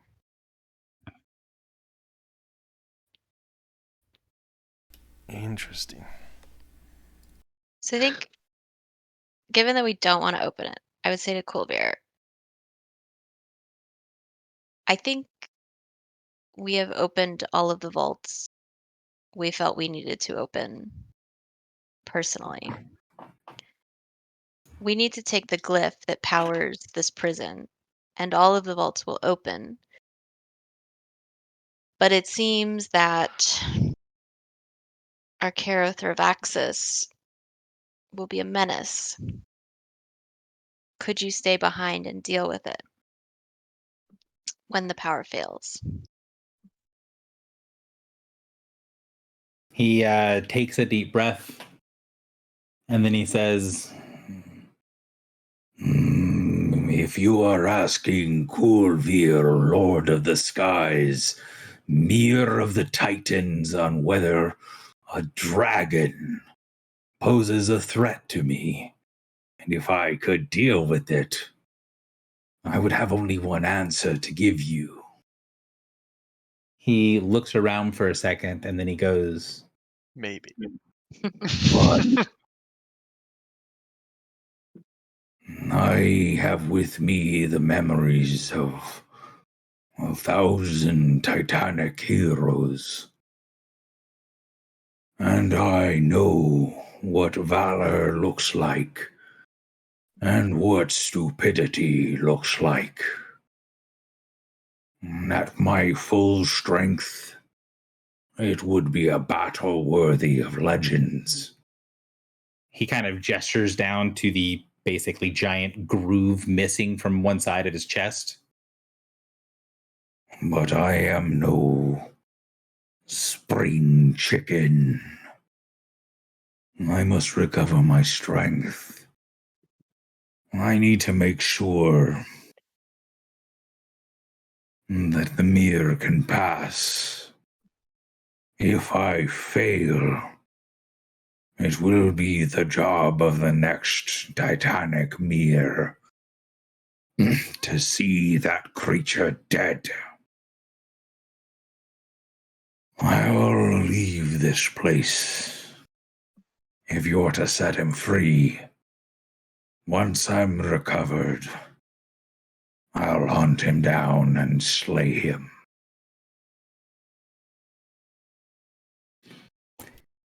Crazy You idea. can tell that he's like really uncomfortable talking like this. Mm-hmm. Do we want to get Merc, is it here? Merc is not here. Do we We want to get him could. here? Oh, So we're pretty sure we know the answer to why his armor doesn't work. Mm-hmm. And if we can point him to this guy to kill to, help solve this, maybe he'll help kill this guy. I think that's a good idea. A fear that I have is that if we just let the prison open kind of naturally, our Carothrovaxis is going to be the first one out. And maybe He's he gonna will, fuck shit up. yeah, he'll just wait and kill all of the other mirror. I don't know that he'll kill the mirror though. I The mean, whole point of imprisoning them here is that the mirror doesn't pass on to another one of the race. yeah. Well, he'll do something shitty. I'm sure he can come up with something. Also, do remember that there are star shadows not that far away. A Right. lot of them. Mm-hmm. I feel like we should tell him about the star shadows. And Merc likes maybe he hunting has star more shadows. information about what they are as well. Yeah, that's true. We haven't talked to either of these guys about the star shadows. Well, so what would it take to call Merc? We just have this gem. We just hold the gem and wish real hard. Basically, if you say his name 3 times and you crush the stone, it will summon him. It's like Dorothy. I've heard this. Beetlejuice. Yeah, I know this this This cultural Trope. touchdown. this trope. You're gonna say cliche, and yeah, it is. But that like Cliche wasn't correct. Trope was better. Fairy. Yeah, say his name 3 times. That's how it works.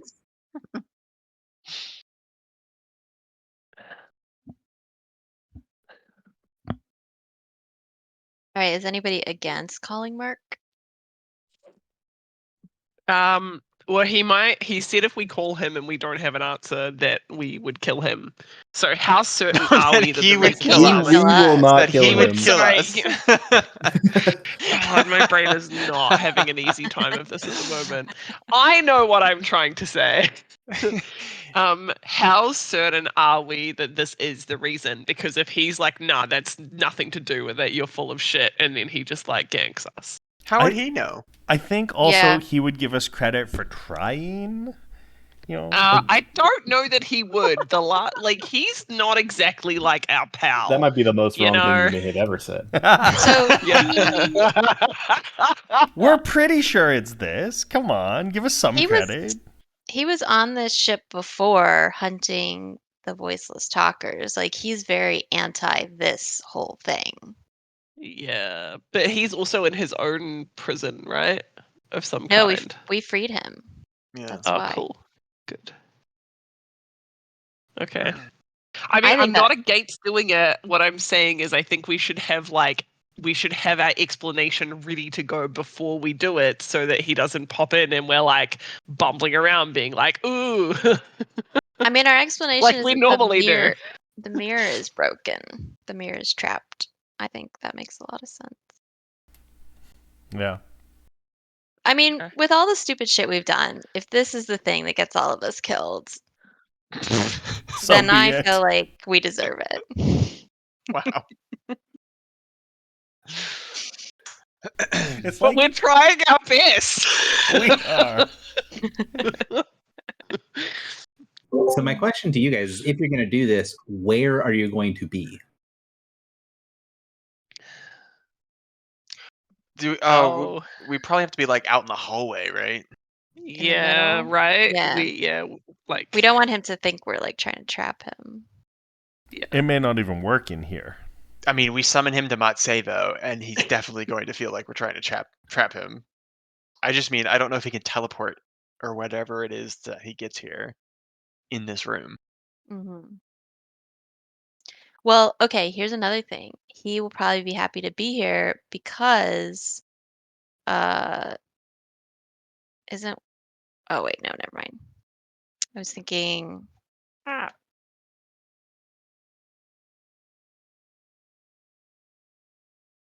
one of the Wilds guys was here, but that is wrong, isn't it?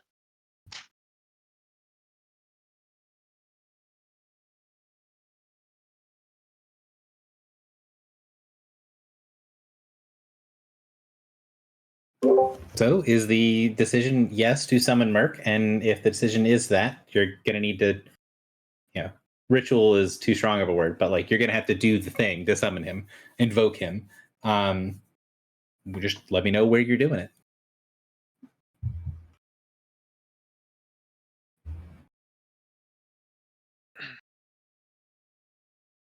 Should we go to the top, the temple-y part?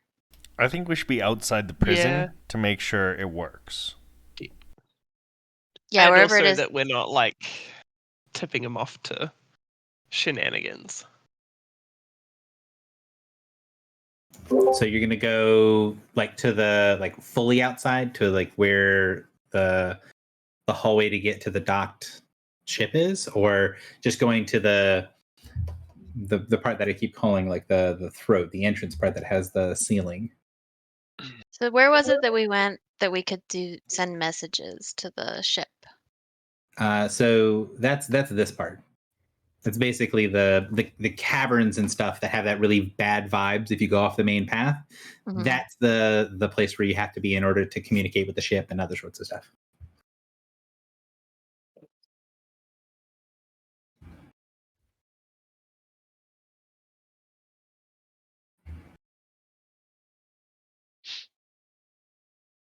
I think that makes sense.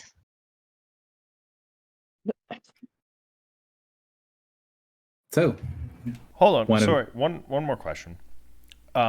Because I keep forgetting we have the sage, and he knows a lot of stuff. I want to ask him if he knows much about dragon armor and what powers it. Drock, the smartest person in this group. We just get at the answer. So what do you want to say? Like, because Sage is here. He is he's a magical researcher. You're not sure if he knows about dragon armor, but you can ask him. Right. Yeah. I mean, So he knows about Merc, right? He does know who Merc is. Yeah. Okay. Yeah. I don't know exactly how this is, but I'll say, Sage, we've been tasked by Merc to figure out why his magical dragon armor is not working. Our current assumption is that it is due to the mirror being imprisoned, and therefore it's not working. Does that seem logical to you? Do you know anything about it? He says, kind of shrugs after thinking about it for a second, goes, "This is not a philosophical exercise I am familiar with. What sort of action are you planning to take with the information? I can give you some possibilities and areas to research about it, but I would say it is technically possible if there is something in the magical equipment that is connected to a species or race, but are there still dragons that exist in your world?" There are dragons, though is it consciousness or sentience is kind of in question.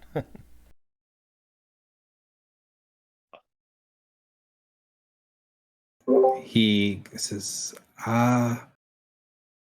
dragons of my time were creatures of powerful magic and intellect. Even the weakest and most feral of them was born with the potential to be what would be a scholar in other races. Perhaps it is connected with the loss of the mirror or with some other thing. And if that is the connection used for the weapons and armor associated, I could see it being possible. But I am working on, let us call it old information. This to the party. Did Merc tell us when his armor failed? Did we get like a time frame? Well, so he was fighting the voiceless talkers and got imprisoned. And we let him out of that imprisonment. So effectively 0 time had passed since 10,500 years ago. Mhm. And so it was when he came out of imprisonment they noticed it had stopped working. Enough to comment on it, yes. Yeah, that's a good point. He didn't say like it hasn't been working for a while now. Or I guess we didn't know how long he had been imprisoned We didn't.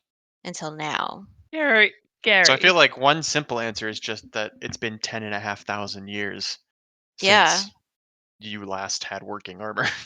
Mm-hmm. Griffle, you were going to say something? I was gonna ask, like, did we actually ask him that, and wouldn't we have reasonably asked him, like, isn't the first question when someone's like, "Hey, the thing is broken, like, if you can fix it, I'll help you out." Like, I feel like we would have asked, like, well, how long? When did you first notice it was broken?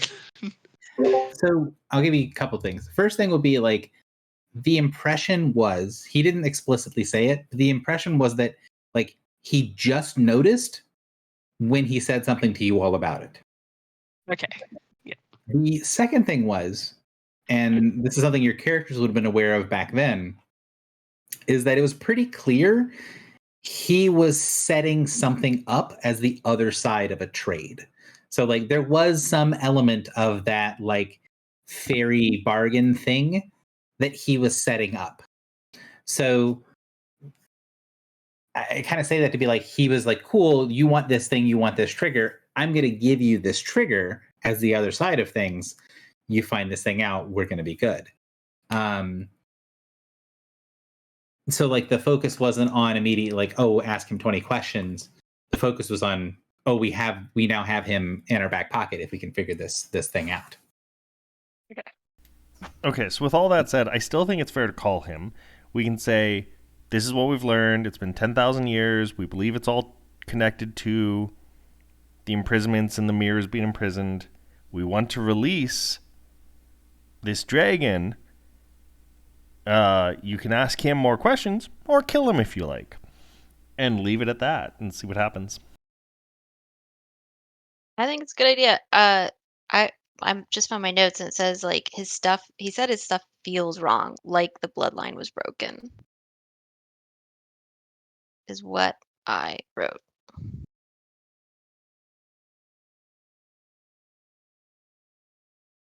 So yeah, I feel pretty confident that this is what's up.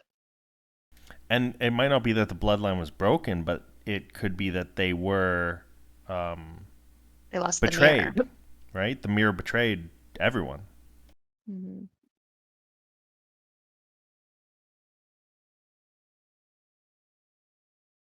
I feel like we have enough information to not die, but I could be wrong.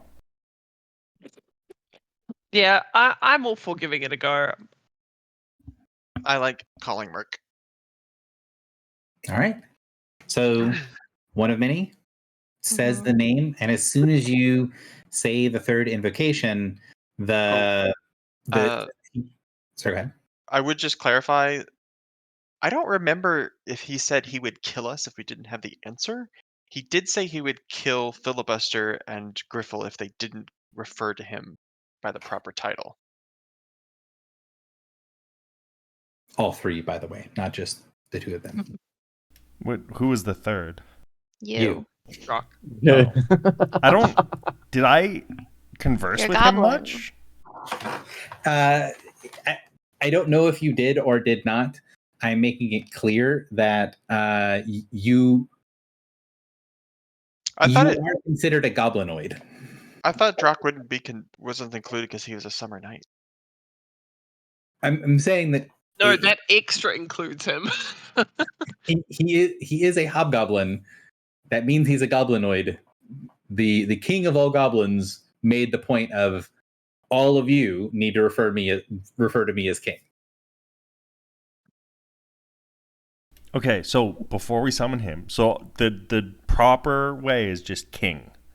King Merc, Yes. or just King, or let's not die today. Your Eminence. I mean, basically, you're not. I'm the DM, and also you don't think Merc is going to punish you for not being super explicit with it. But he's like, you need to show deference. I am the king of the goblins. You don't just call me Merc. You call me Your Majesty, King Merc. You know, he's basically just saying you need to show deference next time, or I'm going to put one of these knives in you. That's fair. I mean, last time we kind of just ran into him without knowing who he was, so, you know. That's true. Our bad. But he expected us to know who he was, though. He did. After Well, 10,500 surprised years? when we didn't. Yeah. Now at least we can explain why we didn't know, because it had been 10,500 years. Yeah. It's a long time. So one has the stone, yeah? Yep. So you say the name, and the third repetition, the emerald goes from being seemingly like a full emerald to being what seems to be like something that's just like a shell of an emerald. And it cracks and collapses on a little bit of sparks. The sparks go out, and then you can feel the magic sort of pulse and then fail, and then pulse, and then fail. And you see these little green sparks that fade to being black, little black motes that then fade back to green. They sort of gather around you, and they flow up into the air, kind of like leaves, and then they settle back down, and they flow up and they settle back down. And you can see that there's something interfering. There's definitely an effect happening, some sort of spell happening, but it's like it's trying to build up steam and then failing, and then trying to build up steam and then failing.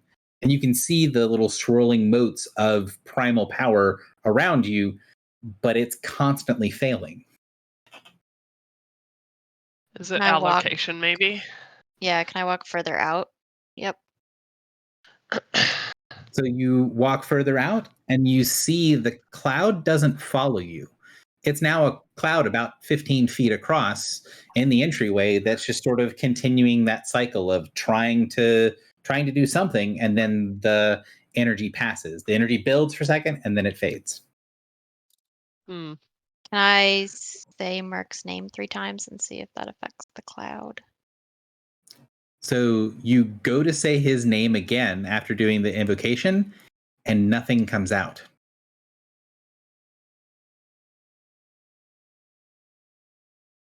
Like it No. got reforbiddensed?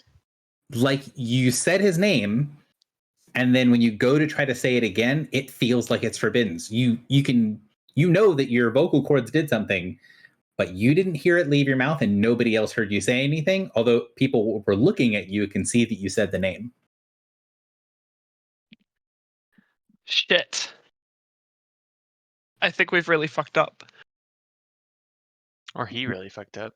Would you keep trying? Like, would you? Because repetition sometimes does things, or would Yeah. you try to figure out what's going on with the? Have you considered that the star shadows that we stopped from getting here got him?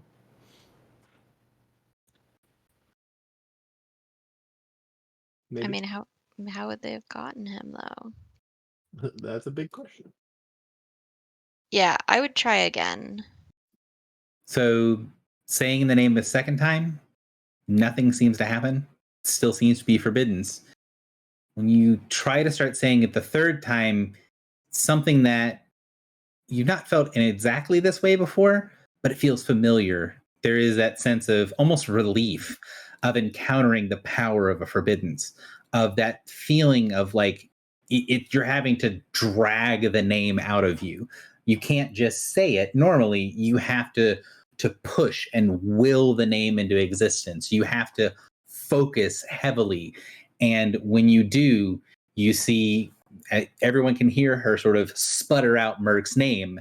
And then the little fluttering bits of primal energy flash, and then all of them turn bright green all at once, and then fly off in every direction down the little caves and tunnels in the entranceway, and then start to light up these little green shadows in the distance.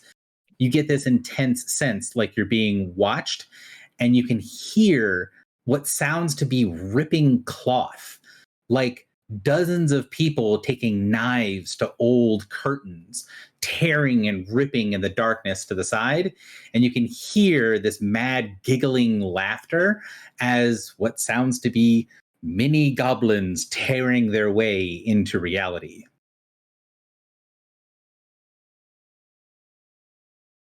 After about 20 seconds of that being intensely creepy, the sounds stop. You hear this sort of fluttering howl, and for a second get that sound like a tattered curtain blowing in the wind. And then he wasn't there one moment, and he is there the next. Merc is standing in front of you. Oh, thank goodness. So he looks just like he did last time.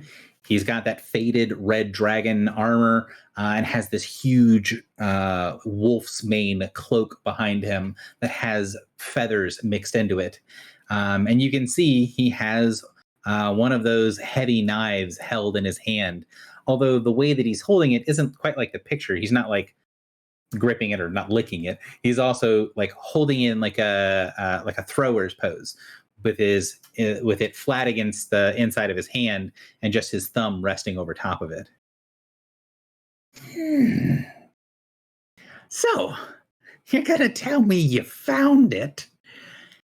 You're gonna tell me what I need to know, or this is a new bargain? If it's a new bargain and you're trying to trick me, little girl, Well, let's just say I'm not against all tricks. But this one, I might take personally. You see him glaring around, looking at the interior of the room, very clearly recognizing where he is. Mhm. We believe. First of all, did I take his knives that we found? I feel like I would have on the ship. It makes sense that you They, would have. they, I Yeah. thought they crumbled the dust. The ones in the console crumbled to dust. The ones in the bodies of the that went through the bodies of the voiceless talker did not crumble. Yeah. I think I remember taking those. So I would say we believe these are yours, and we believe we have found your answer. Found my answer. But to the question that I asked you, or did you bring me here to ask me a different question? Give me a different answer.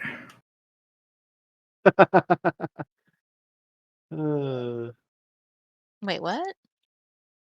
He knows you're gonna ask him for a favor. Well, a mutually beneficial arrangement. We believe that your armor no longer works because of Archaeothralvaxis, the betrayer, who is imprisoned in stasis in this very vault. We believe if you kill this mirror, his Myrmidon, no wait, what is it? Morthak. His Morthak will transfer to a living dragon, and that your armor's power will be restored. And that's it. You think this doesn't work because the dragons don't have any sense of self, any sense of identity. That they're. And then he looks straight at Filibuster and goes, Less than what they once were. he looks back over at you. And that's it. You think, bring me here, point me at Acariothraxis, all's well that ends well. You want it dead. But is that your only command? There happen to be quite a few star shadows assailing the Winter Queen on this very planet, but that is certainly not something that we would assume you would concern yourself with. He kind of leans back a little bit and goes, No, not much of a hunt if they've been all stuck in the same place for 10,000 years. Not much to hunt at all. A But, few are new. oh, really? Yes, Well, a that might few be- have. A few have recently hunted Dalseth. In fact, they might be feeling quite confident in their abilities.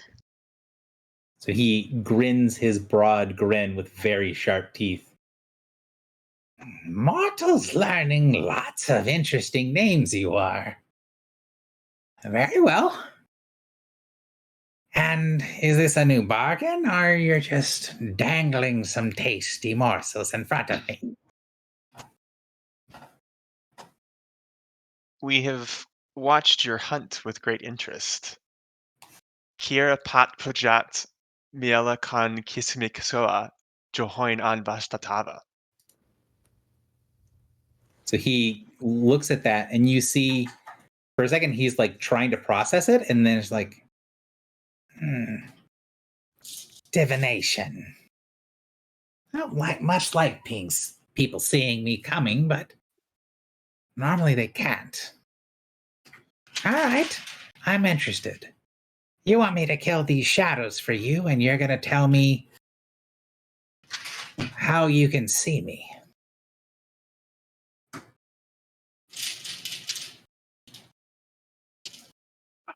Gary, can I say something insulting, please? what? And not die as filibuster or as Michael? as filibuster. I mean, You also does Michael, because Filibuster would recognize what Morin said. Does Michael recognize what I Josh have said? no idea what he said. So I said back to Merc what he said when he killed those avatars of the Star Shadows Which he in hasn't done our yet. vision. Oh, he hasn't done that yet. Correct. And Maybe you know we're that vision setting has him not on yet the come to path. pass. Ah. So then, And that's why he said, "Oh, you're telling me this to tell me you can see me." I still want to say the insulting thing. Go ahead. And Do it. it's the response to his question. Okay, I'm gonna say maybe not just maybe I'm not the only one who's lost his edge, Your Majesty. So you could definitely tell that there's lots of people in the world that would take that as an insult. You could see that he was going to be really pissed until you said Your Majesty, and then he just laughed.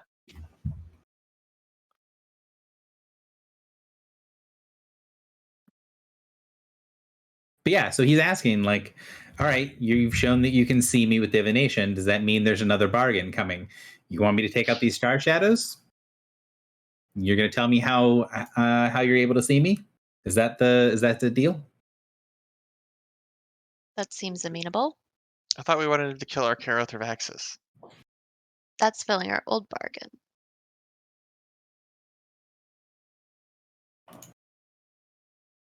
Right? Yeah. yeah. Okay. Well, it also benefits him greatly, Yeah. supposedly. So before we make this new bargain, what are we going to tell him about how we see him? We're just going to tell him that we got the bone of an angel and get visions through it? Yeah. Yeah, I mean, that's not lying. we tell everyone that. Everyone who will listen. And then try and hand him a bone? Yeah. I mean, sure. It's free information. Sure. It's free real estate. So he will do a thing where he takes a moment and says it in what you guys now recognize as Seelie cadence. So he will stop kind of talking and being himself for a moment and do the formal pact thing that he didn't do in full the first time you made a bargain with him. But it's almost like he knows that you know the full pact now. Like he knows that you know the Seelie Accord. And so he basically quotes, just like he's reading from memory, the whole section of the Seelie Accord about about an immortal creature making a bargain with a mortal. And as he does it, he then kind of pauses and says, "And here's the deal. I know it matters a lot for you mortal kinds, but I'd really like to take a bit of a side trip. If you're wanting me to take out these star shadows, sure, fine, whatever. But they're immortal like me. They'll be around for a long time. Does it matter if I make sure I get what I want from this place first? Or is there some sort of special thing you need done right this moment?"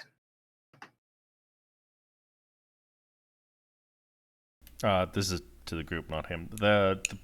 I was figuring we were going to deal with the prison first as well. Mm-hmm. Yeah, I think dragon first is probably good. But he was saying, like, if the bargain is I'm going to go attack the star shadows, and the return of that is you're going to give me this information about how divination works. He's saying, I don't know how immediate you want that to happen, and I'm making it clear here that I don't want to be bound to immediate because I have other stuff I want to do. If you want this to be part of the bargain, then we're going to have to talk about it. Only said a no, fool I'll would talk go about into it. battle without his armor fully working, King. And armor working, weapons working, a prison or a fortress, a battle or the end of the world. I don't want to go anywhere without my daughter free first. Is she here? King? Your Majesty? So he nods and says, "My little girl was taken. Neskir was mortal, but she had everything a mortal could want. Cell And 29. I'll not forgive myself for failing to free her twice. So, Oh, that's why he fought so hard with the ship and the. That's why he came to do the. He did the thing in the. That's why he was here. Yeah. And that's why he knew where we were when we brought him here. He knows. I am more than happy to free his daughter. Yeah. Wait, which one is she? What's her name? Cell 29, Neskir Ood. Neskir Ood. Lucky for us, she speaks civilized goblin. Yeah. She's been colonized. Everyone is hunting your treasure as you hold it close. I want to say, maybe her treasure is a lover gnawing at her. or her child. Oh, maybe. so that's what he's saying. Basically, is our deal is I show up, I kill the thing you want me to kill, as long as you have the answer. The answer you give me seems like it makes sense, at least for the moment.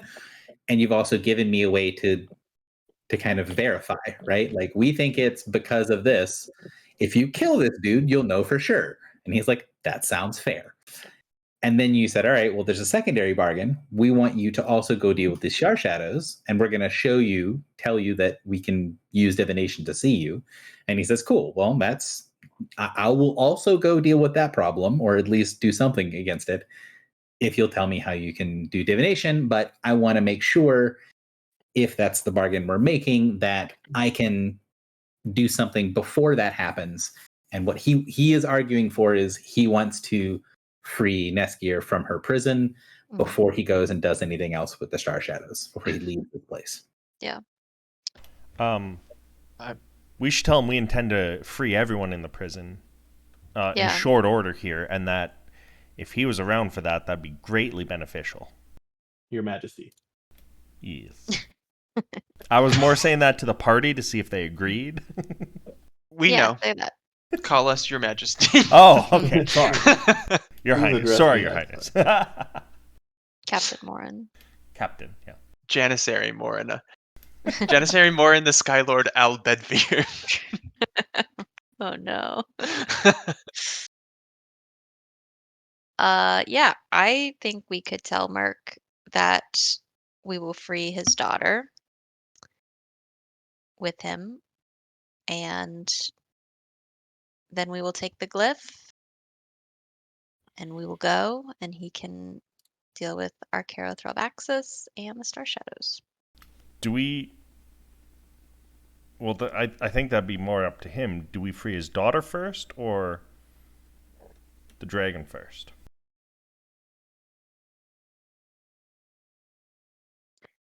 Yes, Merc, would you like our assistance in freeing your daughter? We have opened several cells already. I'm not familiar with the workings of these things. I might be able to chip my way through, but if you've got the key, no sense wasting time. All right, I think let's do it. Let's do it. Merc, I'll ask him this as we're walking down. When I attempted to summon you with this gem that you have given us, your name was Forbiddenced. He shakes his head. No. They didn't prevent my name. If they did, the summoning would not have gone through.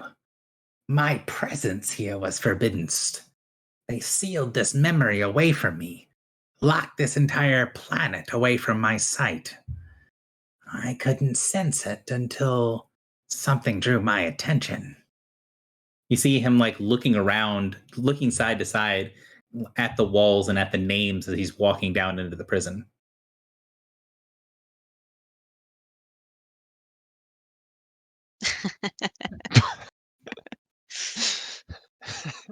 It's okay. If you kill the goblin, I can become the mirror. That'd be amazing. Oh my! I would be so done with this game. I mean, like, just no.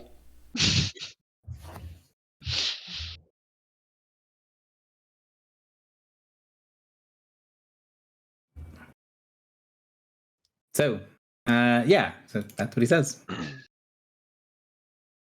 All right. Let's walk down and free her. Morin, do you want to tell me if you get a 1 or not? And think I it'll forgot be- to write in the values from the last prison opening. The last one you opened was 5. Okay.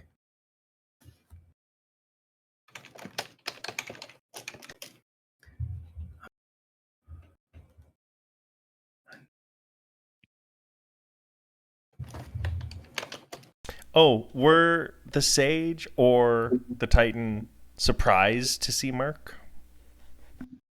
The Titan didn't go up with you when you guys went to the catwalk to go get Merc. He stayed in the prison for the moment because he doesn't have the energy to teleport out yet, and it will take effort for him to teleport out. So I assumed the giant was not with you up there because Good point. Yeah. he doesn't really fit. Sage, however, he is going to stay with you guys. And he doesn't look surprised really by any of this, but you can tell that he's sort of making mental notes, and you can see his lips are moving like he's kind of talking to himself, even though he's mute. He's still sort of, thinking loudly over there. He seems more interested in the whole what happened where the summoning didn't work immediately part than any of the conversation with Merc or the fact that Merc is here. Like the sort of magical puzzle that he just saw seems to be occupying his attention more than any of the other stuff that's going on.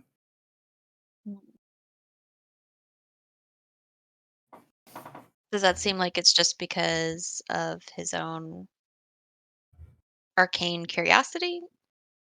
Yeah, it kind of is like one of those things of he's the consummate scholar, and he was just given something that's like new and interesting, and he's like, okay, well, could it have worked like this? What would the theory be behind this? Like he's playing with it.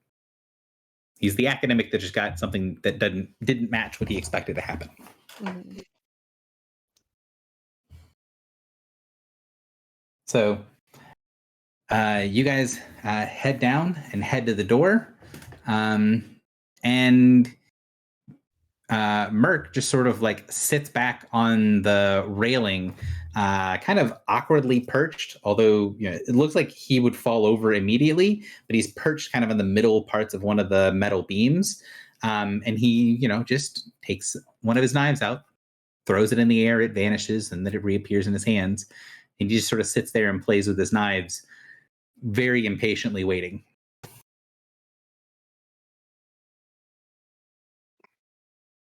Morin rolled a 6, not a 1. I did it. Griffle means you got to hook me up with a.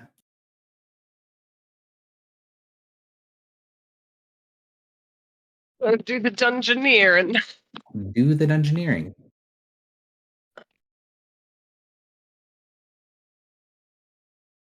where am I? I'm here. Oh, I could bring you back to the other page, but should I put Merc up? Okay. 33 with whatever bonus I have. 33 plus 39.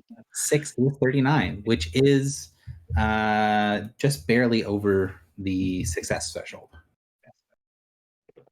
So this is where are we? Sorry. Civilized Goblin, 41229, 5 points.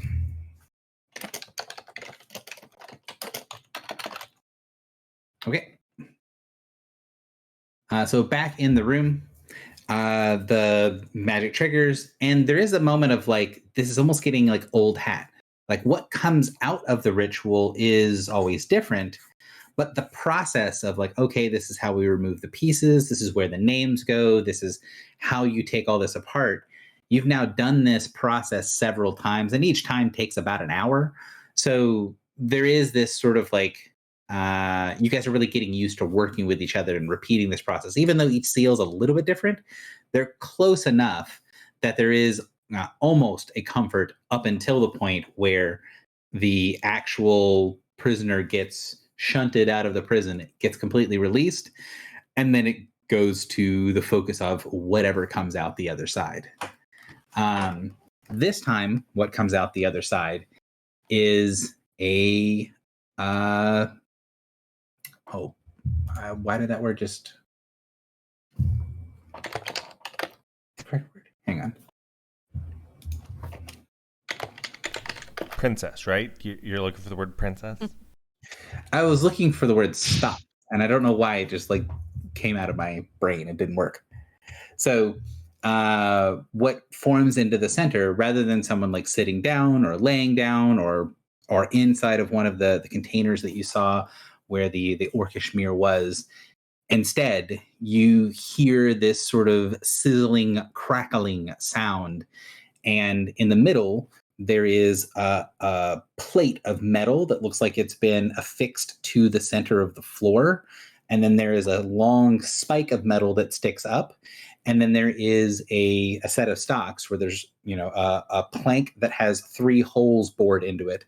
And in the 2 handholds are the hands of the young woman. And then her face is clamped into the middle piece. Her feet are such that they, like on her tiptoes, they just barely touch the ground. And she's being sort of held up and held forward almost exclusively on her neck, where she can just sort of barely get enough. Like if she can hold it, she can hold some of the weight off of her neck by pushing down with her arms. But as soon as the strength in her arms gives out, she's just being held awkwardly at an angle forward by her neck, dangling in this thing. And you can see even from the distance that where the manacles that lock her into the stocks touch her flesh, that it's sizzling and bubbling as the cold iron bites into her flesh.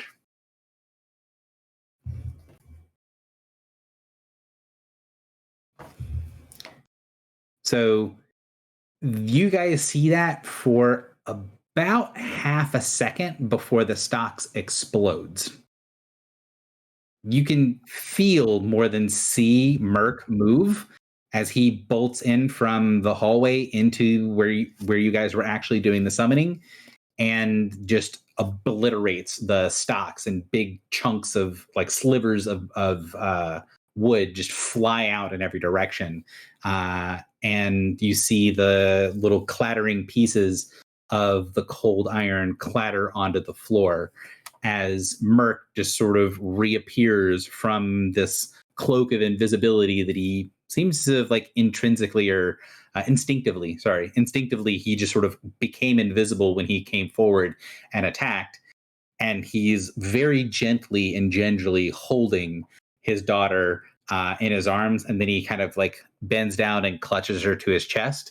And then he takes his hand, which has a dagger in it, and he does something that you've not seen him do before, which is he takes the knife and he doesn't throw it. He doesn't cause it to vanish.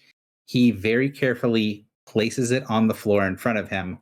And then he reaches his hand up, puts his hand in her hair, and then like holds her close. And you can hear him sort of whispering into her ear as she cries, holding onto his chest. You can see big burn marks around her wrists and neck.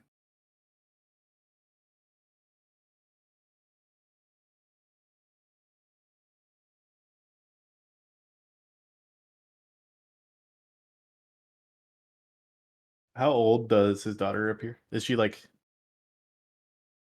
She looks pretty young. Maybe she's, in human years, she's probably around 20. She's also a goblin. She's also a goblin. Yep. Does she look different to me? Is she She's larger than Filibuster? Is she greener? She's a little bit taller, and she's not greener. She's gray. So her skin looks like it's a very, like almost like stone. Her skin actually looks to be the same color as Merc's daggers.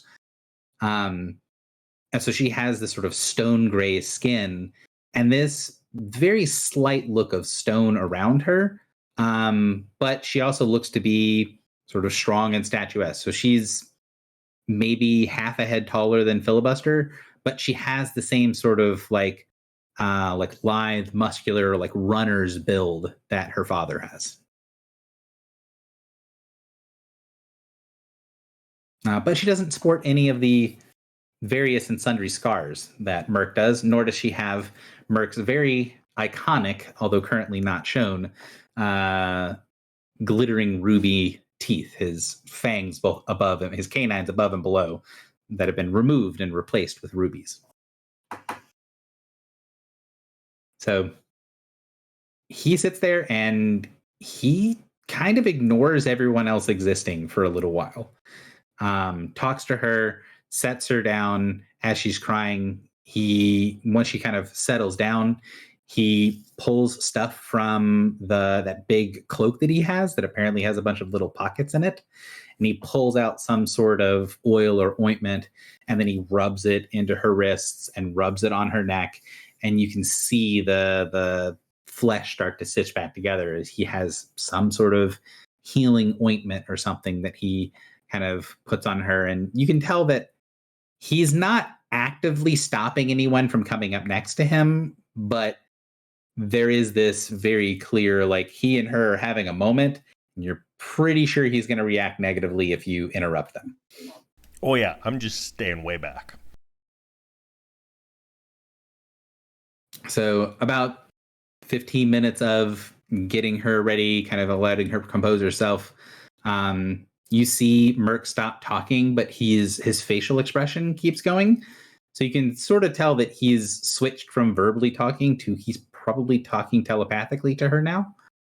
And then she stands up, kind of turns away from him, and then walks over to kind of stand in front of the group.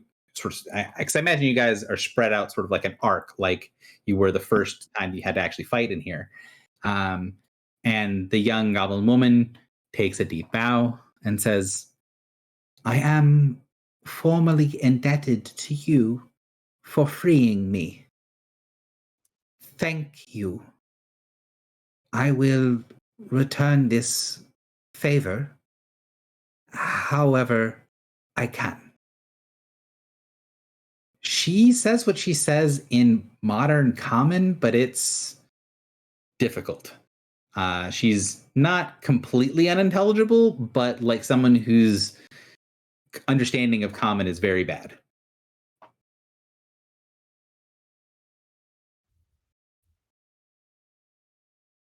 I would bow to her and say,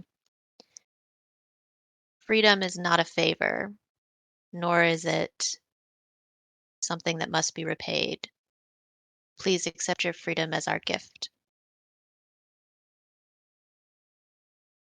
She kind of staggers back from that like she's been struck and goes, mighty gift. Yes. I shall consider this a gift. But if you are to give me a gift, then I shall say it means we are friends. What can I do for you, friend one who is many? The friendship of the Goblin Mirror is enough in and of itself. You see her look around for a second and then say, yes, I can give you many things in return for your gift. What would be a gift you would want? She stops looking directly at one and starts to look around at the others. And she does kind of stop on Filibuster and give him a smile before moving on. With the mirror out, do I feel different? you feel some sort of strange kinship with her. Something a lot like that sensation of meeting someone after you've seen them in a vision. That sense of familiarity. Have we seen her in a vision? No. Okay. Do we all get that, or just No, Filibuster? just me.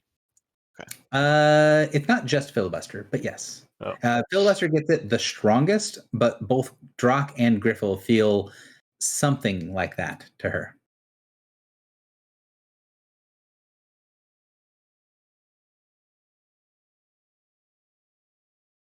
So she says, if I am to give you a gift, what is it that you would want? I look at Filibuster. What gifts can be given? So she throws back her head and laughs, and she has I'm not going to try to do a laugh for her, but she has a beautiful musical laugh. So much so that you get a little bit of that like she or fairy power is behind it. The same sort of like supernatural sort of beauty that you associated with Clotho. Oh no, Gary, She we need to hear this laugh. Description isn't good enough. I can't do supernatural beautiful woman's laugh and also giant talk in the same session. I am a failure as a dungeon master.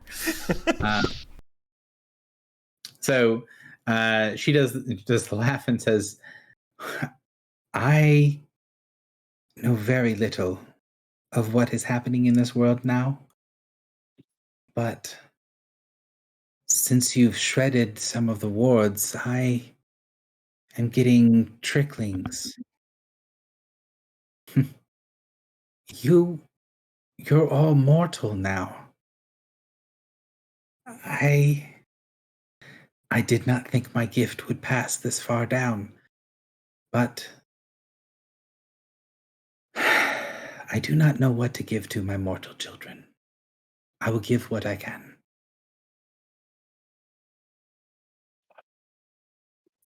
Can you ask your father, please, not to kill me if I don't call him Your Majesty? She goes, well, I can ask.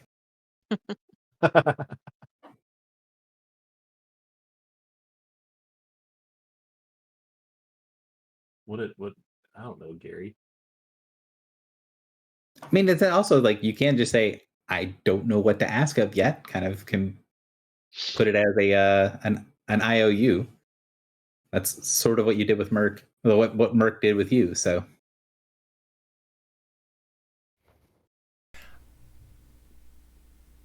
What if, like, our current goal is to free everyone here? Like, kind of to pay it forward. Help us free the rest of the prisoners here. As we slowly gather every prisoner we can. Yeah. And then everyone gets on our ship later and we fly away and our ship struggles to fly because we have a Titan.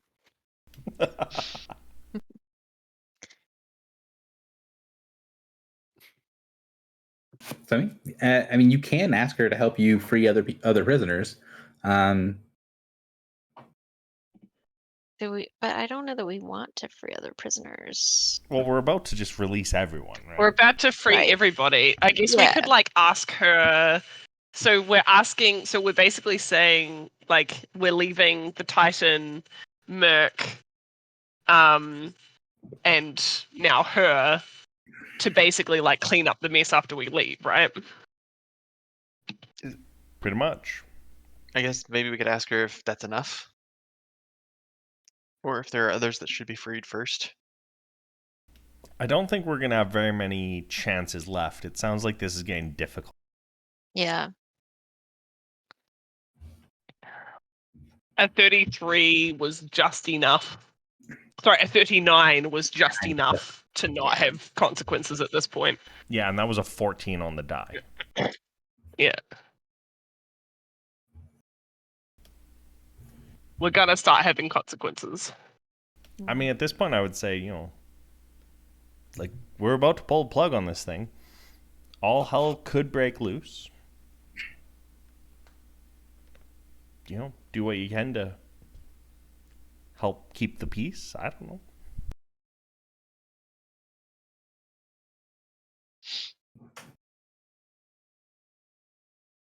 Well, we don't know what's going to happen when we open up everything. It could take a while. Like, Right. Well, I okay, so assume certain seals would break first, the ones that are already Mm. weakened, Mhm. right? But those are probably the ones that are the most active. Right. we don't even know if people will be like. Some people might not even be able to break out. Like,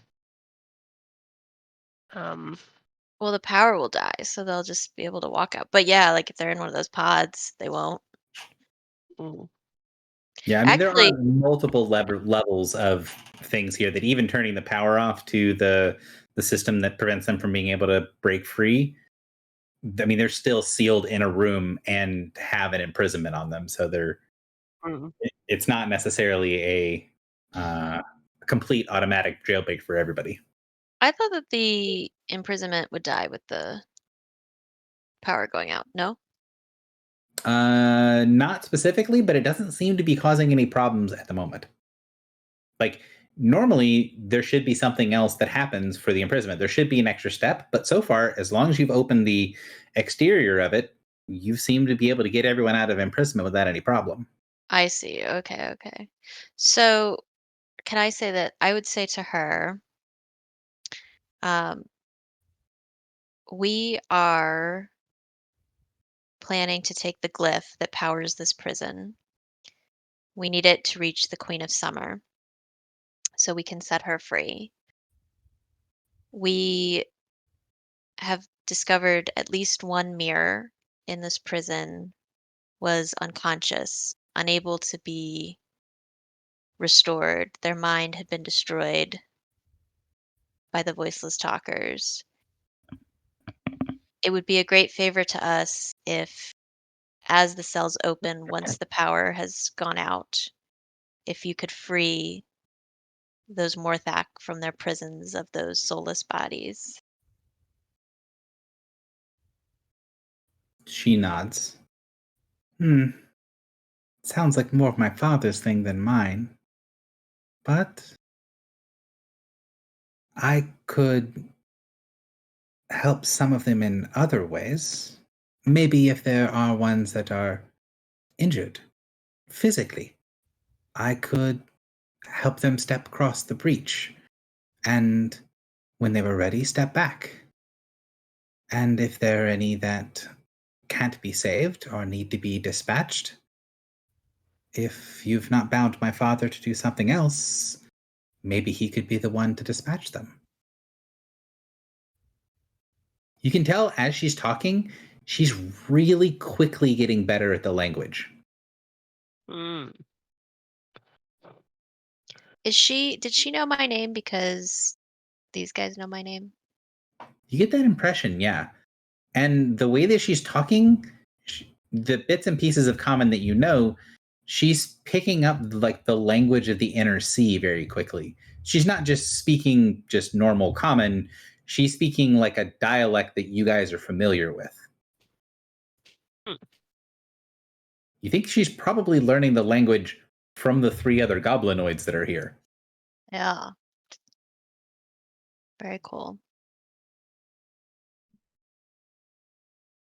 I think any help you could provide us with the prison and the prisoners would be a gift. Question. So I didn't understand what she said. She would help them across the breach? Did I hear that right? Yeah, I'm And then confused by back? that too. What does that mean? Like, would my character know? Your character knows as much as you do about what she just said.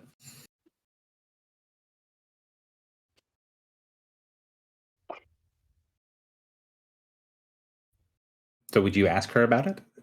Yeah, I'd ask. So she holds one of her hands up and goes, I don't know how much of our people's story you know anymore. She takes her hand and then she turns her hand from side to side. And you see when she opens her hand up that it has that like mottled, like gray skin, but there's almost like little pieces of like like reflective crystals. Like there's these tiny little pinpoints, almost kind of like glitter on her hand, but it's like in the skin. And then as she turns, you see her hand age and become very old. Like she now has what looks to be like an old woman's hand. And then she turns and the hand goes to be a young woman's again. And she goes, my gift from my father and the others of the courts. I can change. She turns her hand into the old hand again and then says, I can be as Seelie, mortal. And then she turns her hand and it becomes young again. And not. I stand astride the breach and can bring others with me, at least for a time.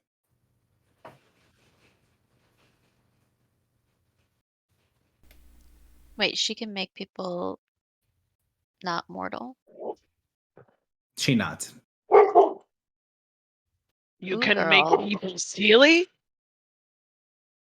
I can use Seelie power to give a portion of their nature, to make them eternal.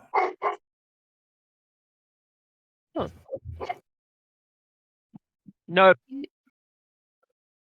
You may want to watch who you tell about that ability. It was not well received by some in my time, but it was something duly awarded, given freely without trick or treachery. I am bound and treated to give it only to those that the Seelie would offer their nature and protection for. But the Seelie are kind folk. There are very many that they would give their protection to, and very few they would not.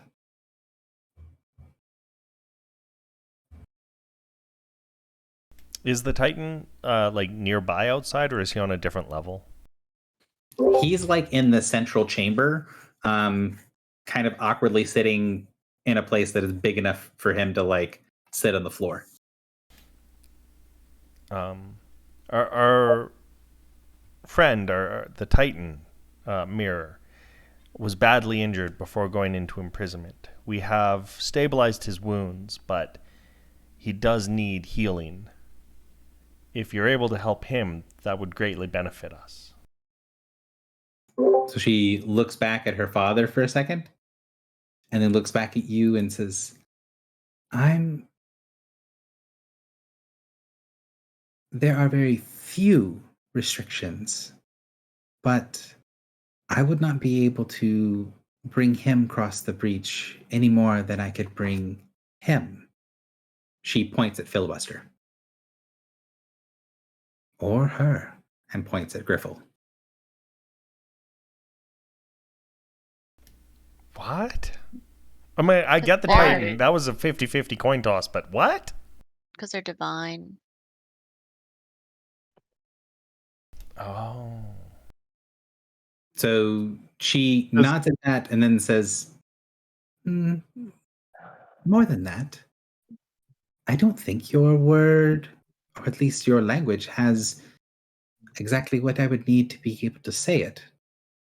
In Goblin tongue, there is a word for it, but I guess you would say they are domain vessels. They have pieces of a powerful vessel in them, and the one in the hall has 3 within him. Cool. Do you know which 3? Yes. Will you tell us?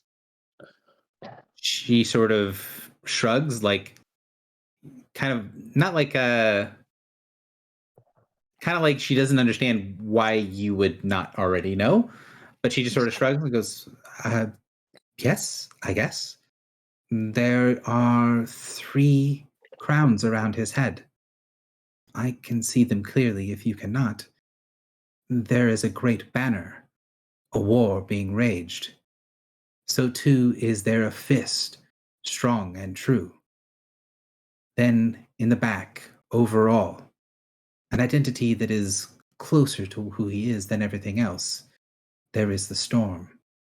Storm, war, and strength. Wait, why does he have 3, but Griffle and I only have 1? Is that a question you're asking the DM, or is it a question you're asking the goblin? Because it sounded like Michael asking, not Filibuster asking. That was Michael asking. Okay, you don't know. Filibuster asked the same question. Go. She shrugs and says, I don't know. Oh my god. He says, Or I can see them, and I can sense that you don't know the answers. You're not just looking at it wrong. I think you actually don't know. Through the bits and pieces I can feel of my people, I'm not sure any of them know either. Certainly not. domains have been lost over these 10,000 years. We have only rediscovered hope recently. She nods. That must be a difficult world to live in. Or at least it must have been. She kind of looks around after she says that, like she's hearing something up the corner of her, just out of reach. And she goes, I'm not trying to be cryptic. I just don't know the answers you want. But I don't imagine the giant has the domains in him unwillingly or unwittingly. He probably knows. I would say ask him. I have a more fundamental question. I don't know, for the DM. Sure. So it might sound stupid, but not just any person who believes in or follows a god or religion or a domain is a carrier of that domain, right? Correct. Okay. And so I carry hope, but I don't carry the other two. I don't carry sun and light, right? Correct. Okay. But this guy carries all 3 of the domains, so strength, storm, and war. Is it war? Yep. Yeah. Okay. How consciously am I able to communicate with my fox spirit? Quite consciously. This fox spirit does not really want to communicate with you while you're in the prison. Yeah. But it's still there. Okay. So it is unusual that's it is, so it would be do we know if multiple people can have the same domain, or is it the domain's chosen champion soul person kind of deal? Well, it seems like at least 2 of you guys have some portion of the hope domain within you. So it can be more than one person. But prior to you guys finding out that you had the hope domain, you guys thought they were all gone. So the idea that he has 3 of them in him is confusing, but also that might be where they were. And maybe other domains that were gone are also here as well. Here or other places and sealed away. You know that the domains can't be completely destroyed, but you know that they have been removed from the universe. Right. I have a question that I know the goblin will know the answer to. Go ahead. This is not sequitur. I apologize.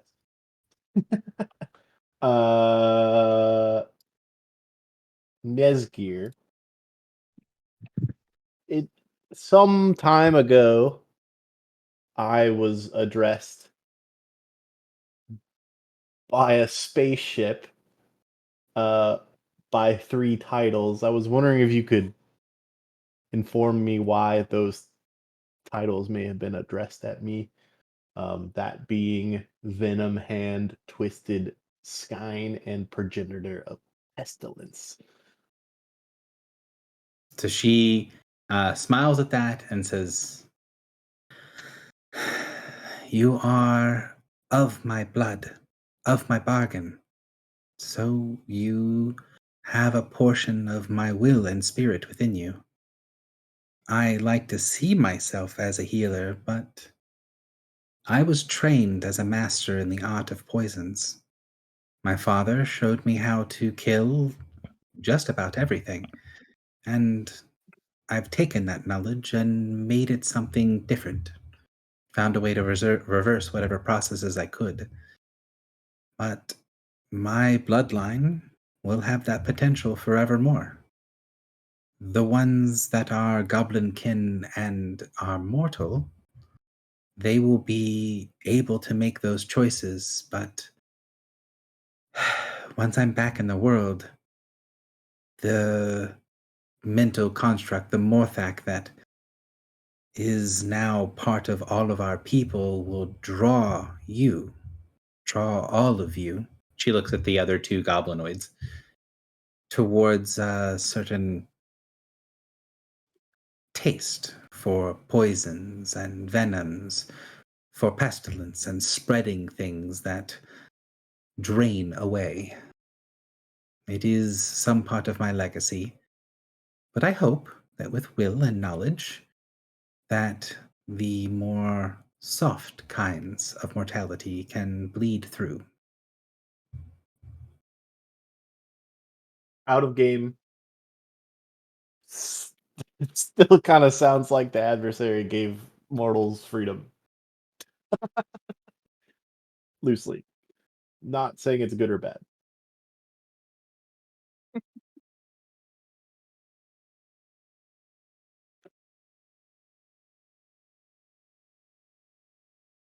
How?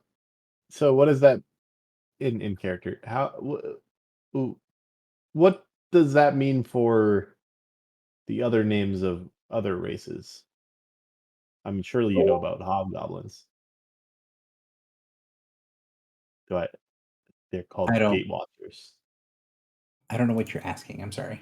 The similar titles for the other characters, the other races. Oh, like what we were called? Like I was Oh, called I have Wild hobgoblins Seed. written down. I've got Gate Watcher, Seal Touched, and Accorded Warded. So if you say those, she will kind of frown and go, "Those are not actually of my blood. But I guess it means that my children were able to be many things, including..." And then she flinches and goes, "Oh, that knowledge you have is painful. I am so sorry." You see her look over at Drock and just like kind of the face looks like someone who has a very like grandmotherly expression, but she still looks like she's about 20.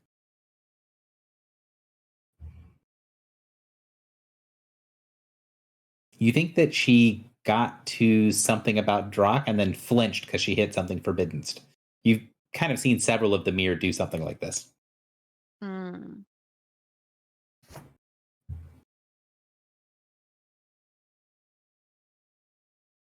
But you mentioned a knowledge that she didn't like or that I shouldn't have? I think She something about use feels- forbidden.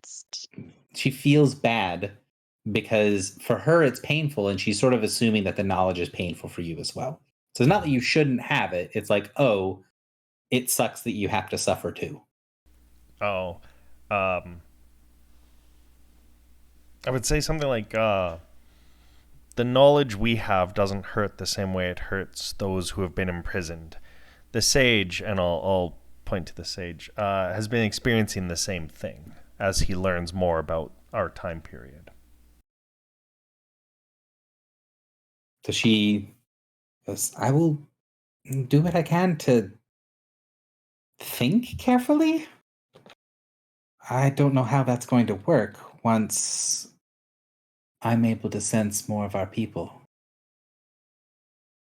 I'll ask Sage, have you found any defense against this yet? Or is it simply when you hit something like that, you have to think of something else?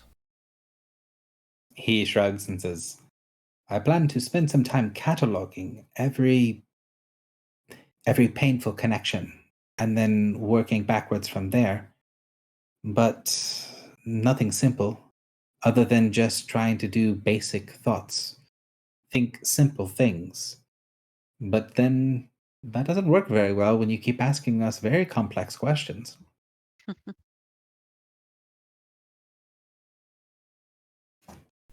It is rare that we get to speak to those who have much more knowledge than us in many areas.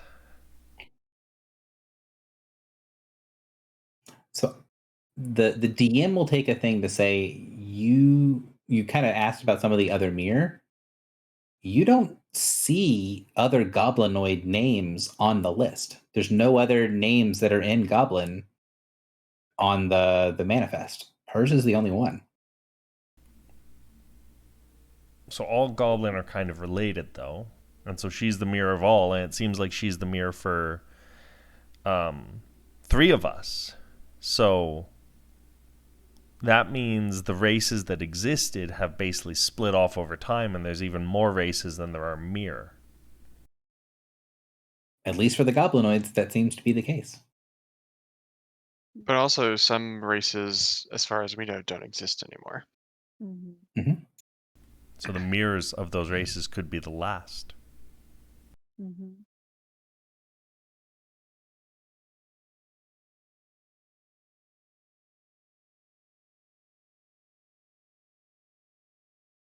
So she will say, if what you want done is that she can stay behind with her father when you go and open everything, and her father, and potentially the other the giant can do this, great.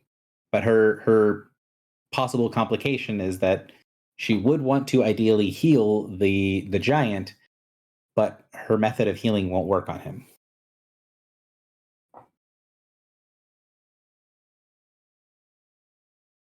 But it stands a good chance that it won't work on most of these then.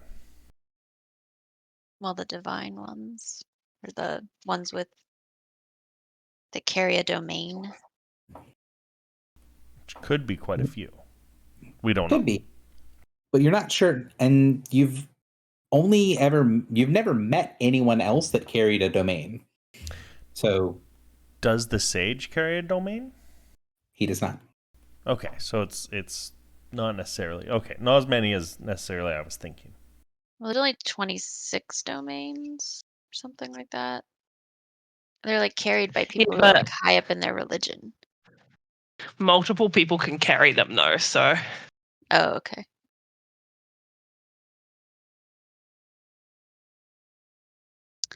Well, we were just going to take... Filibuster and I both have a bit of hope.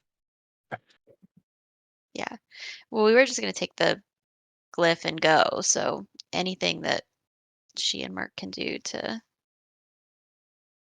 control this chaos would be good.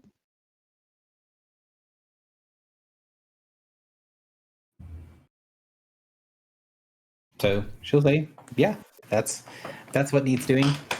But her plan is to basically get out of the prison proper and go stand at the edge of the prison for when everything gets turned off, if that's what you're planning on doing. She doesn't want to be inside the prison when it powers down. Yeah. Very fair. I don't know if any of us want to be, but well, who's our fastest friend? Merc.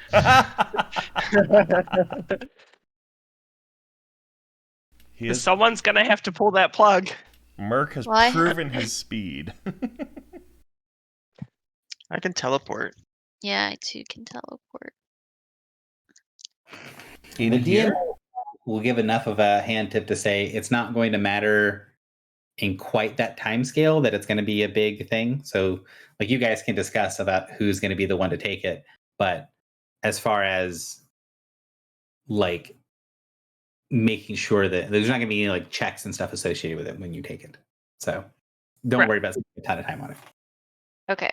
So can we say we take it?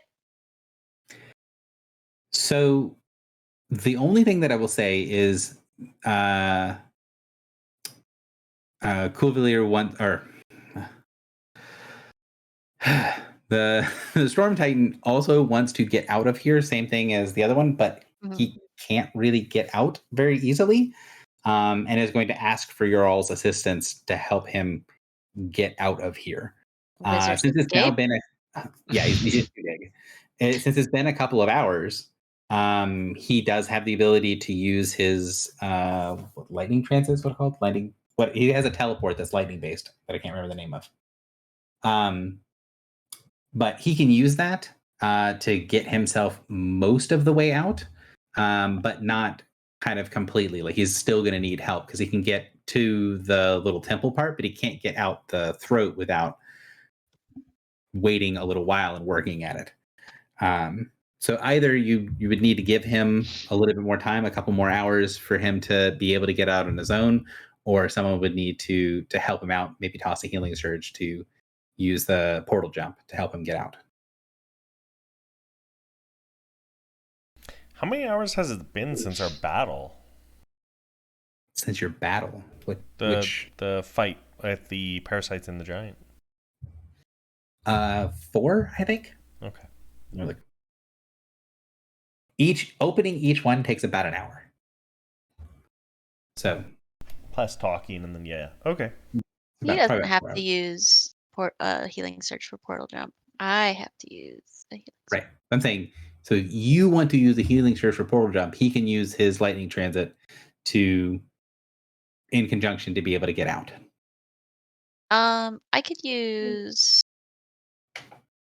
I guess it maybe doesn't really matter either way, but I have dimensional shortcut. If he could teleport 20 squares, will that do it? 20 squares will be enough to get him out. Okay. I will use my dimensional shortcut daily. Okay. So as you kind of get to the top to where he kind of needs that one last jump, when I talk about things, I talk about the throat, the caverns leading into where that the purple topped temple is. That's the part that he needs help to get out of. And as he's sort of as he's sitting in the open area of the temple, he fills up a pretty good chunk of the room, but he doesn't take up the entire room. Like it's like he's obviously sitting in a building that's too small for him, but he's not like crushed or like having to like lay flat on the ground. He can sit pretty comfortably as long as he's sitting in the middle of the room. But as you're kind of talking like how he's going to get out of this, the giant kind of looks down and goes, "You told me that the one I reminded you of is Lugos, outcast. But there are more giant kin. Yes, there are more of my kind out there, and I'll sense them again when I'm out of this place."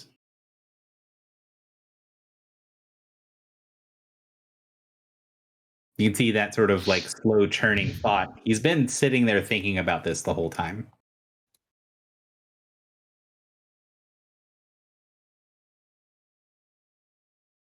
Wait, so he hasn't been able to sense them yet? No, he hasn't. And is it because they're giants, not titans?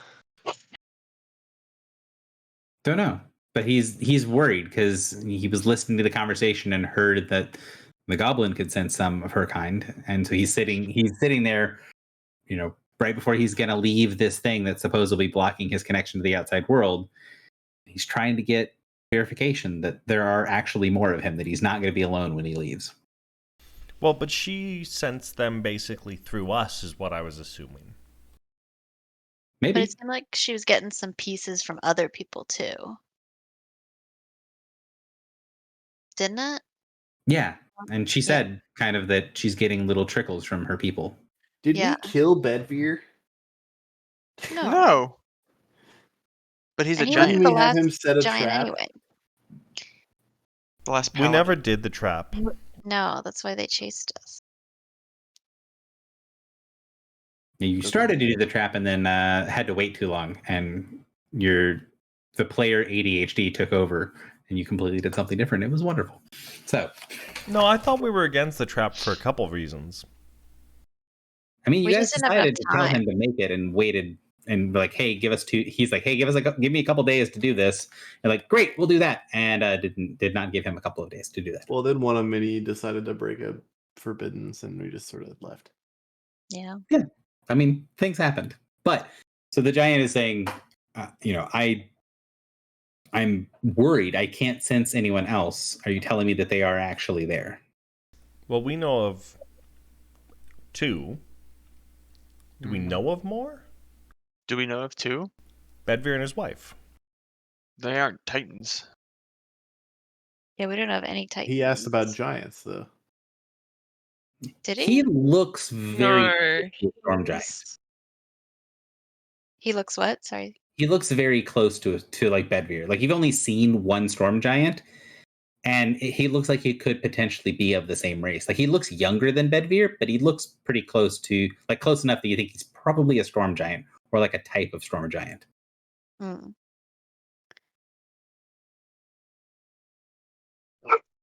So we do know of 2 giants. One we have met and one we have heard of.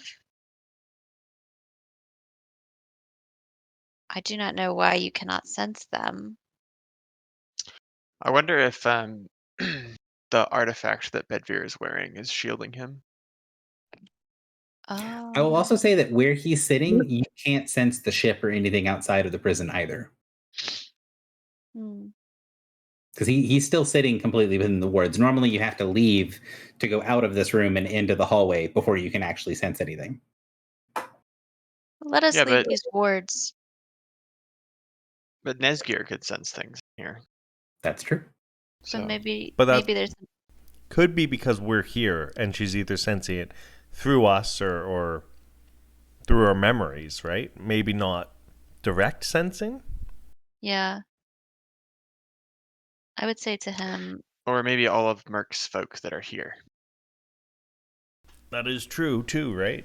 How many goblins came with Merc? You heard a lot. The only one you saw was Merc.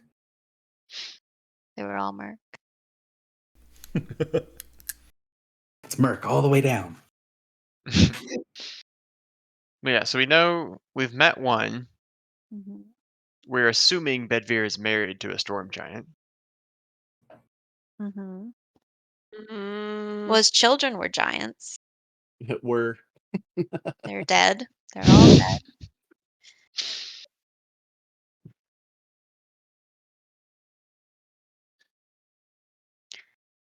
Well, we know of one. We don't know why you can't sense him. So We can tell you where to find him, even.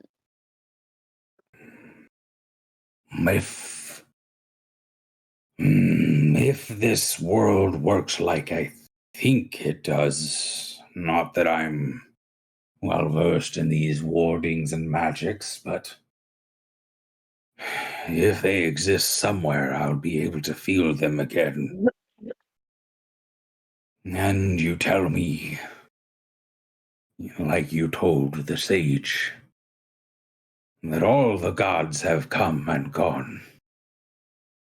That when they fell at Shanogar, none rose in their place.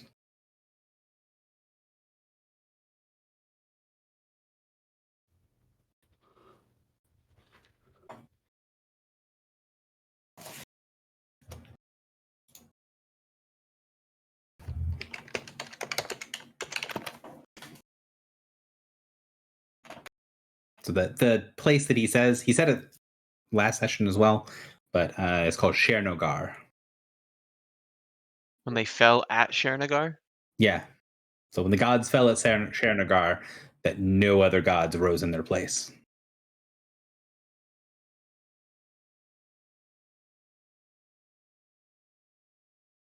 I don't think so. This is unfortunately quite ancient history for us. We have only recently learned anything that we know about the gods in the past few weeks. He nods, but he says, So there are my people and no gods. And you tell me the one of my people that still might remember the old ways is now outcast. No, Hmm. that is his name, but again, that meaning has been lost to us. He is celebrated as a great hero from a great line.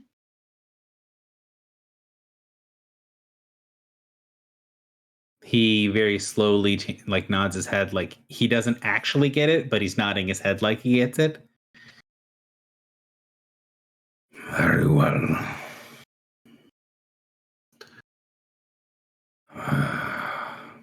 Tell me at least,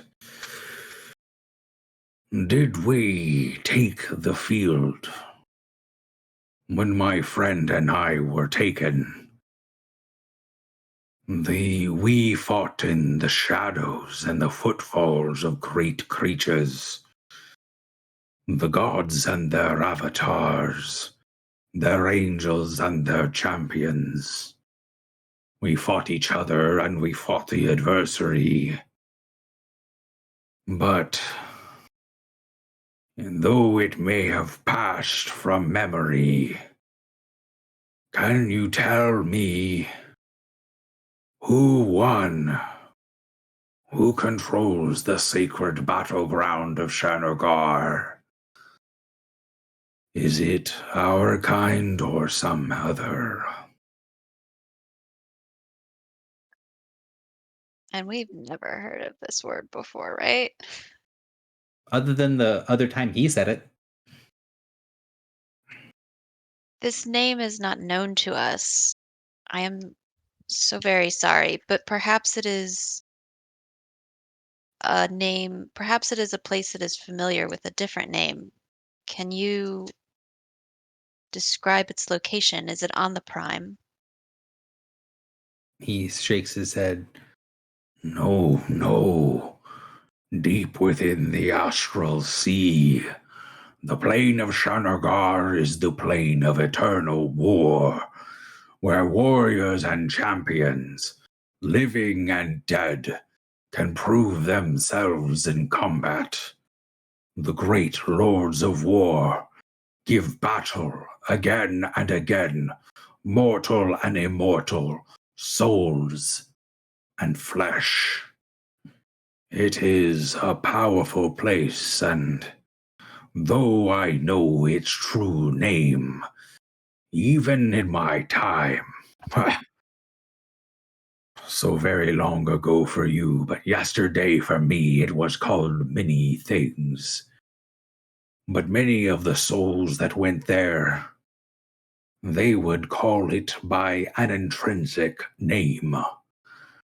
By the great fortress and citadel at its center, by the ultimate goal of those that fought under the banners of the gods of war.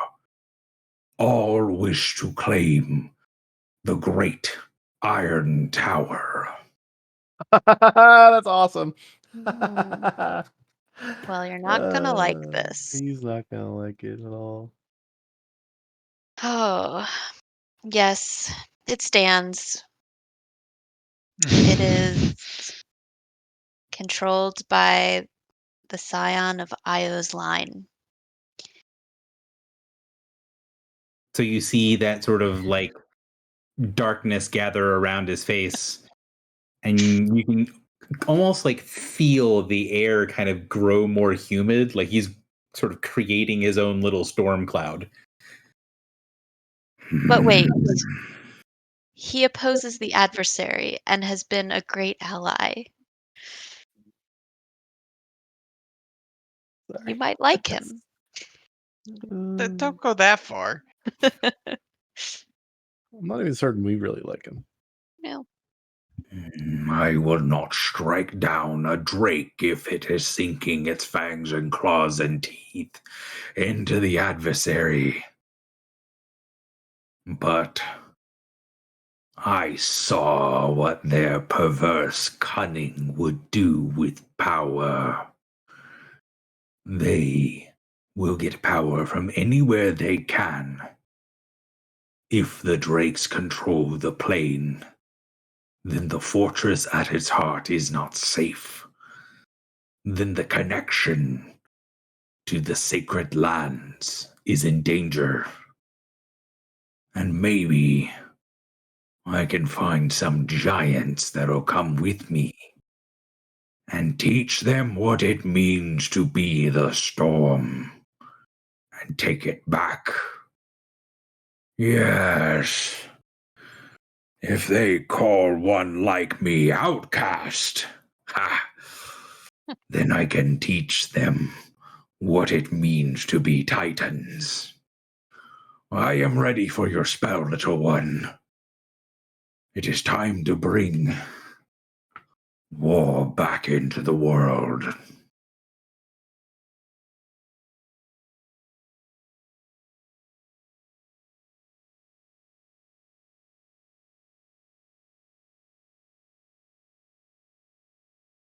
Do you open your dimensional shortcut and let him pop out of the prison? Wheel and woe, baby. Well, we could also just pop out, friends.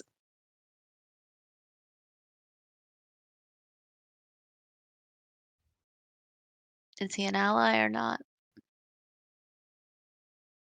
I don't see a reason he is not. Okay. He might fuck up the plan of the Iron Tower. Aegis Solo? told us to use our best judgment, and we did. Well, this is the judgment that we're making. I mean, if he just rests for a couple more hours, he can teleport out on his own. So there's really no reason not to. Frankly, if one of many could have kept her mouth shut, we'd be fine. Yeah. Plan of the Iron Tower doesn't ring a bell. You don't have one of those Ixchil stranglers of lies sitting around here, do you?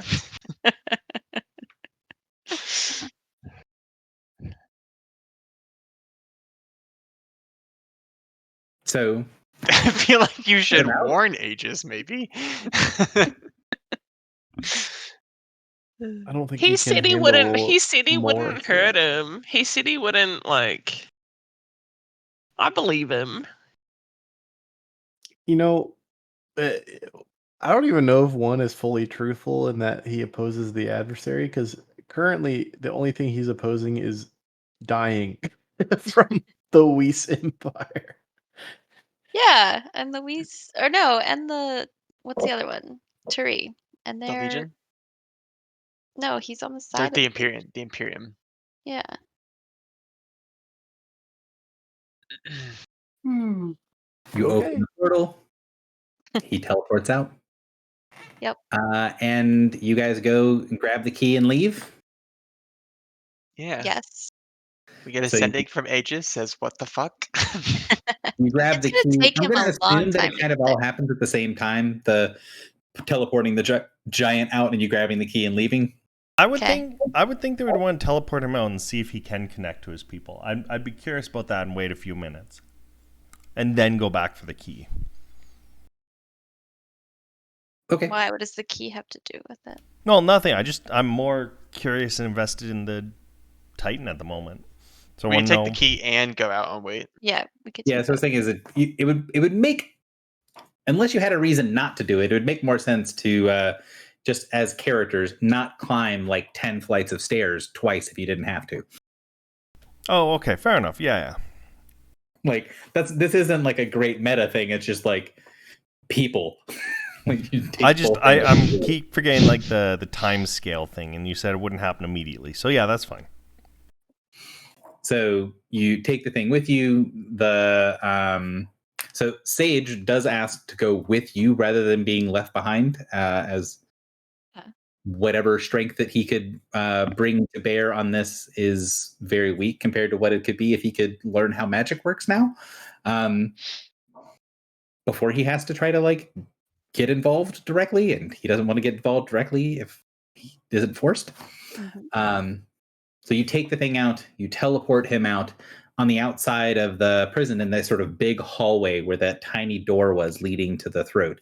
He teleports into the hallway, and then he immediately it's a little small for him, but he can actually stand up straight in that hallway that leads to the hangar. So he stands up and then he looks around for a second, and you see his face just completely baffled. And he goes, "There are many giants." And then he gets this big, goofy grin. And right as he does, you just see this explosion of white gold light kind of come out from him in every direction. And then he collapses unconscious onto the floor. Oh. No. What?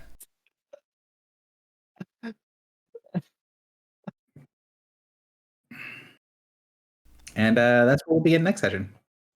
Oh. Poor guy can't catch a break. Does the Wait, does light? it seem like it came from inside? Just to clarify, the light came from inside, or did it feel external, like he got attacked? It was a powerful force of divine power flooding out of his body and not returning. Oh, because he's filling those pools. Oh, like He's Benvir just what? got His juiced. domains. His domains. He's the keeper, the sole keeper of 3 domains. now he's They handing them out. left him. Well, did they leave him, Probably or not did willingly, he? right? Well, think of it like It's like a vacuum. Bedvir wants like some power. All the other giants who believe in this guy want some power, and he's got only so much power to He's give. he's being selfish, you know. So we should do ascending to Bedvir as well as to Aegis. You're welcome, and I'm sorry, respectively. Yep. I'll just make a note to do that. What did we say to Aegis last time?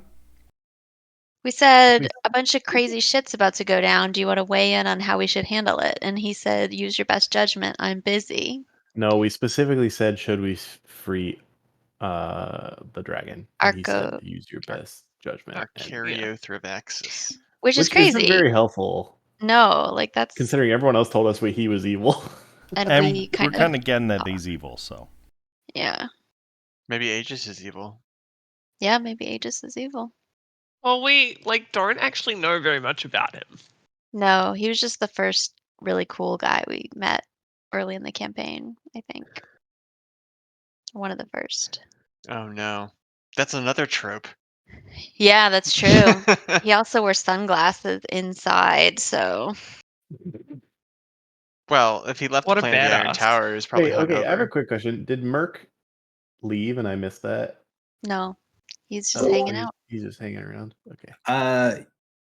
If you look around for him, after like basically his daughter came and talked to you, he just vanished. But you're pretty certain that's just because he's passively invisible, not that he actually left. So he's gonna kill that dragon and then kill those star shadows. Well, he can't kill the dragon because it's still locked up. That's the hope. He's gonna wait for it to get unlocked. What if Aegis becomes the new big bad? Oh, dude. Mir? Whatever. Mir, thank you. I think he My brain is will. shut. You guys thought that he Is wouldn't. it based on lineage? Well, you have to be of that race, and he's like. Maybe the that's only why he said it one. was up to us, because it's like, oh, if you release him and then he comes hangs out with me, I'll just kill him and become the Mir. And if you kill him, I'll still become the Mir. So it doesn't really matter what you do. I mean, is it possible that he doesn't even know about mirrors? Like, Is it possible he doesn't know about Archaeothraxis? no, that seems crazy. How old is Aegis? Wait, you said it was his grandfather. Yep. Yeah. Grandsire. Short answer, very old. Long answer. Is he more than 10,500 years old? You don't think so? No. Okay, so not old enough. I mean, Arcarios of Axis was his grandfather, so it's Yeah. fewer generations to get back, but still more than one. Right. Interesting. It'll also be interesting if you guys figure out what Quinny makes. Well, What? what? What? Quinny, when you were like, he was like, "Oh, Quinny made Oh, teachers." the Ixtlil. Yeah, Oh yeah, I had to step away for that part. What is it? That was one of the names that. Quinny made 4 giants. Some like race of constructs. Oh. and they Oh, are maybe Forge. FOR. Okay. they are masters of secrets and riddles and puzzles that get them to think. Oh no. Also known as Sphinxes? the Stranglers of Lies. Yep, that's a Sphinx. Wait, who said Stranglers of Lie? doesn't- Kulvir. Kulvir Uh, said that in regard to what though? These things that Quinny created. Oh, okay. We've definitely heard Sphinxes called Stranglers of Lies. mhm. Okay. I need Oh. to go to bed. I'm tired. Okay. Good session, Yeah. Carrie. That was a good Good session. session. Thanks, guys. An Thank you, excellent thank you. session. I will catch you all later. Bye. Bye. Bye.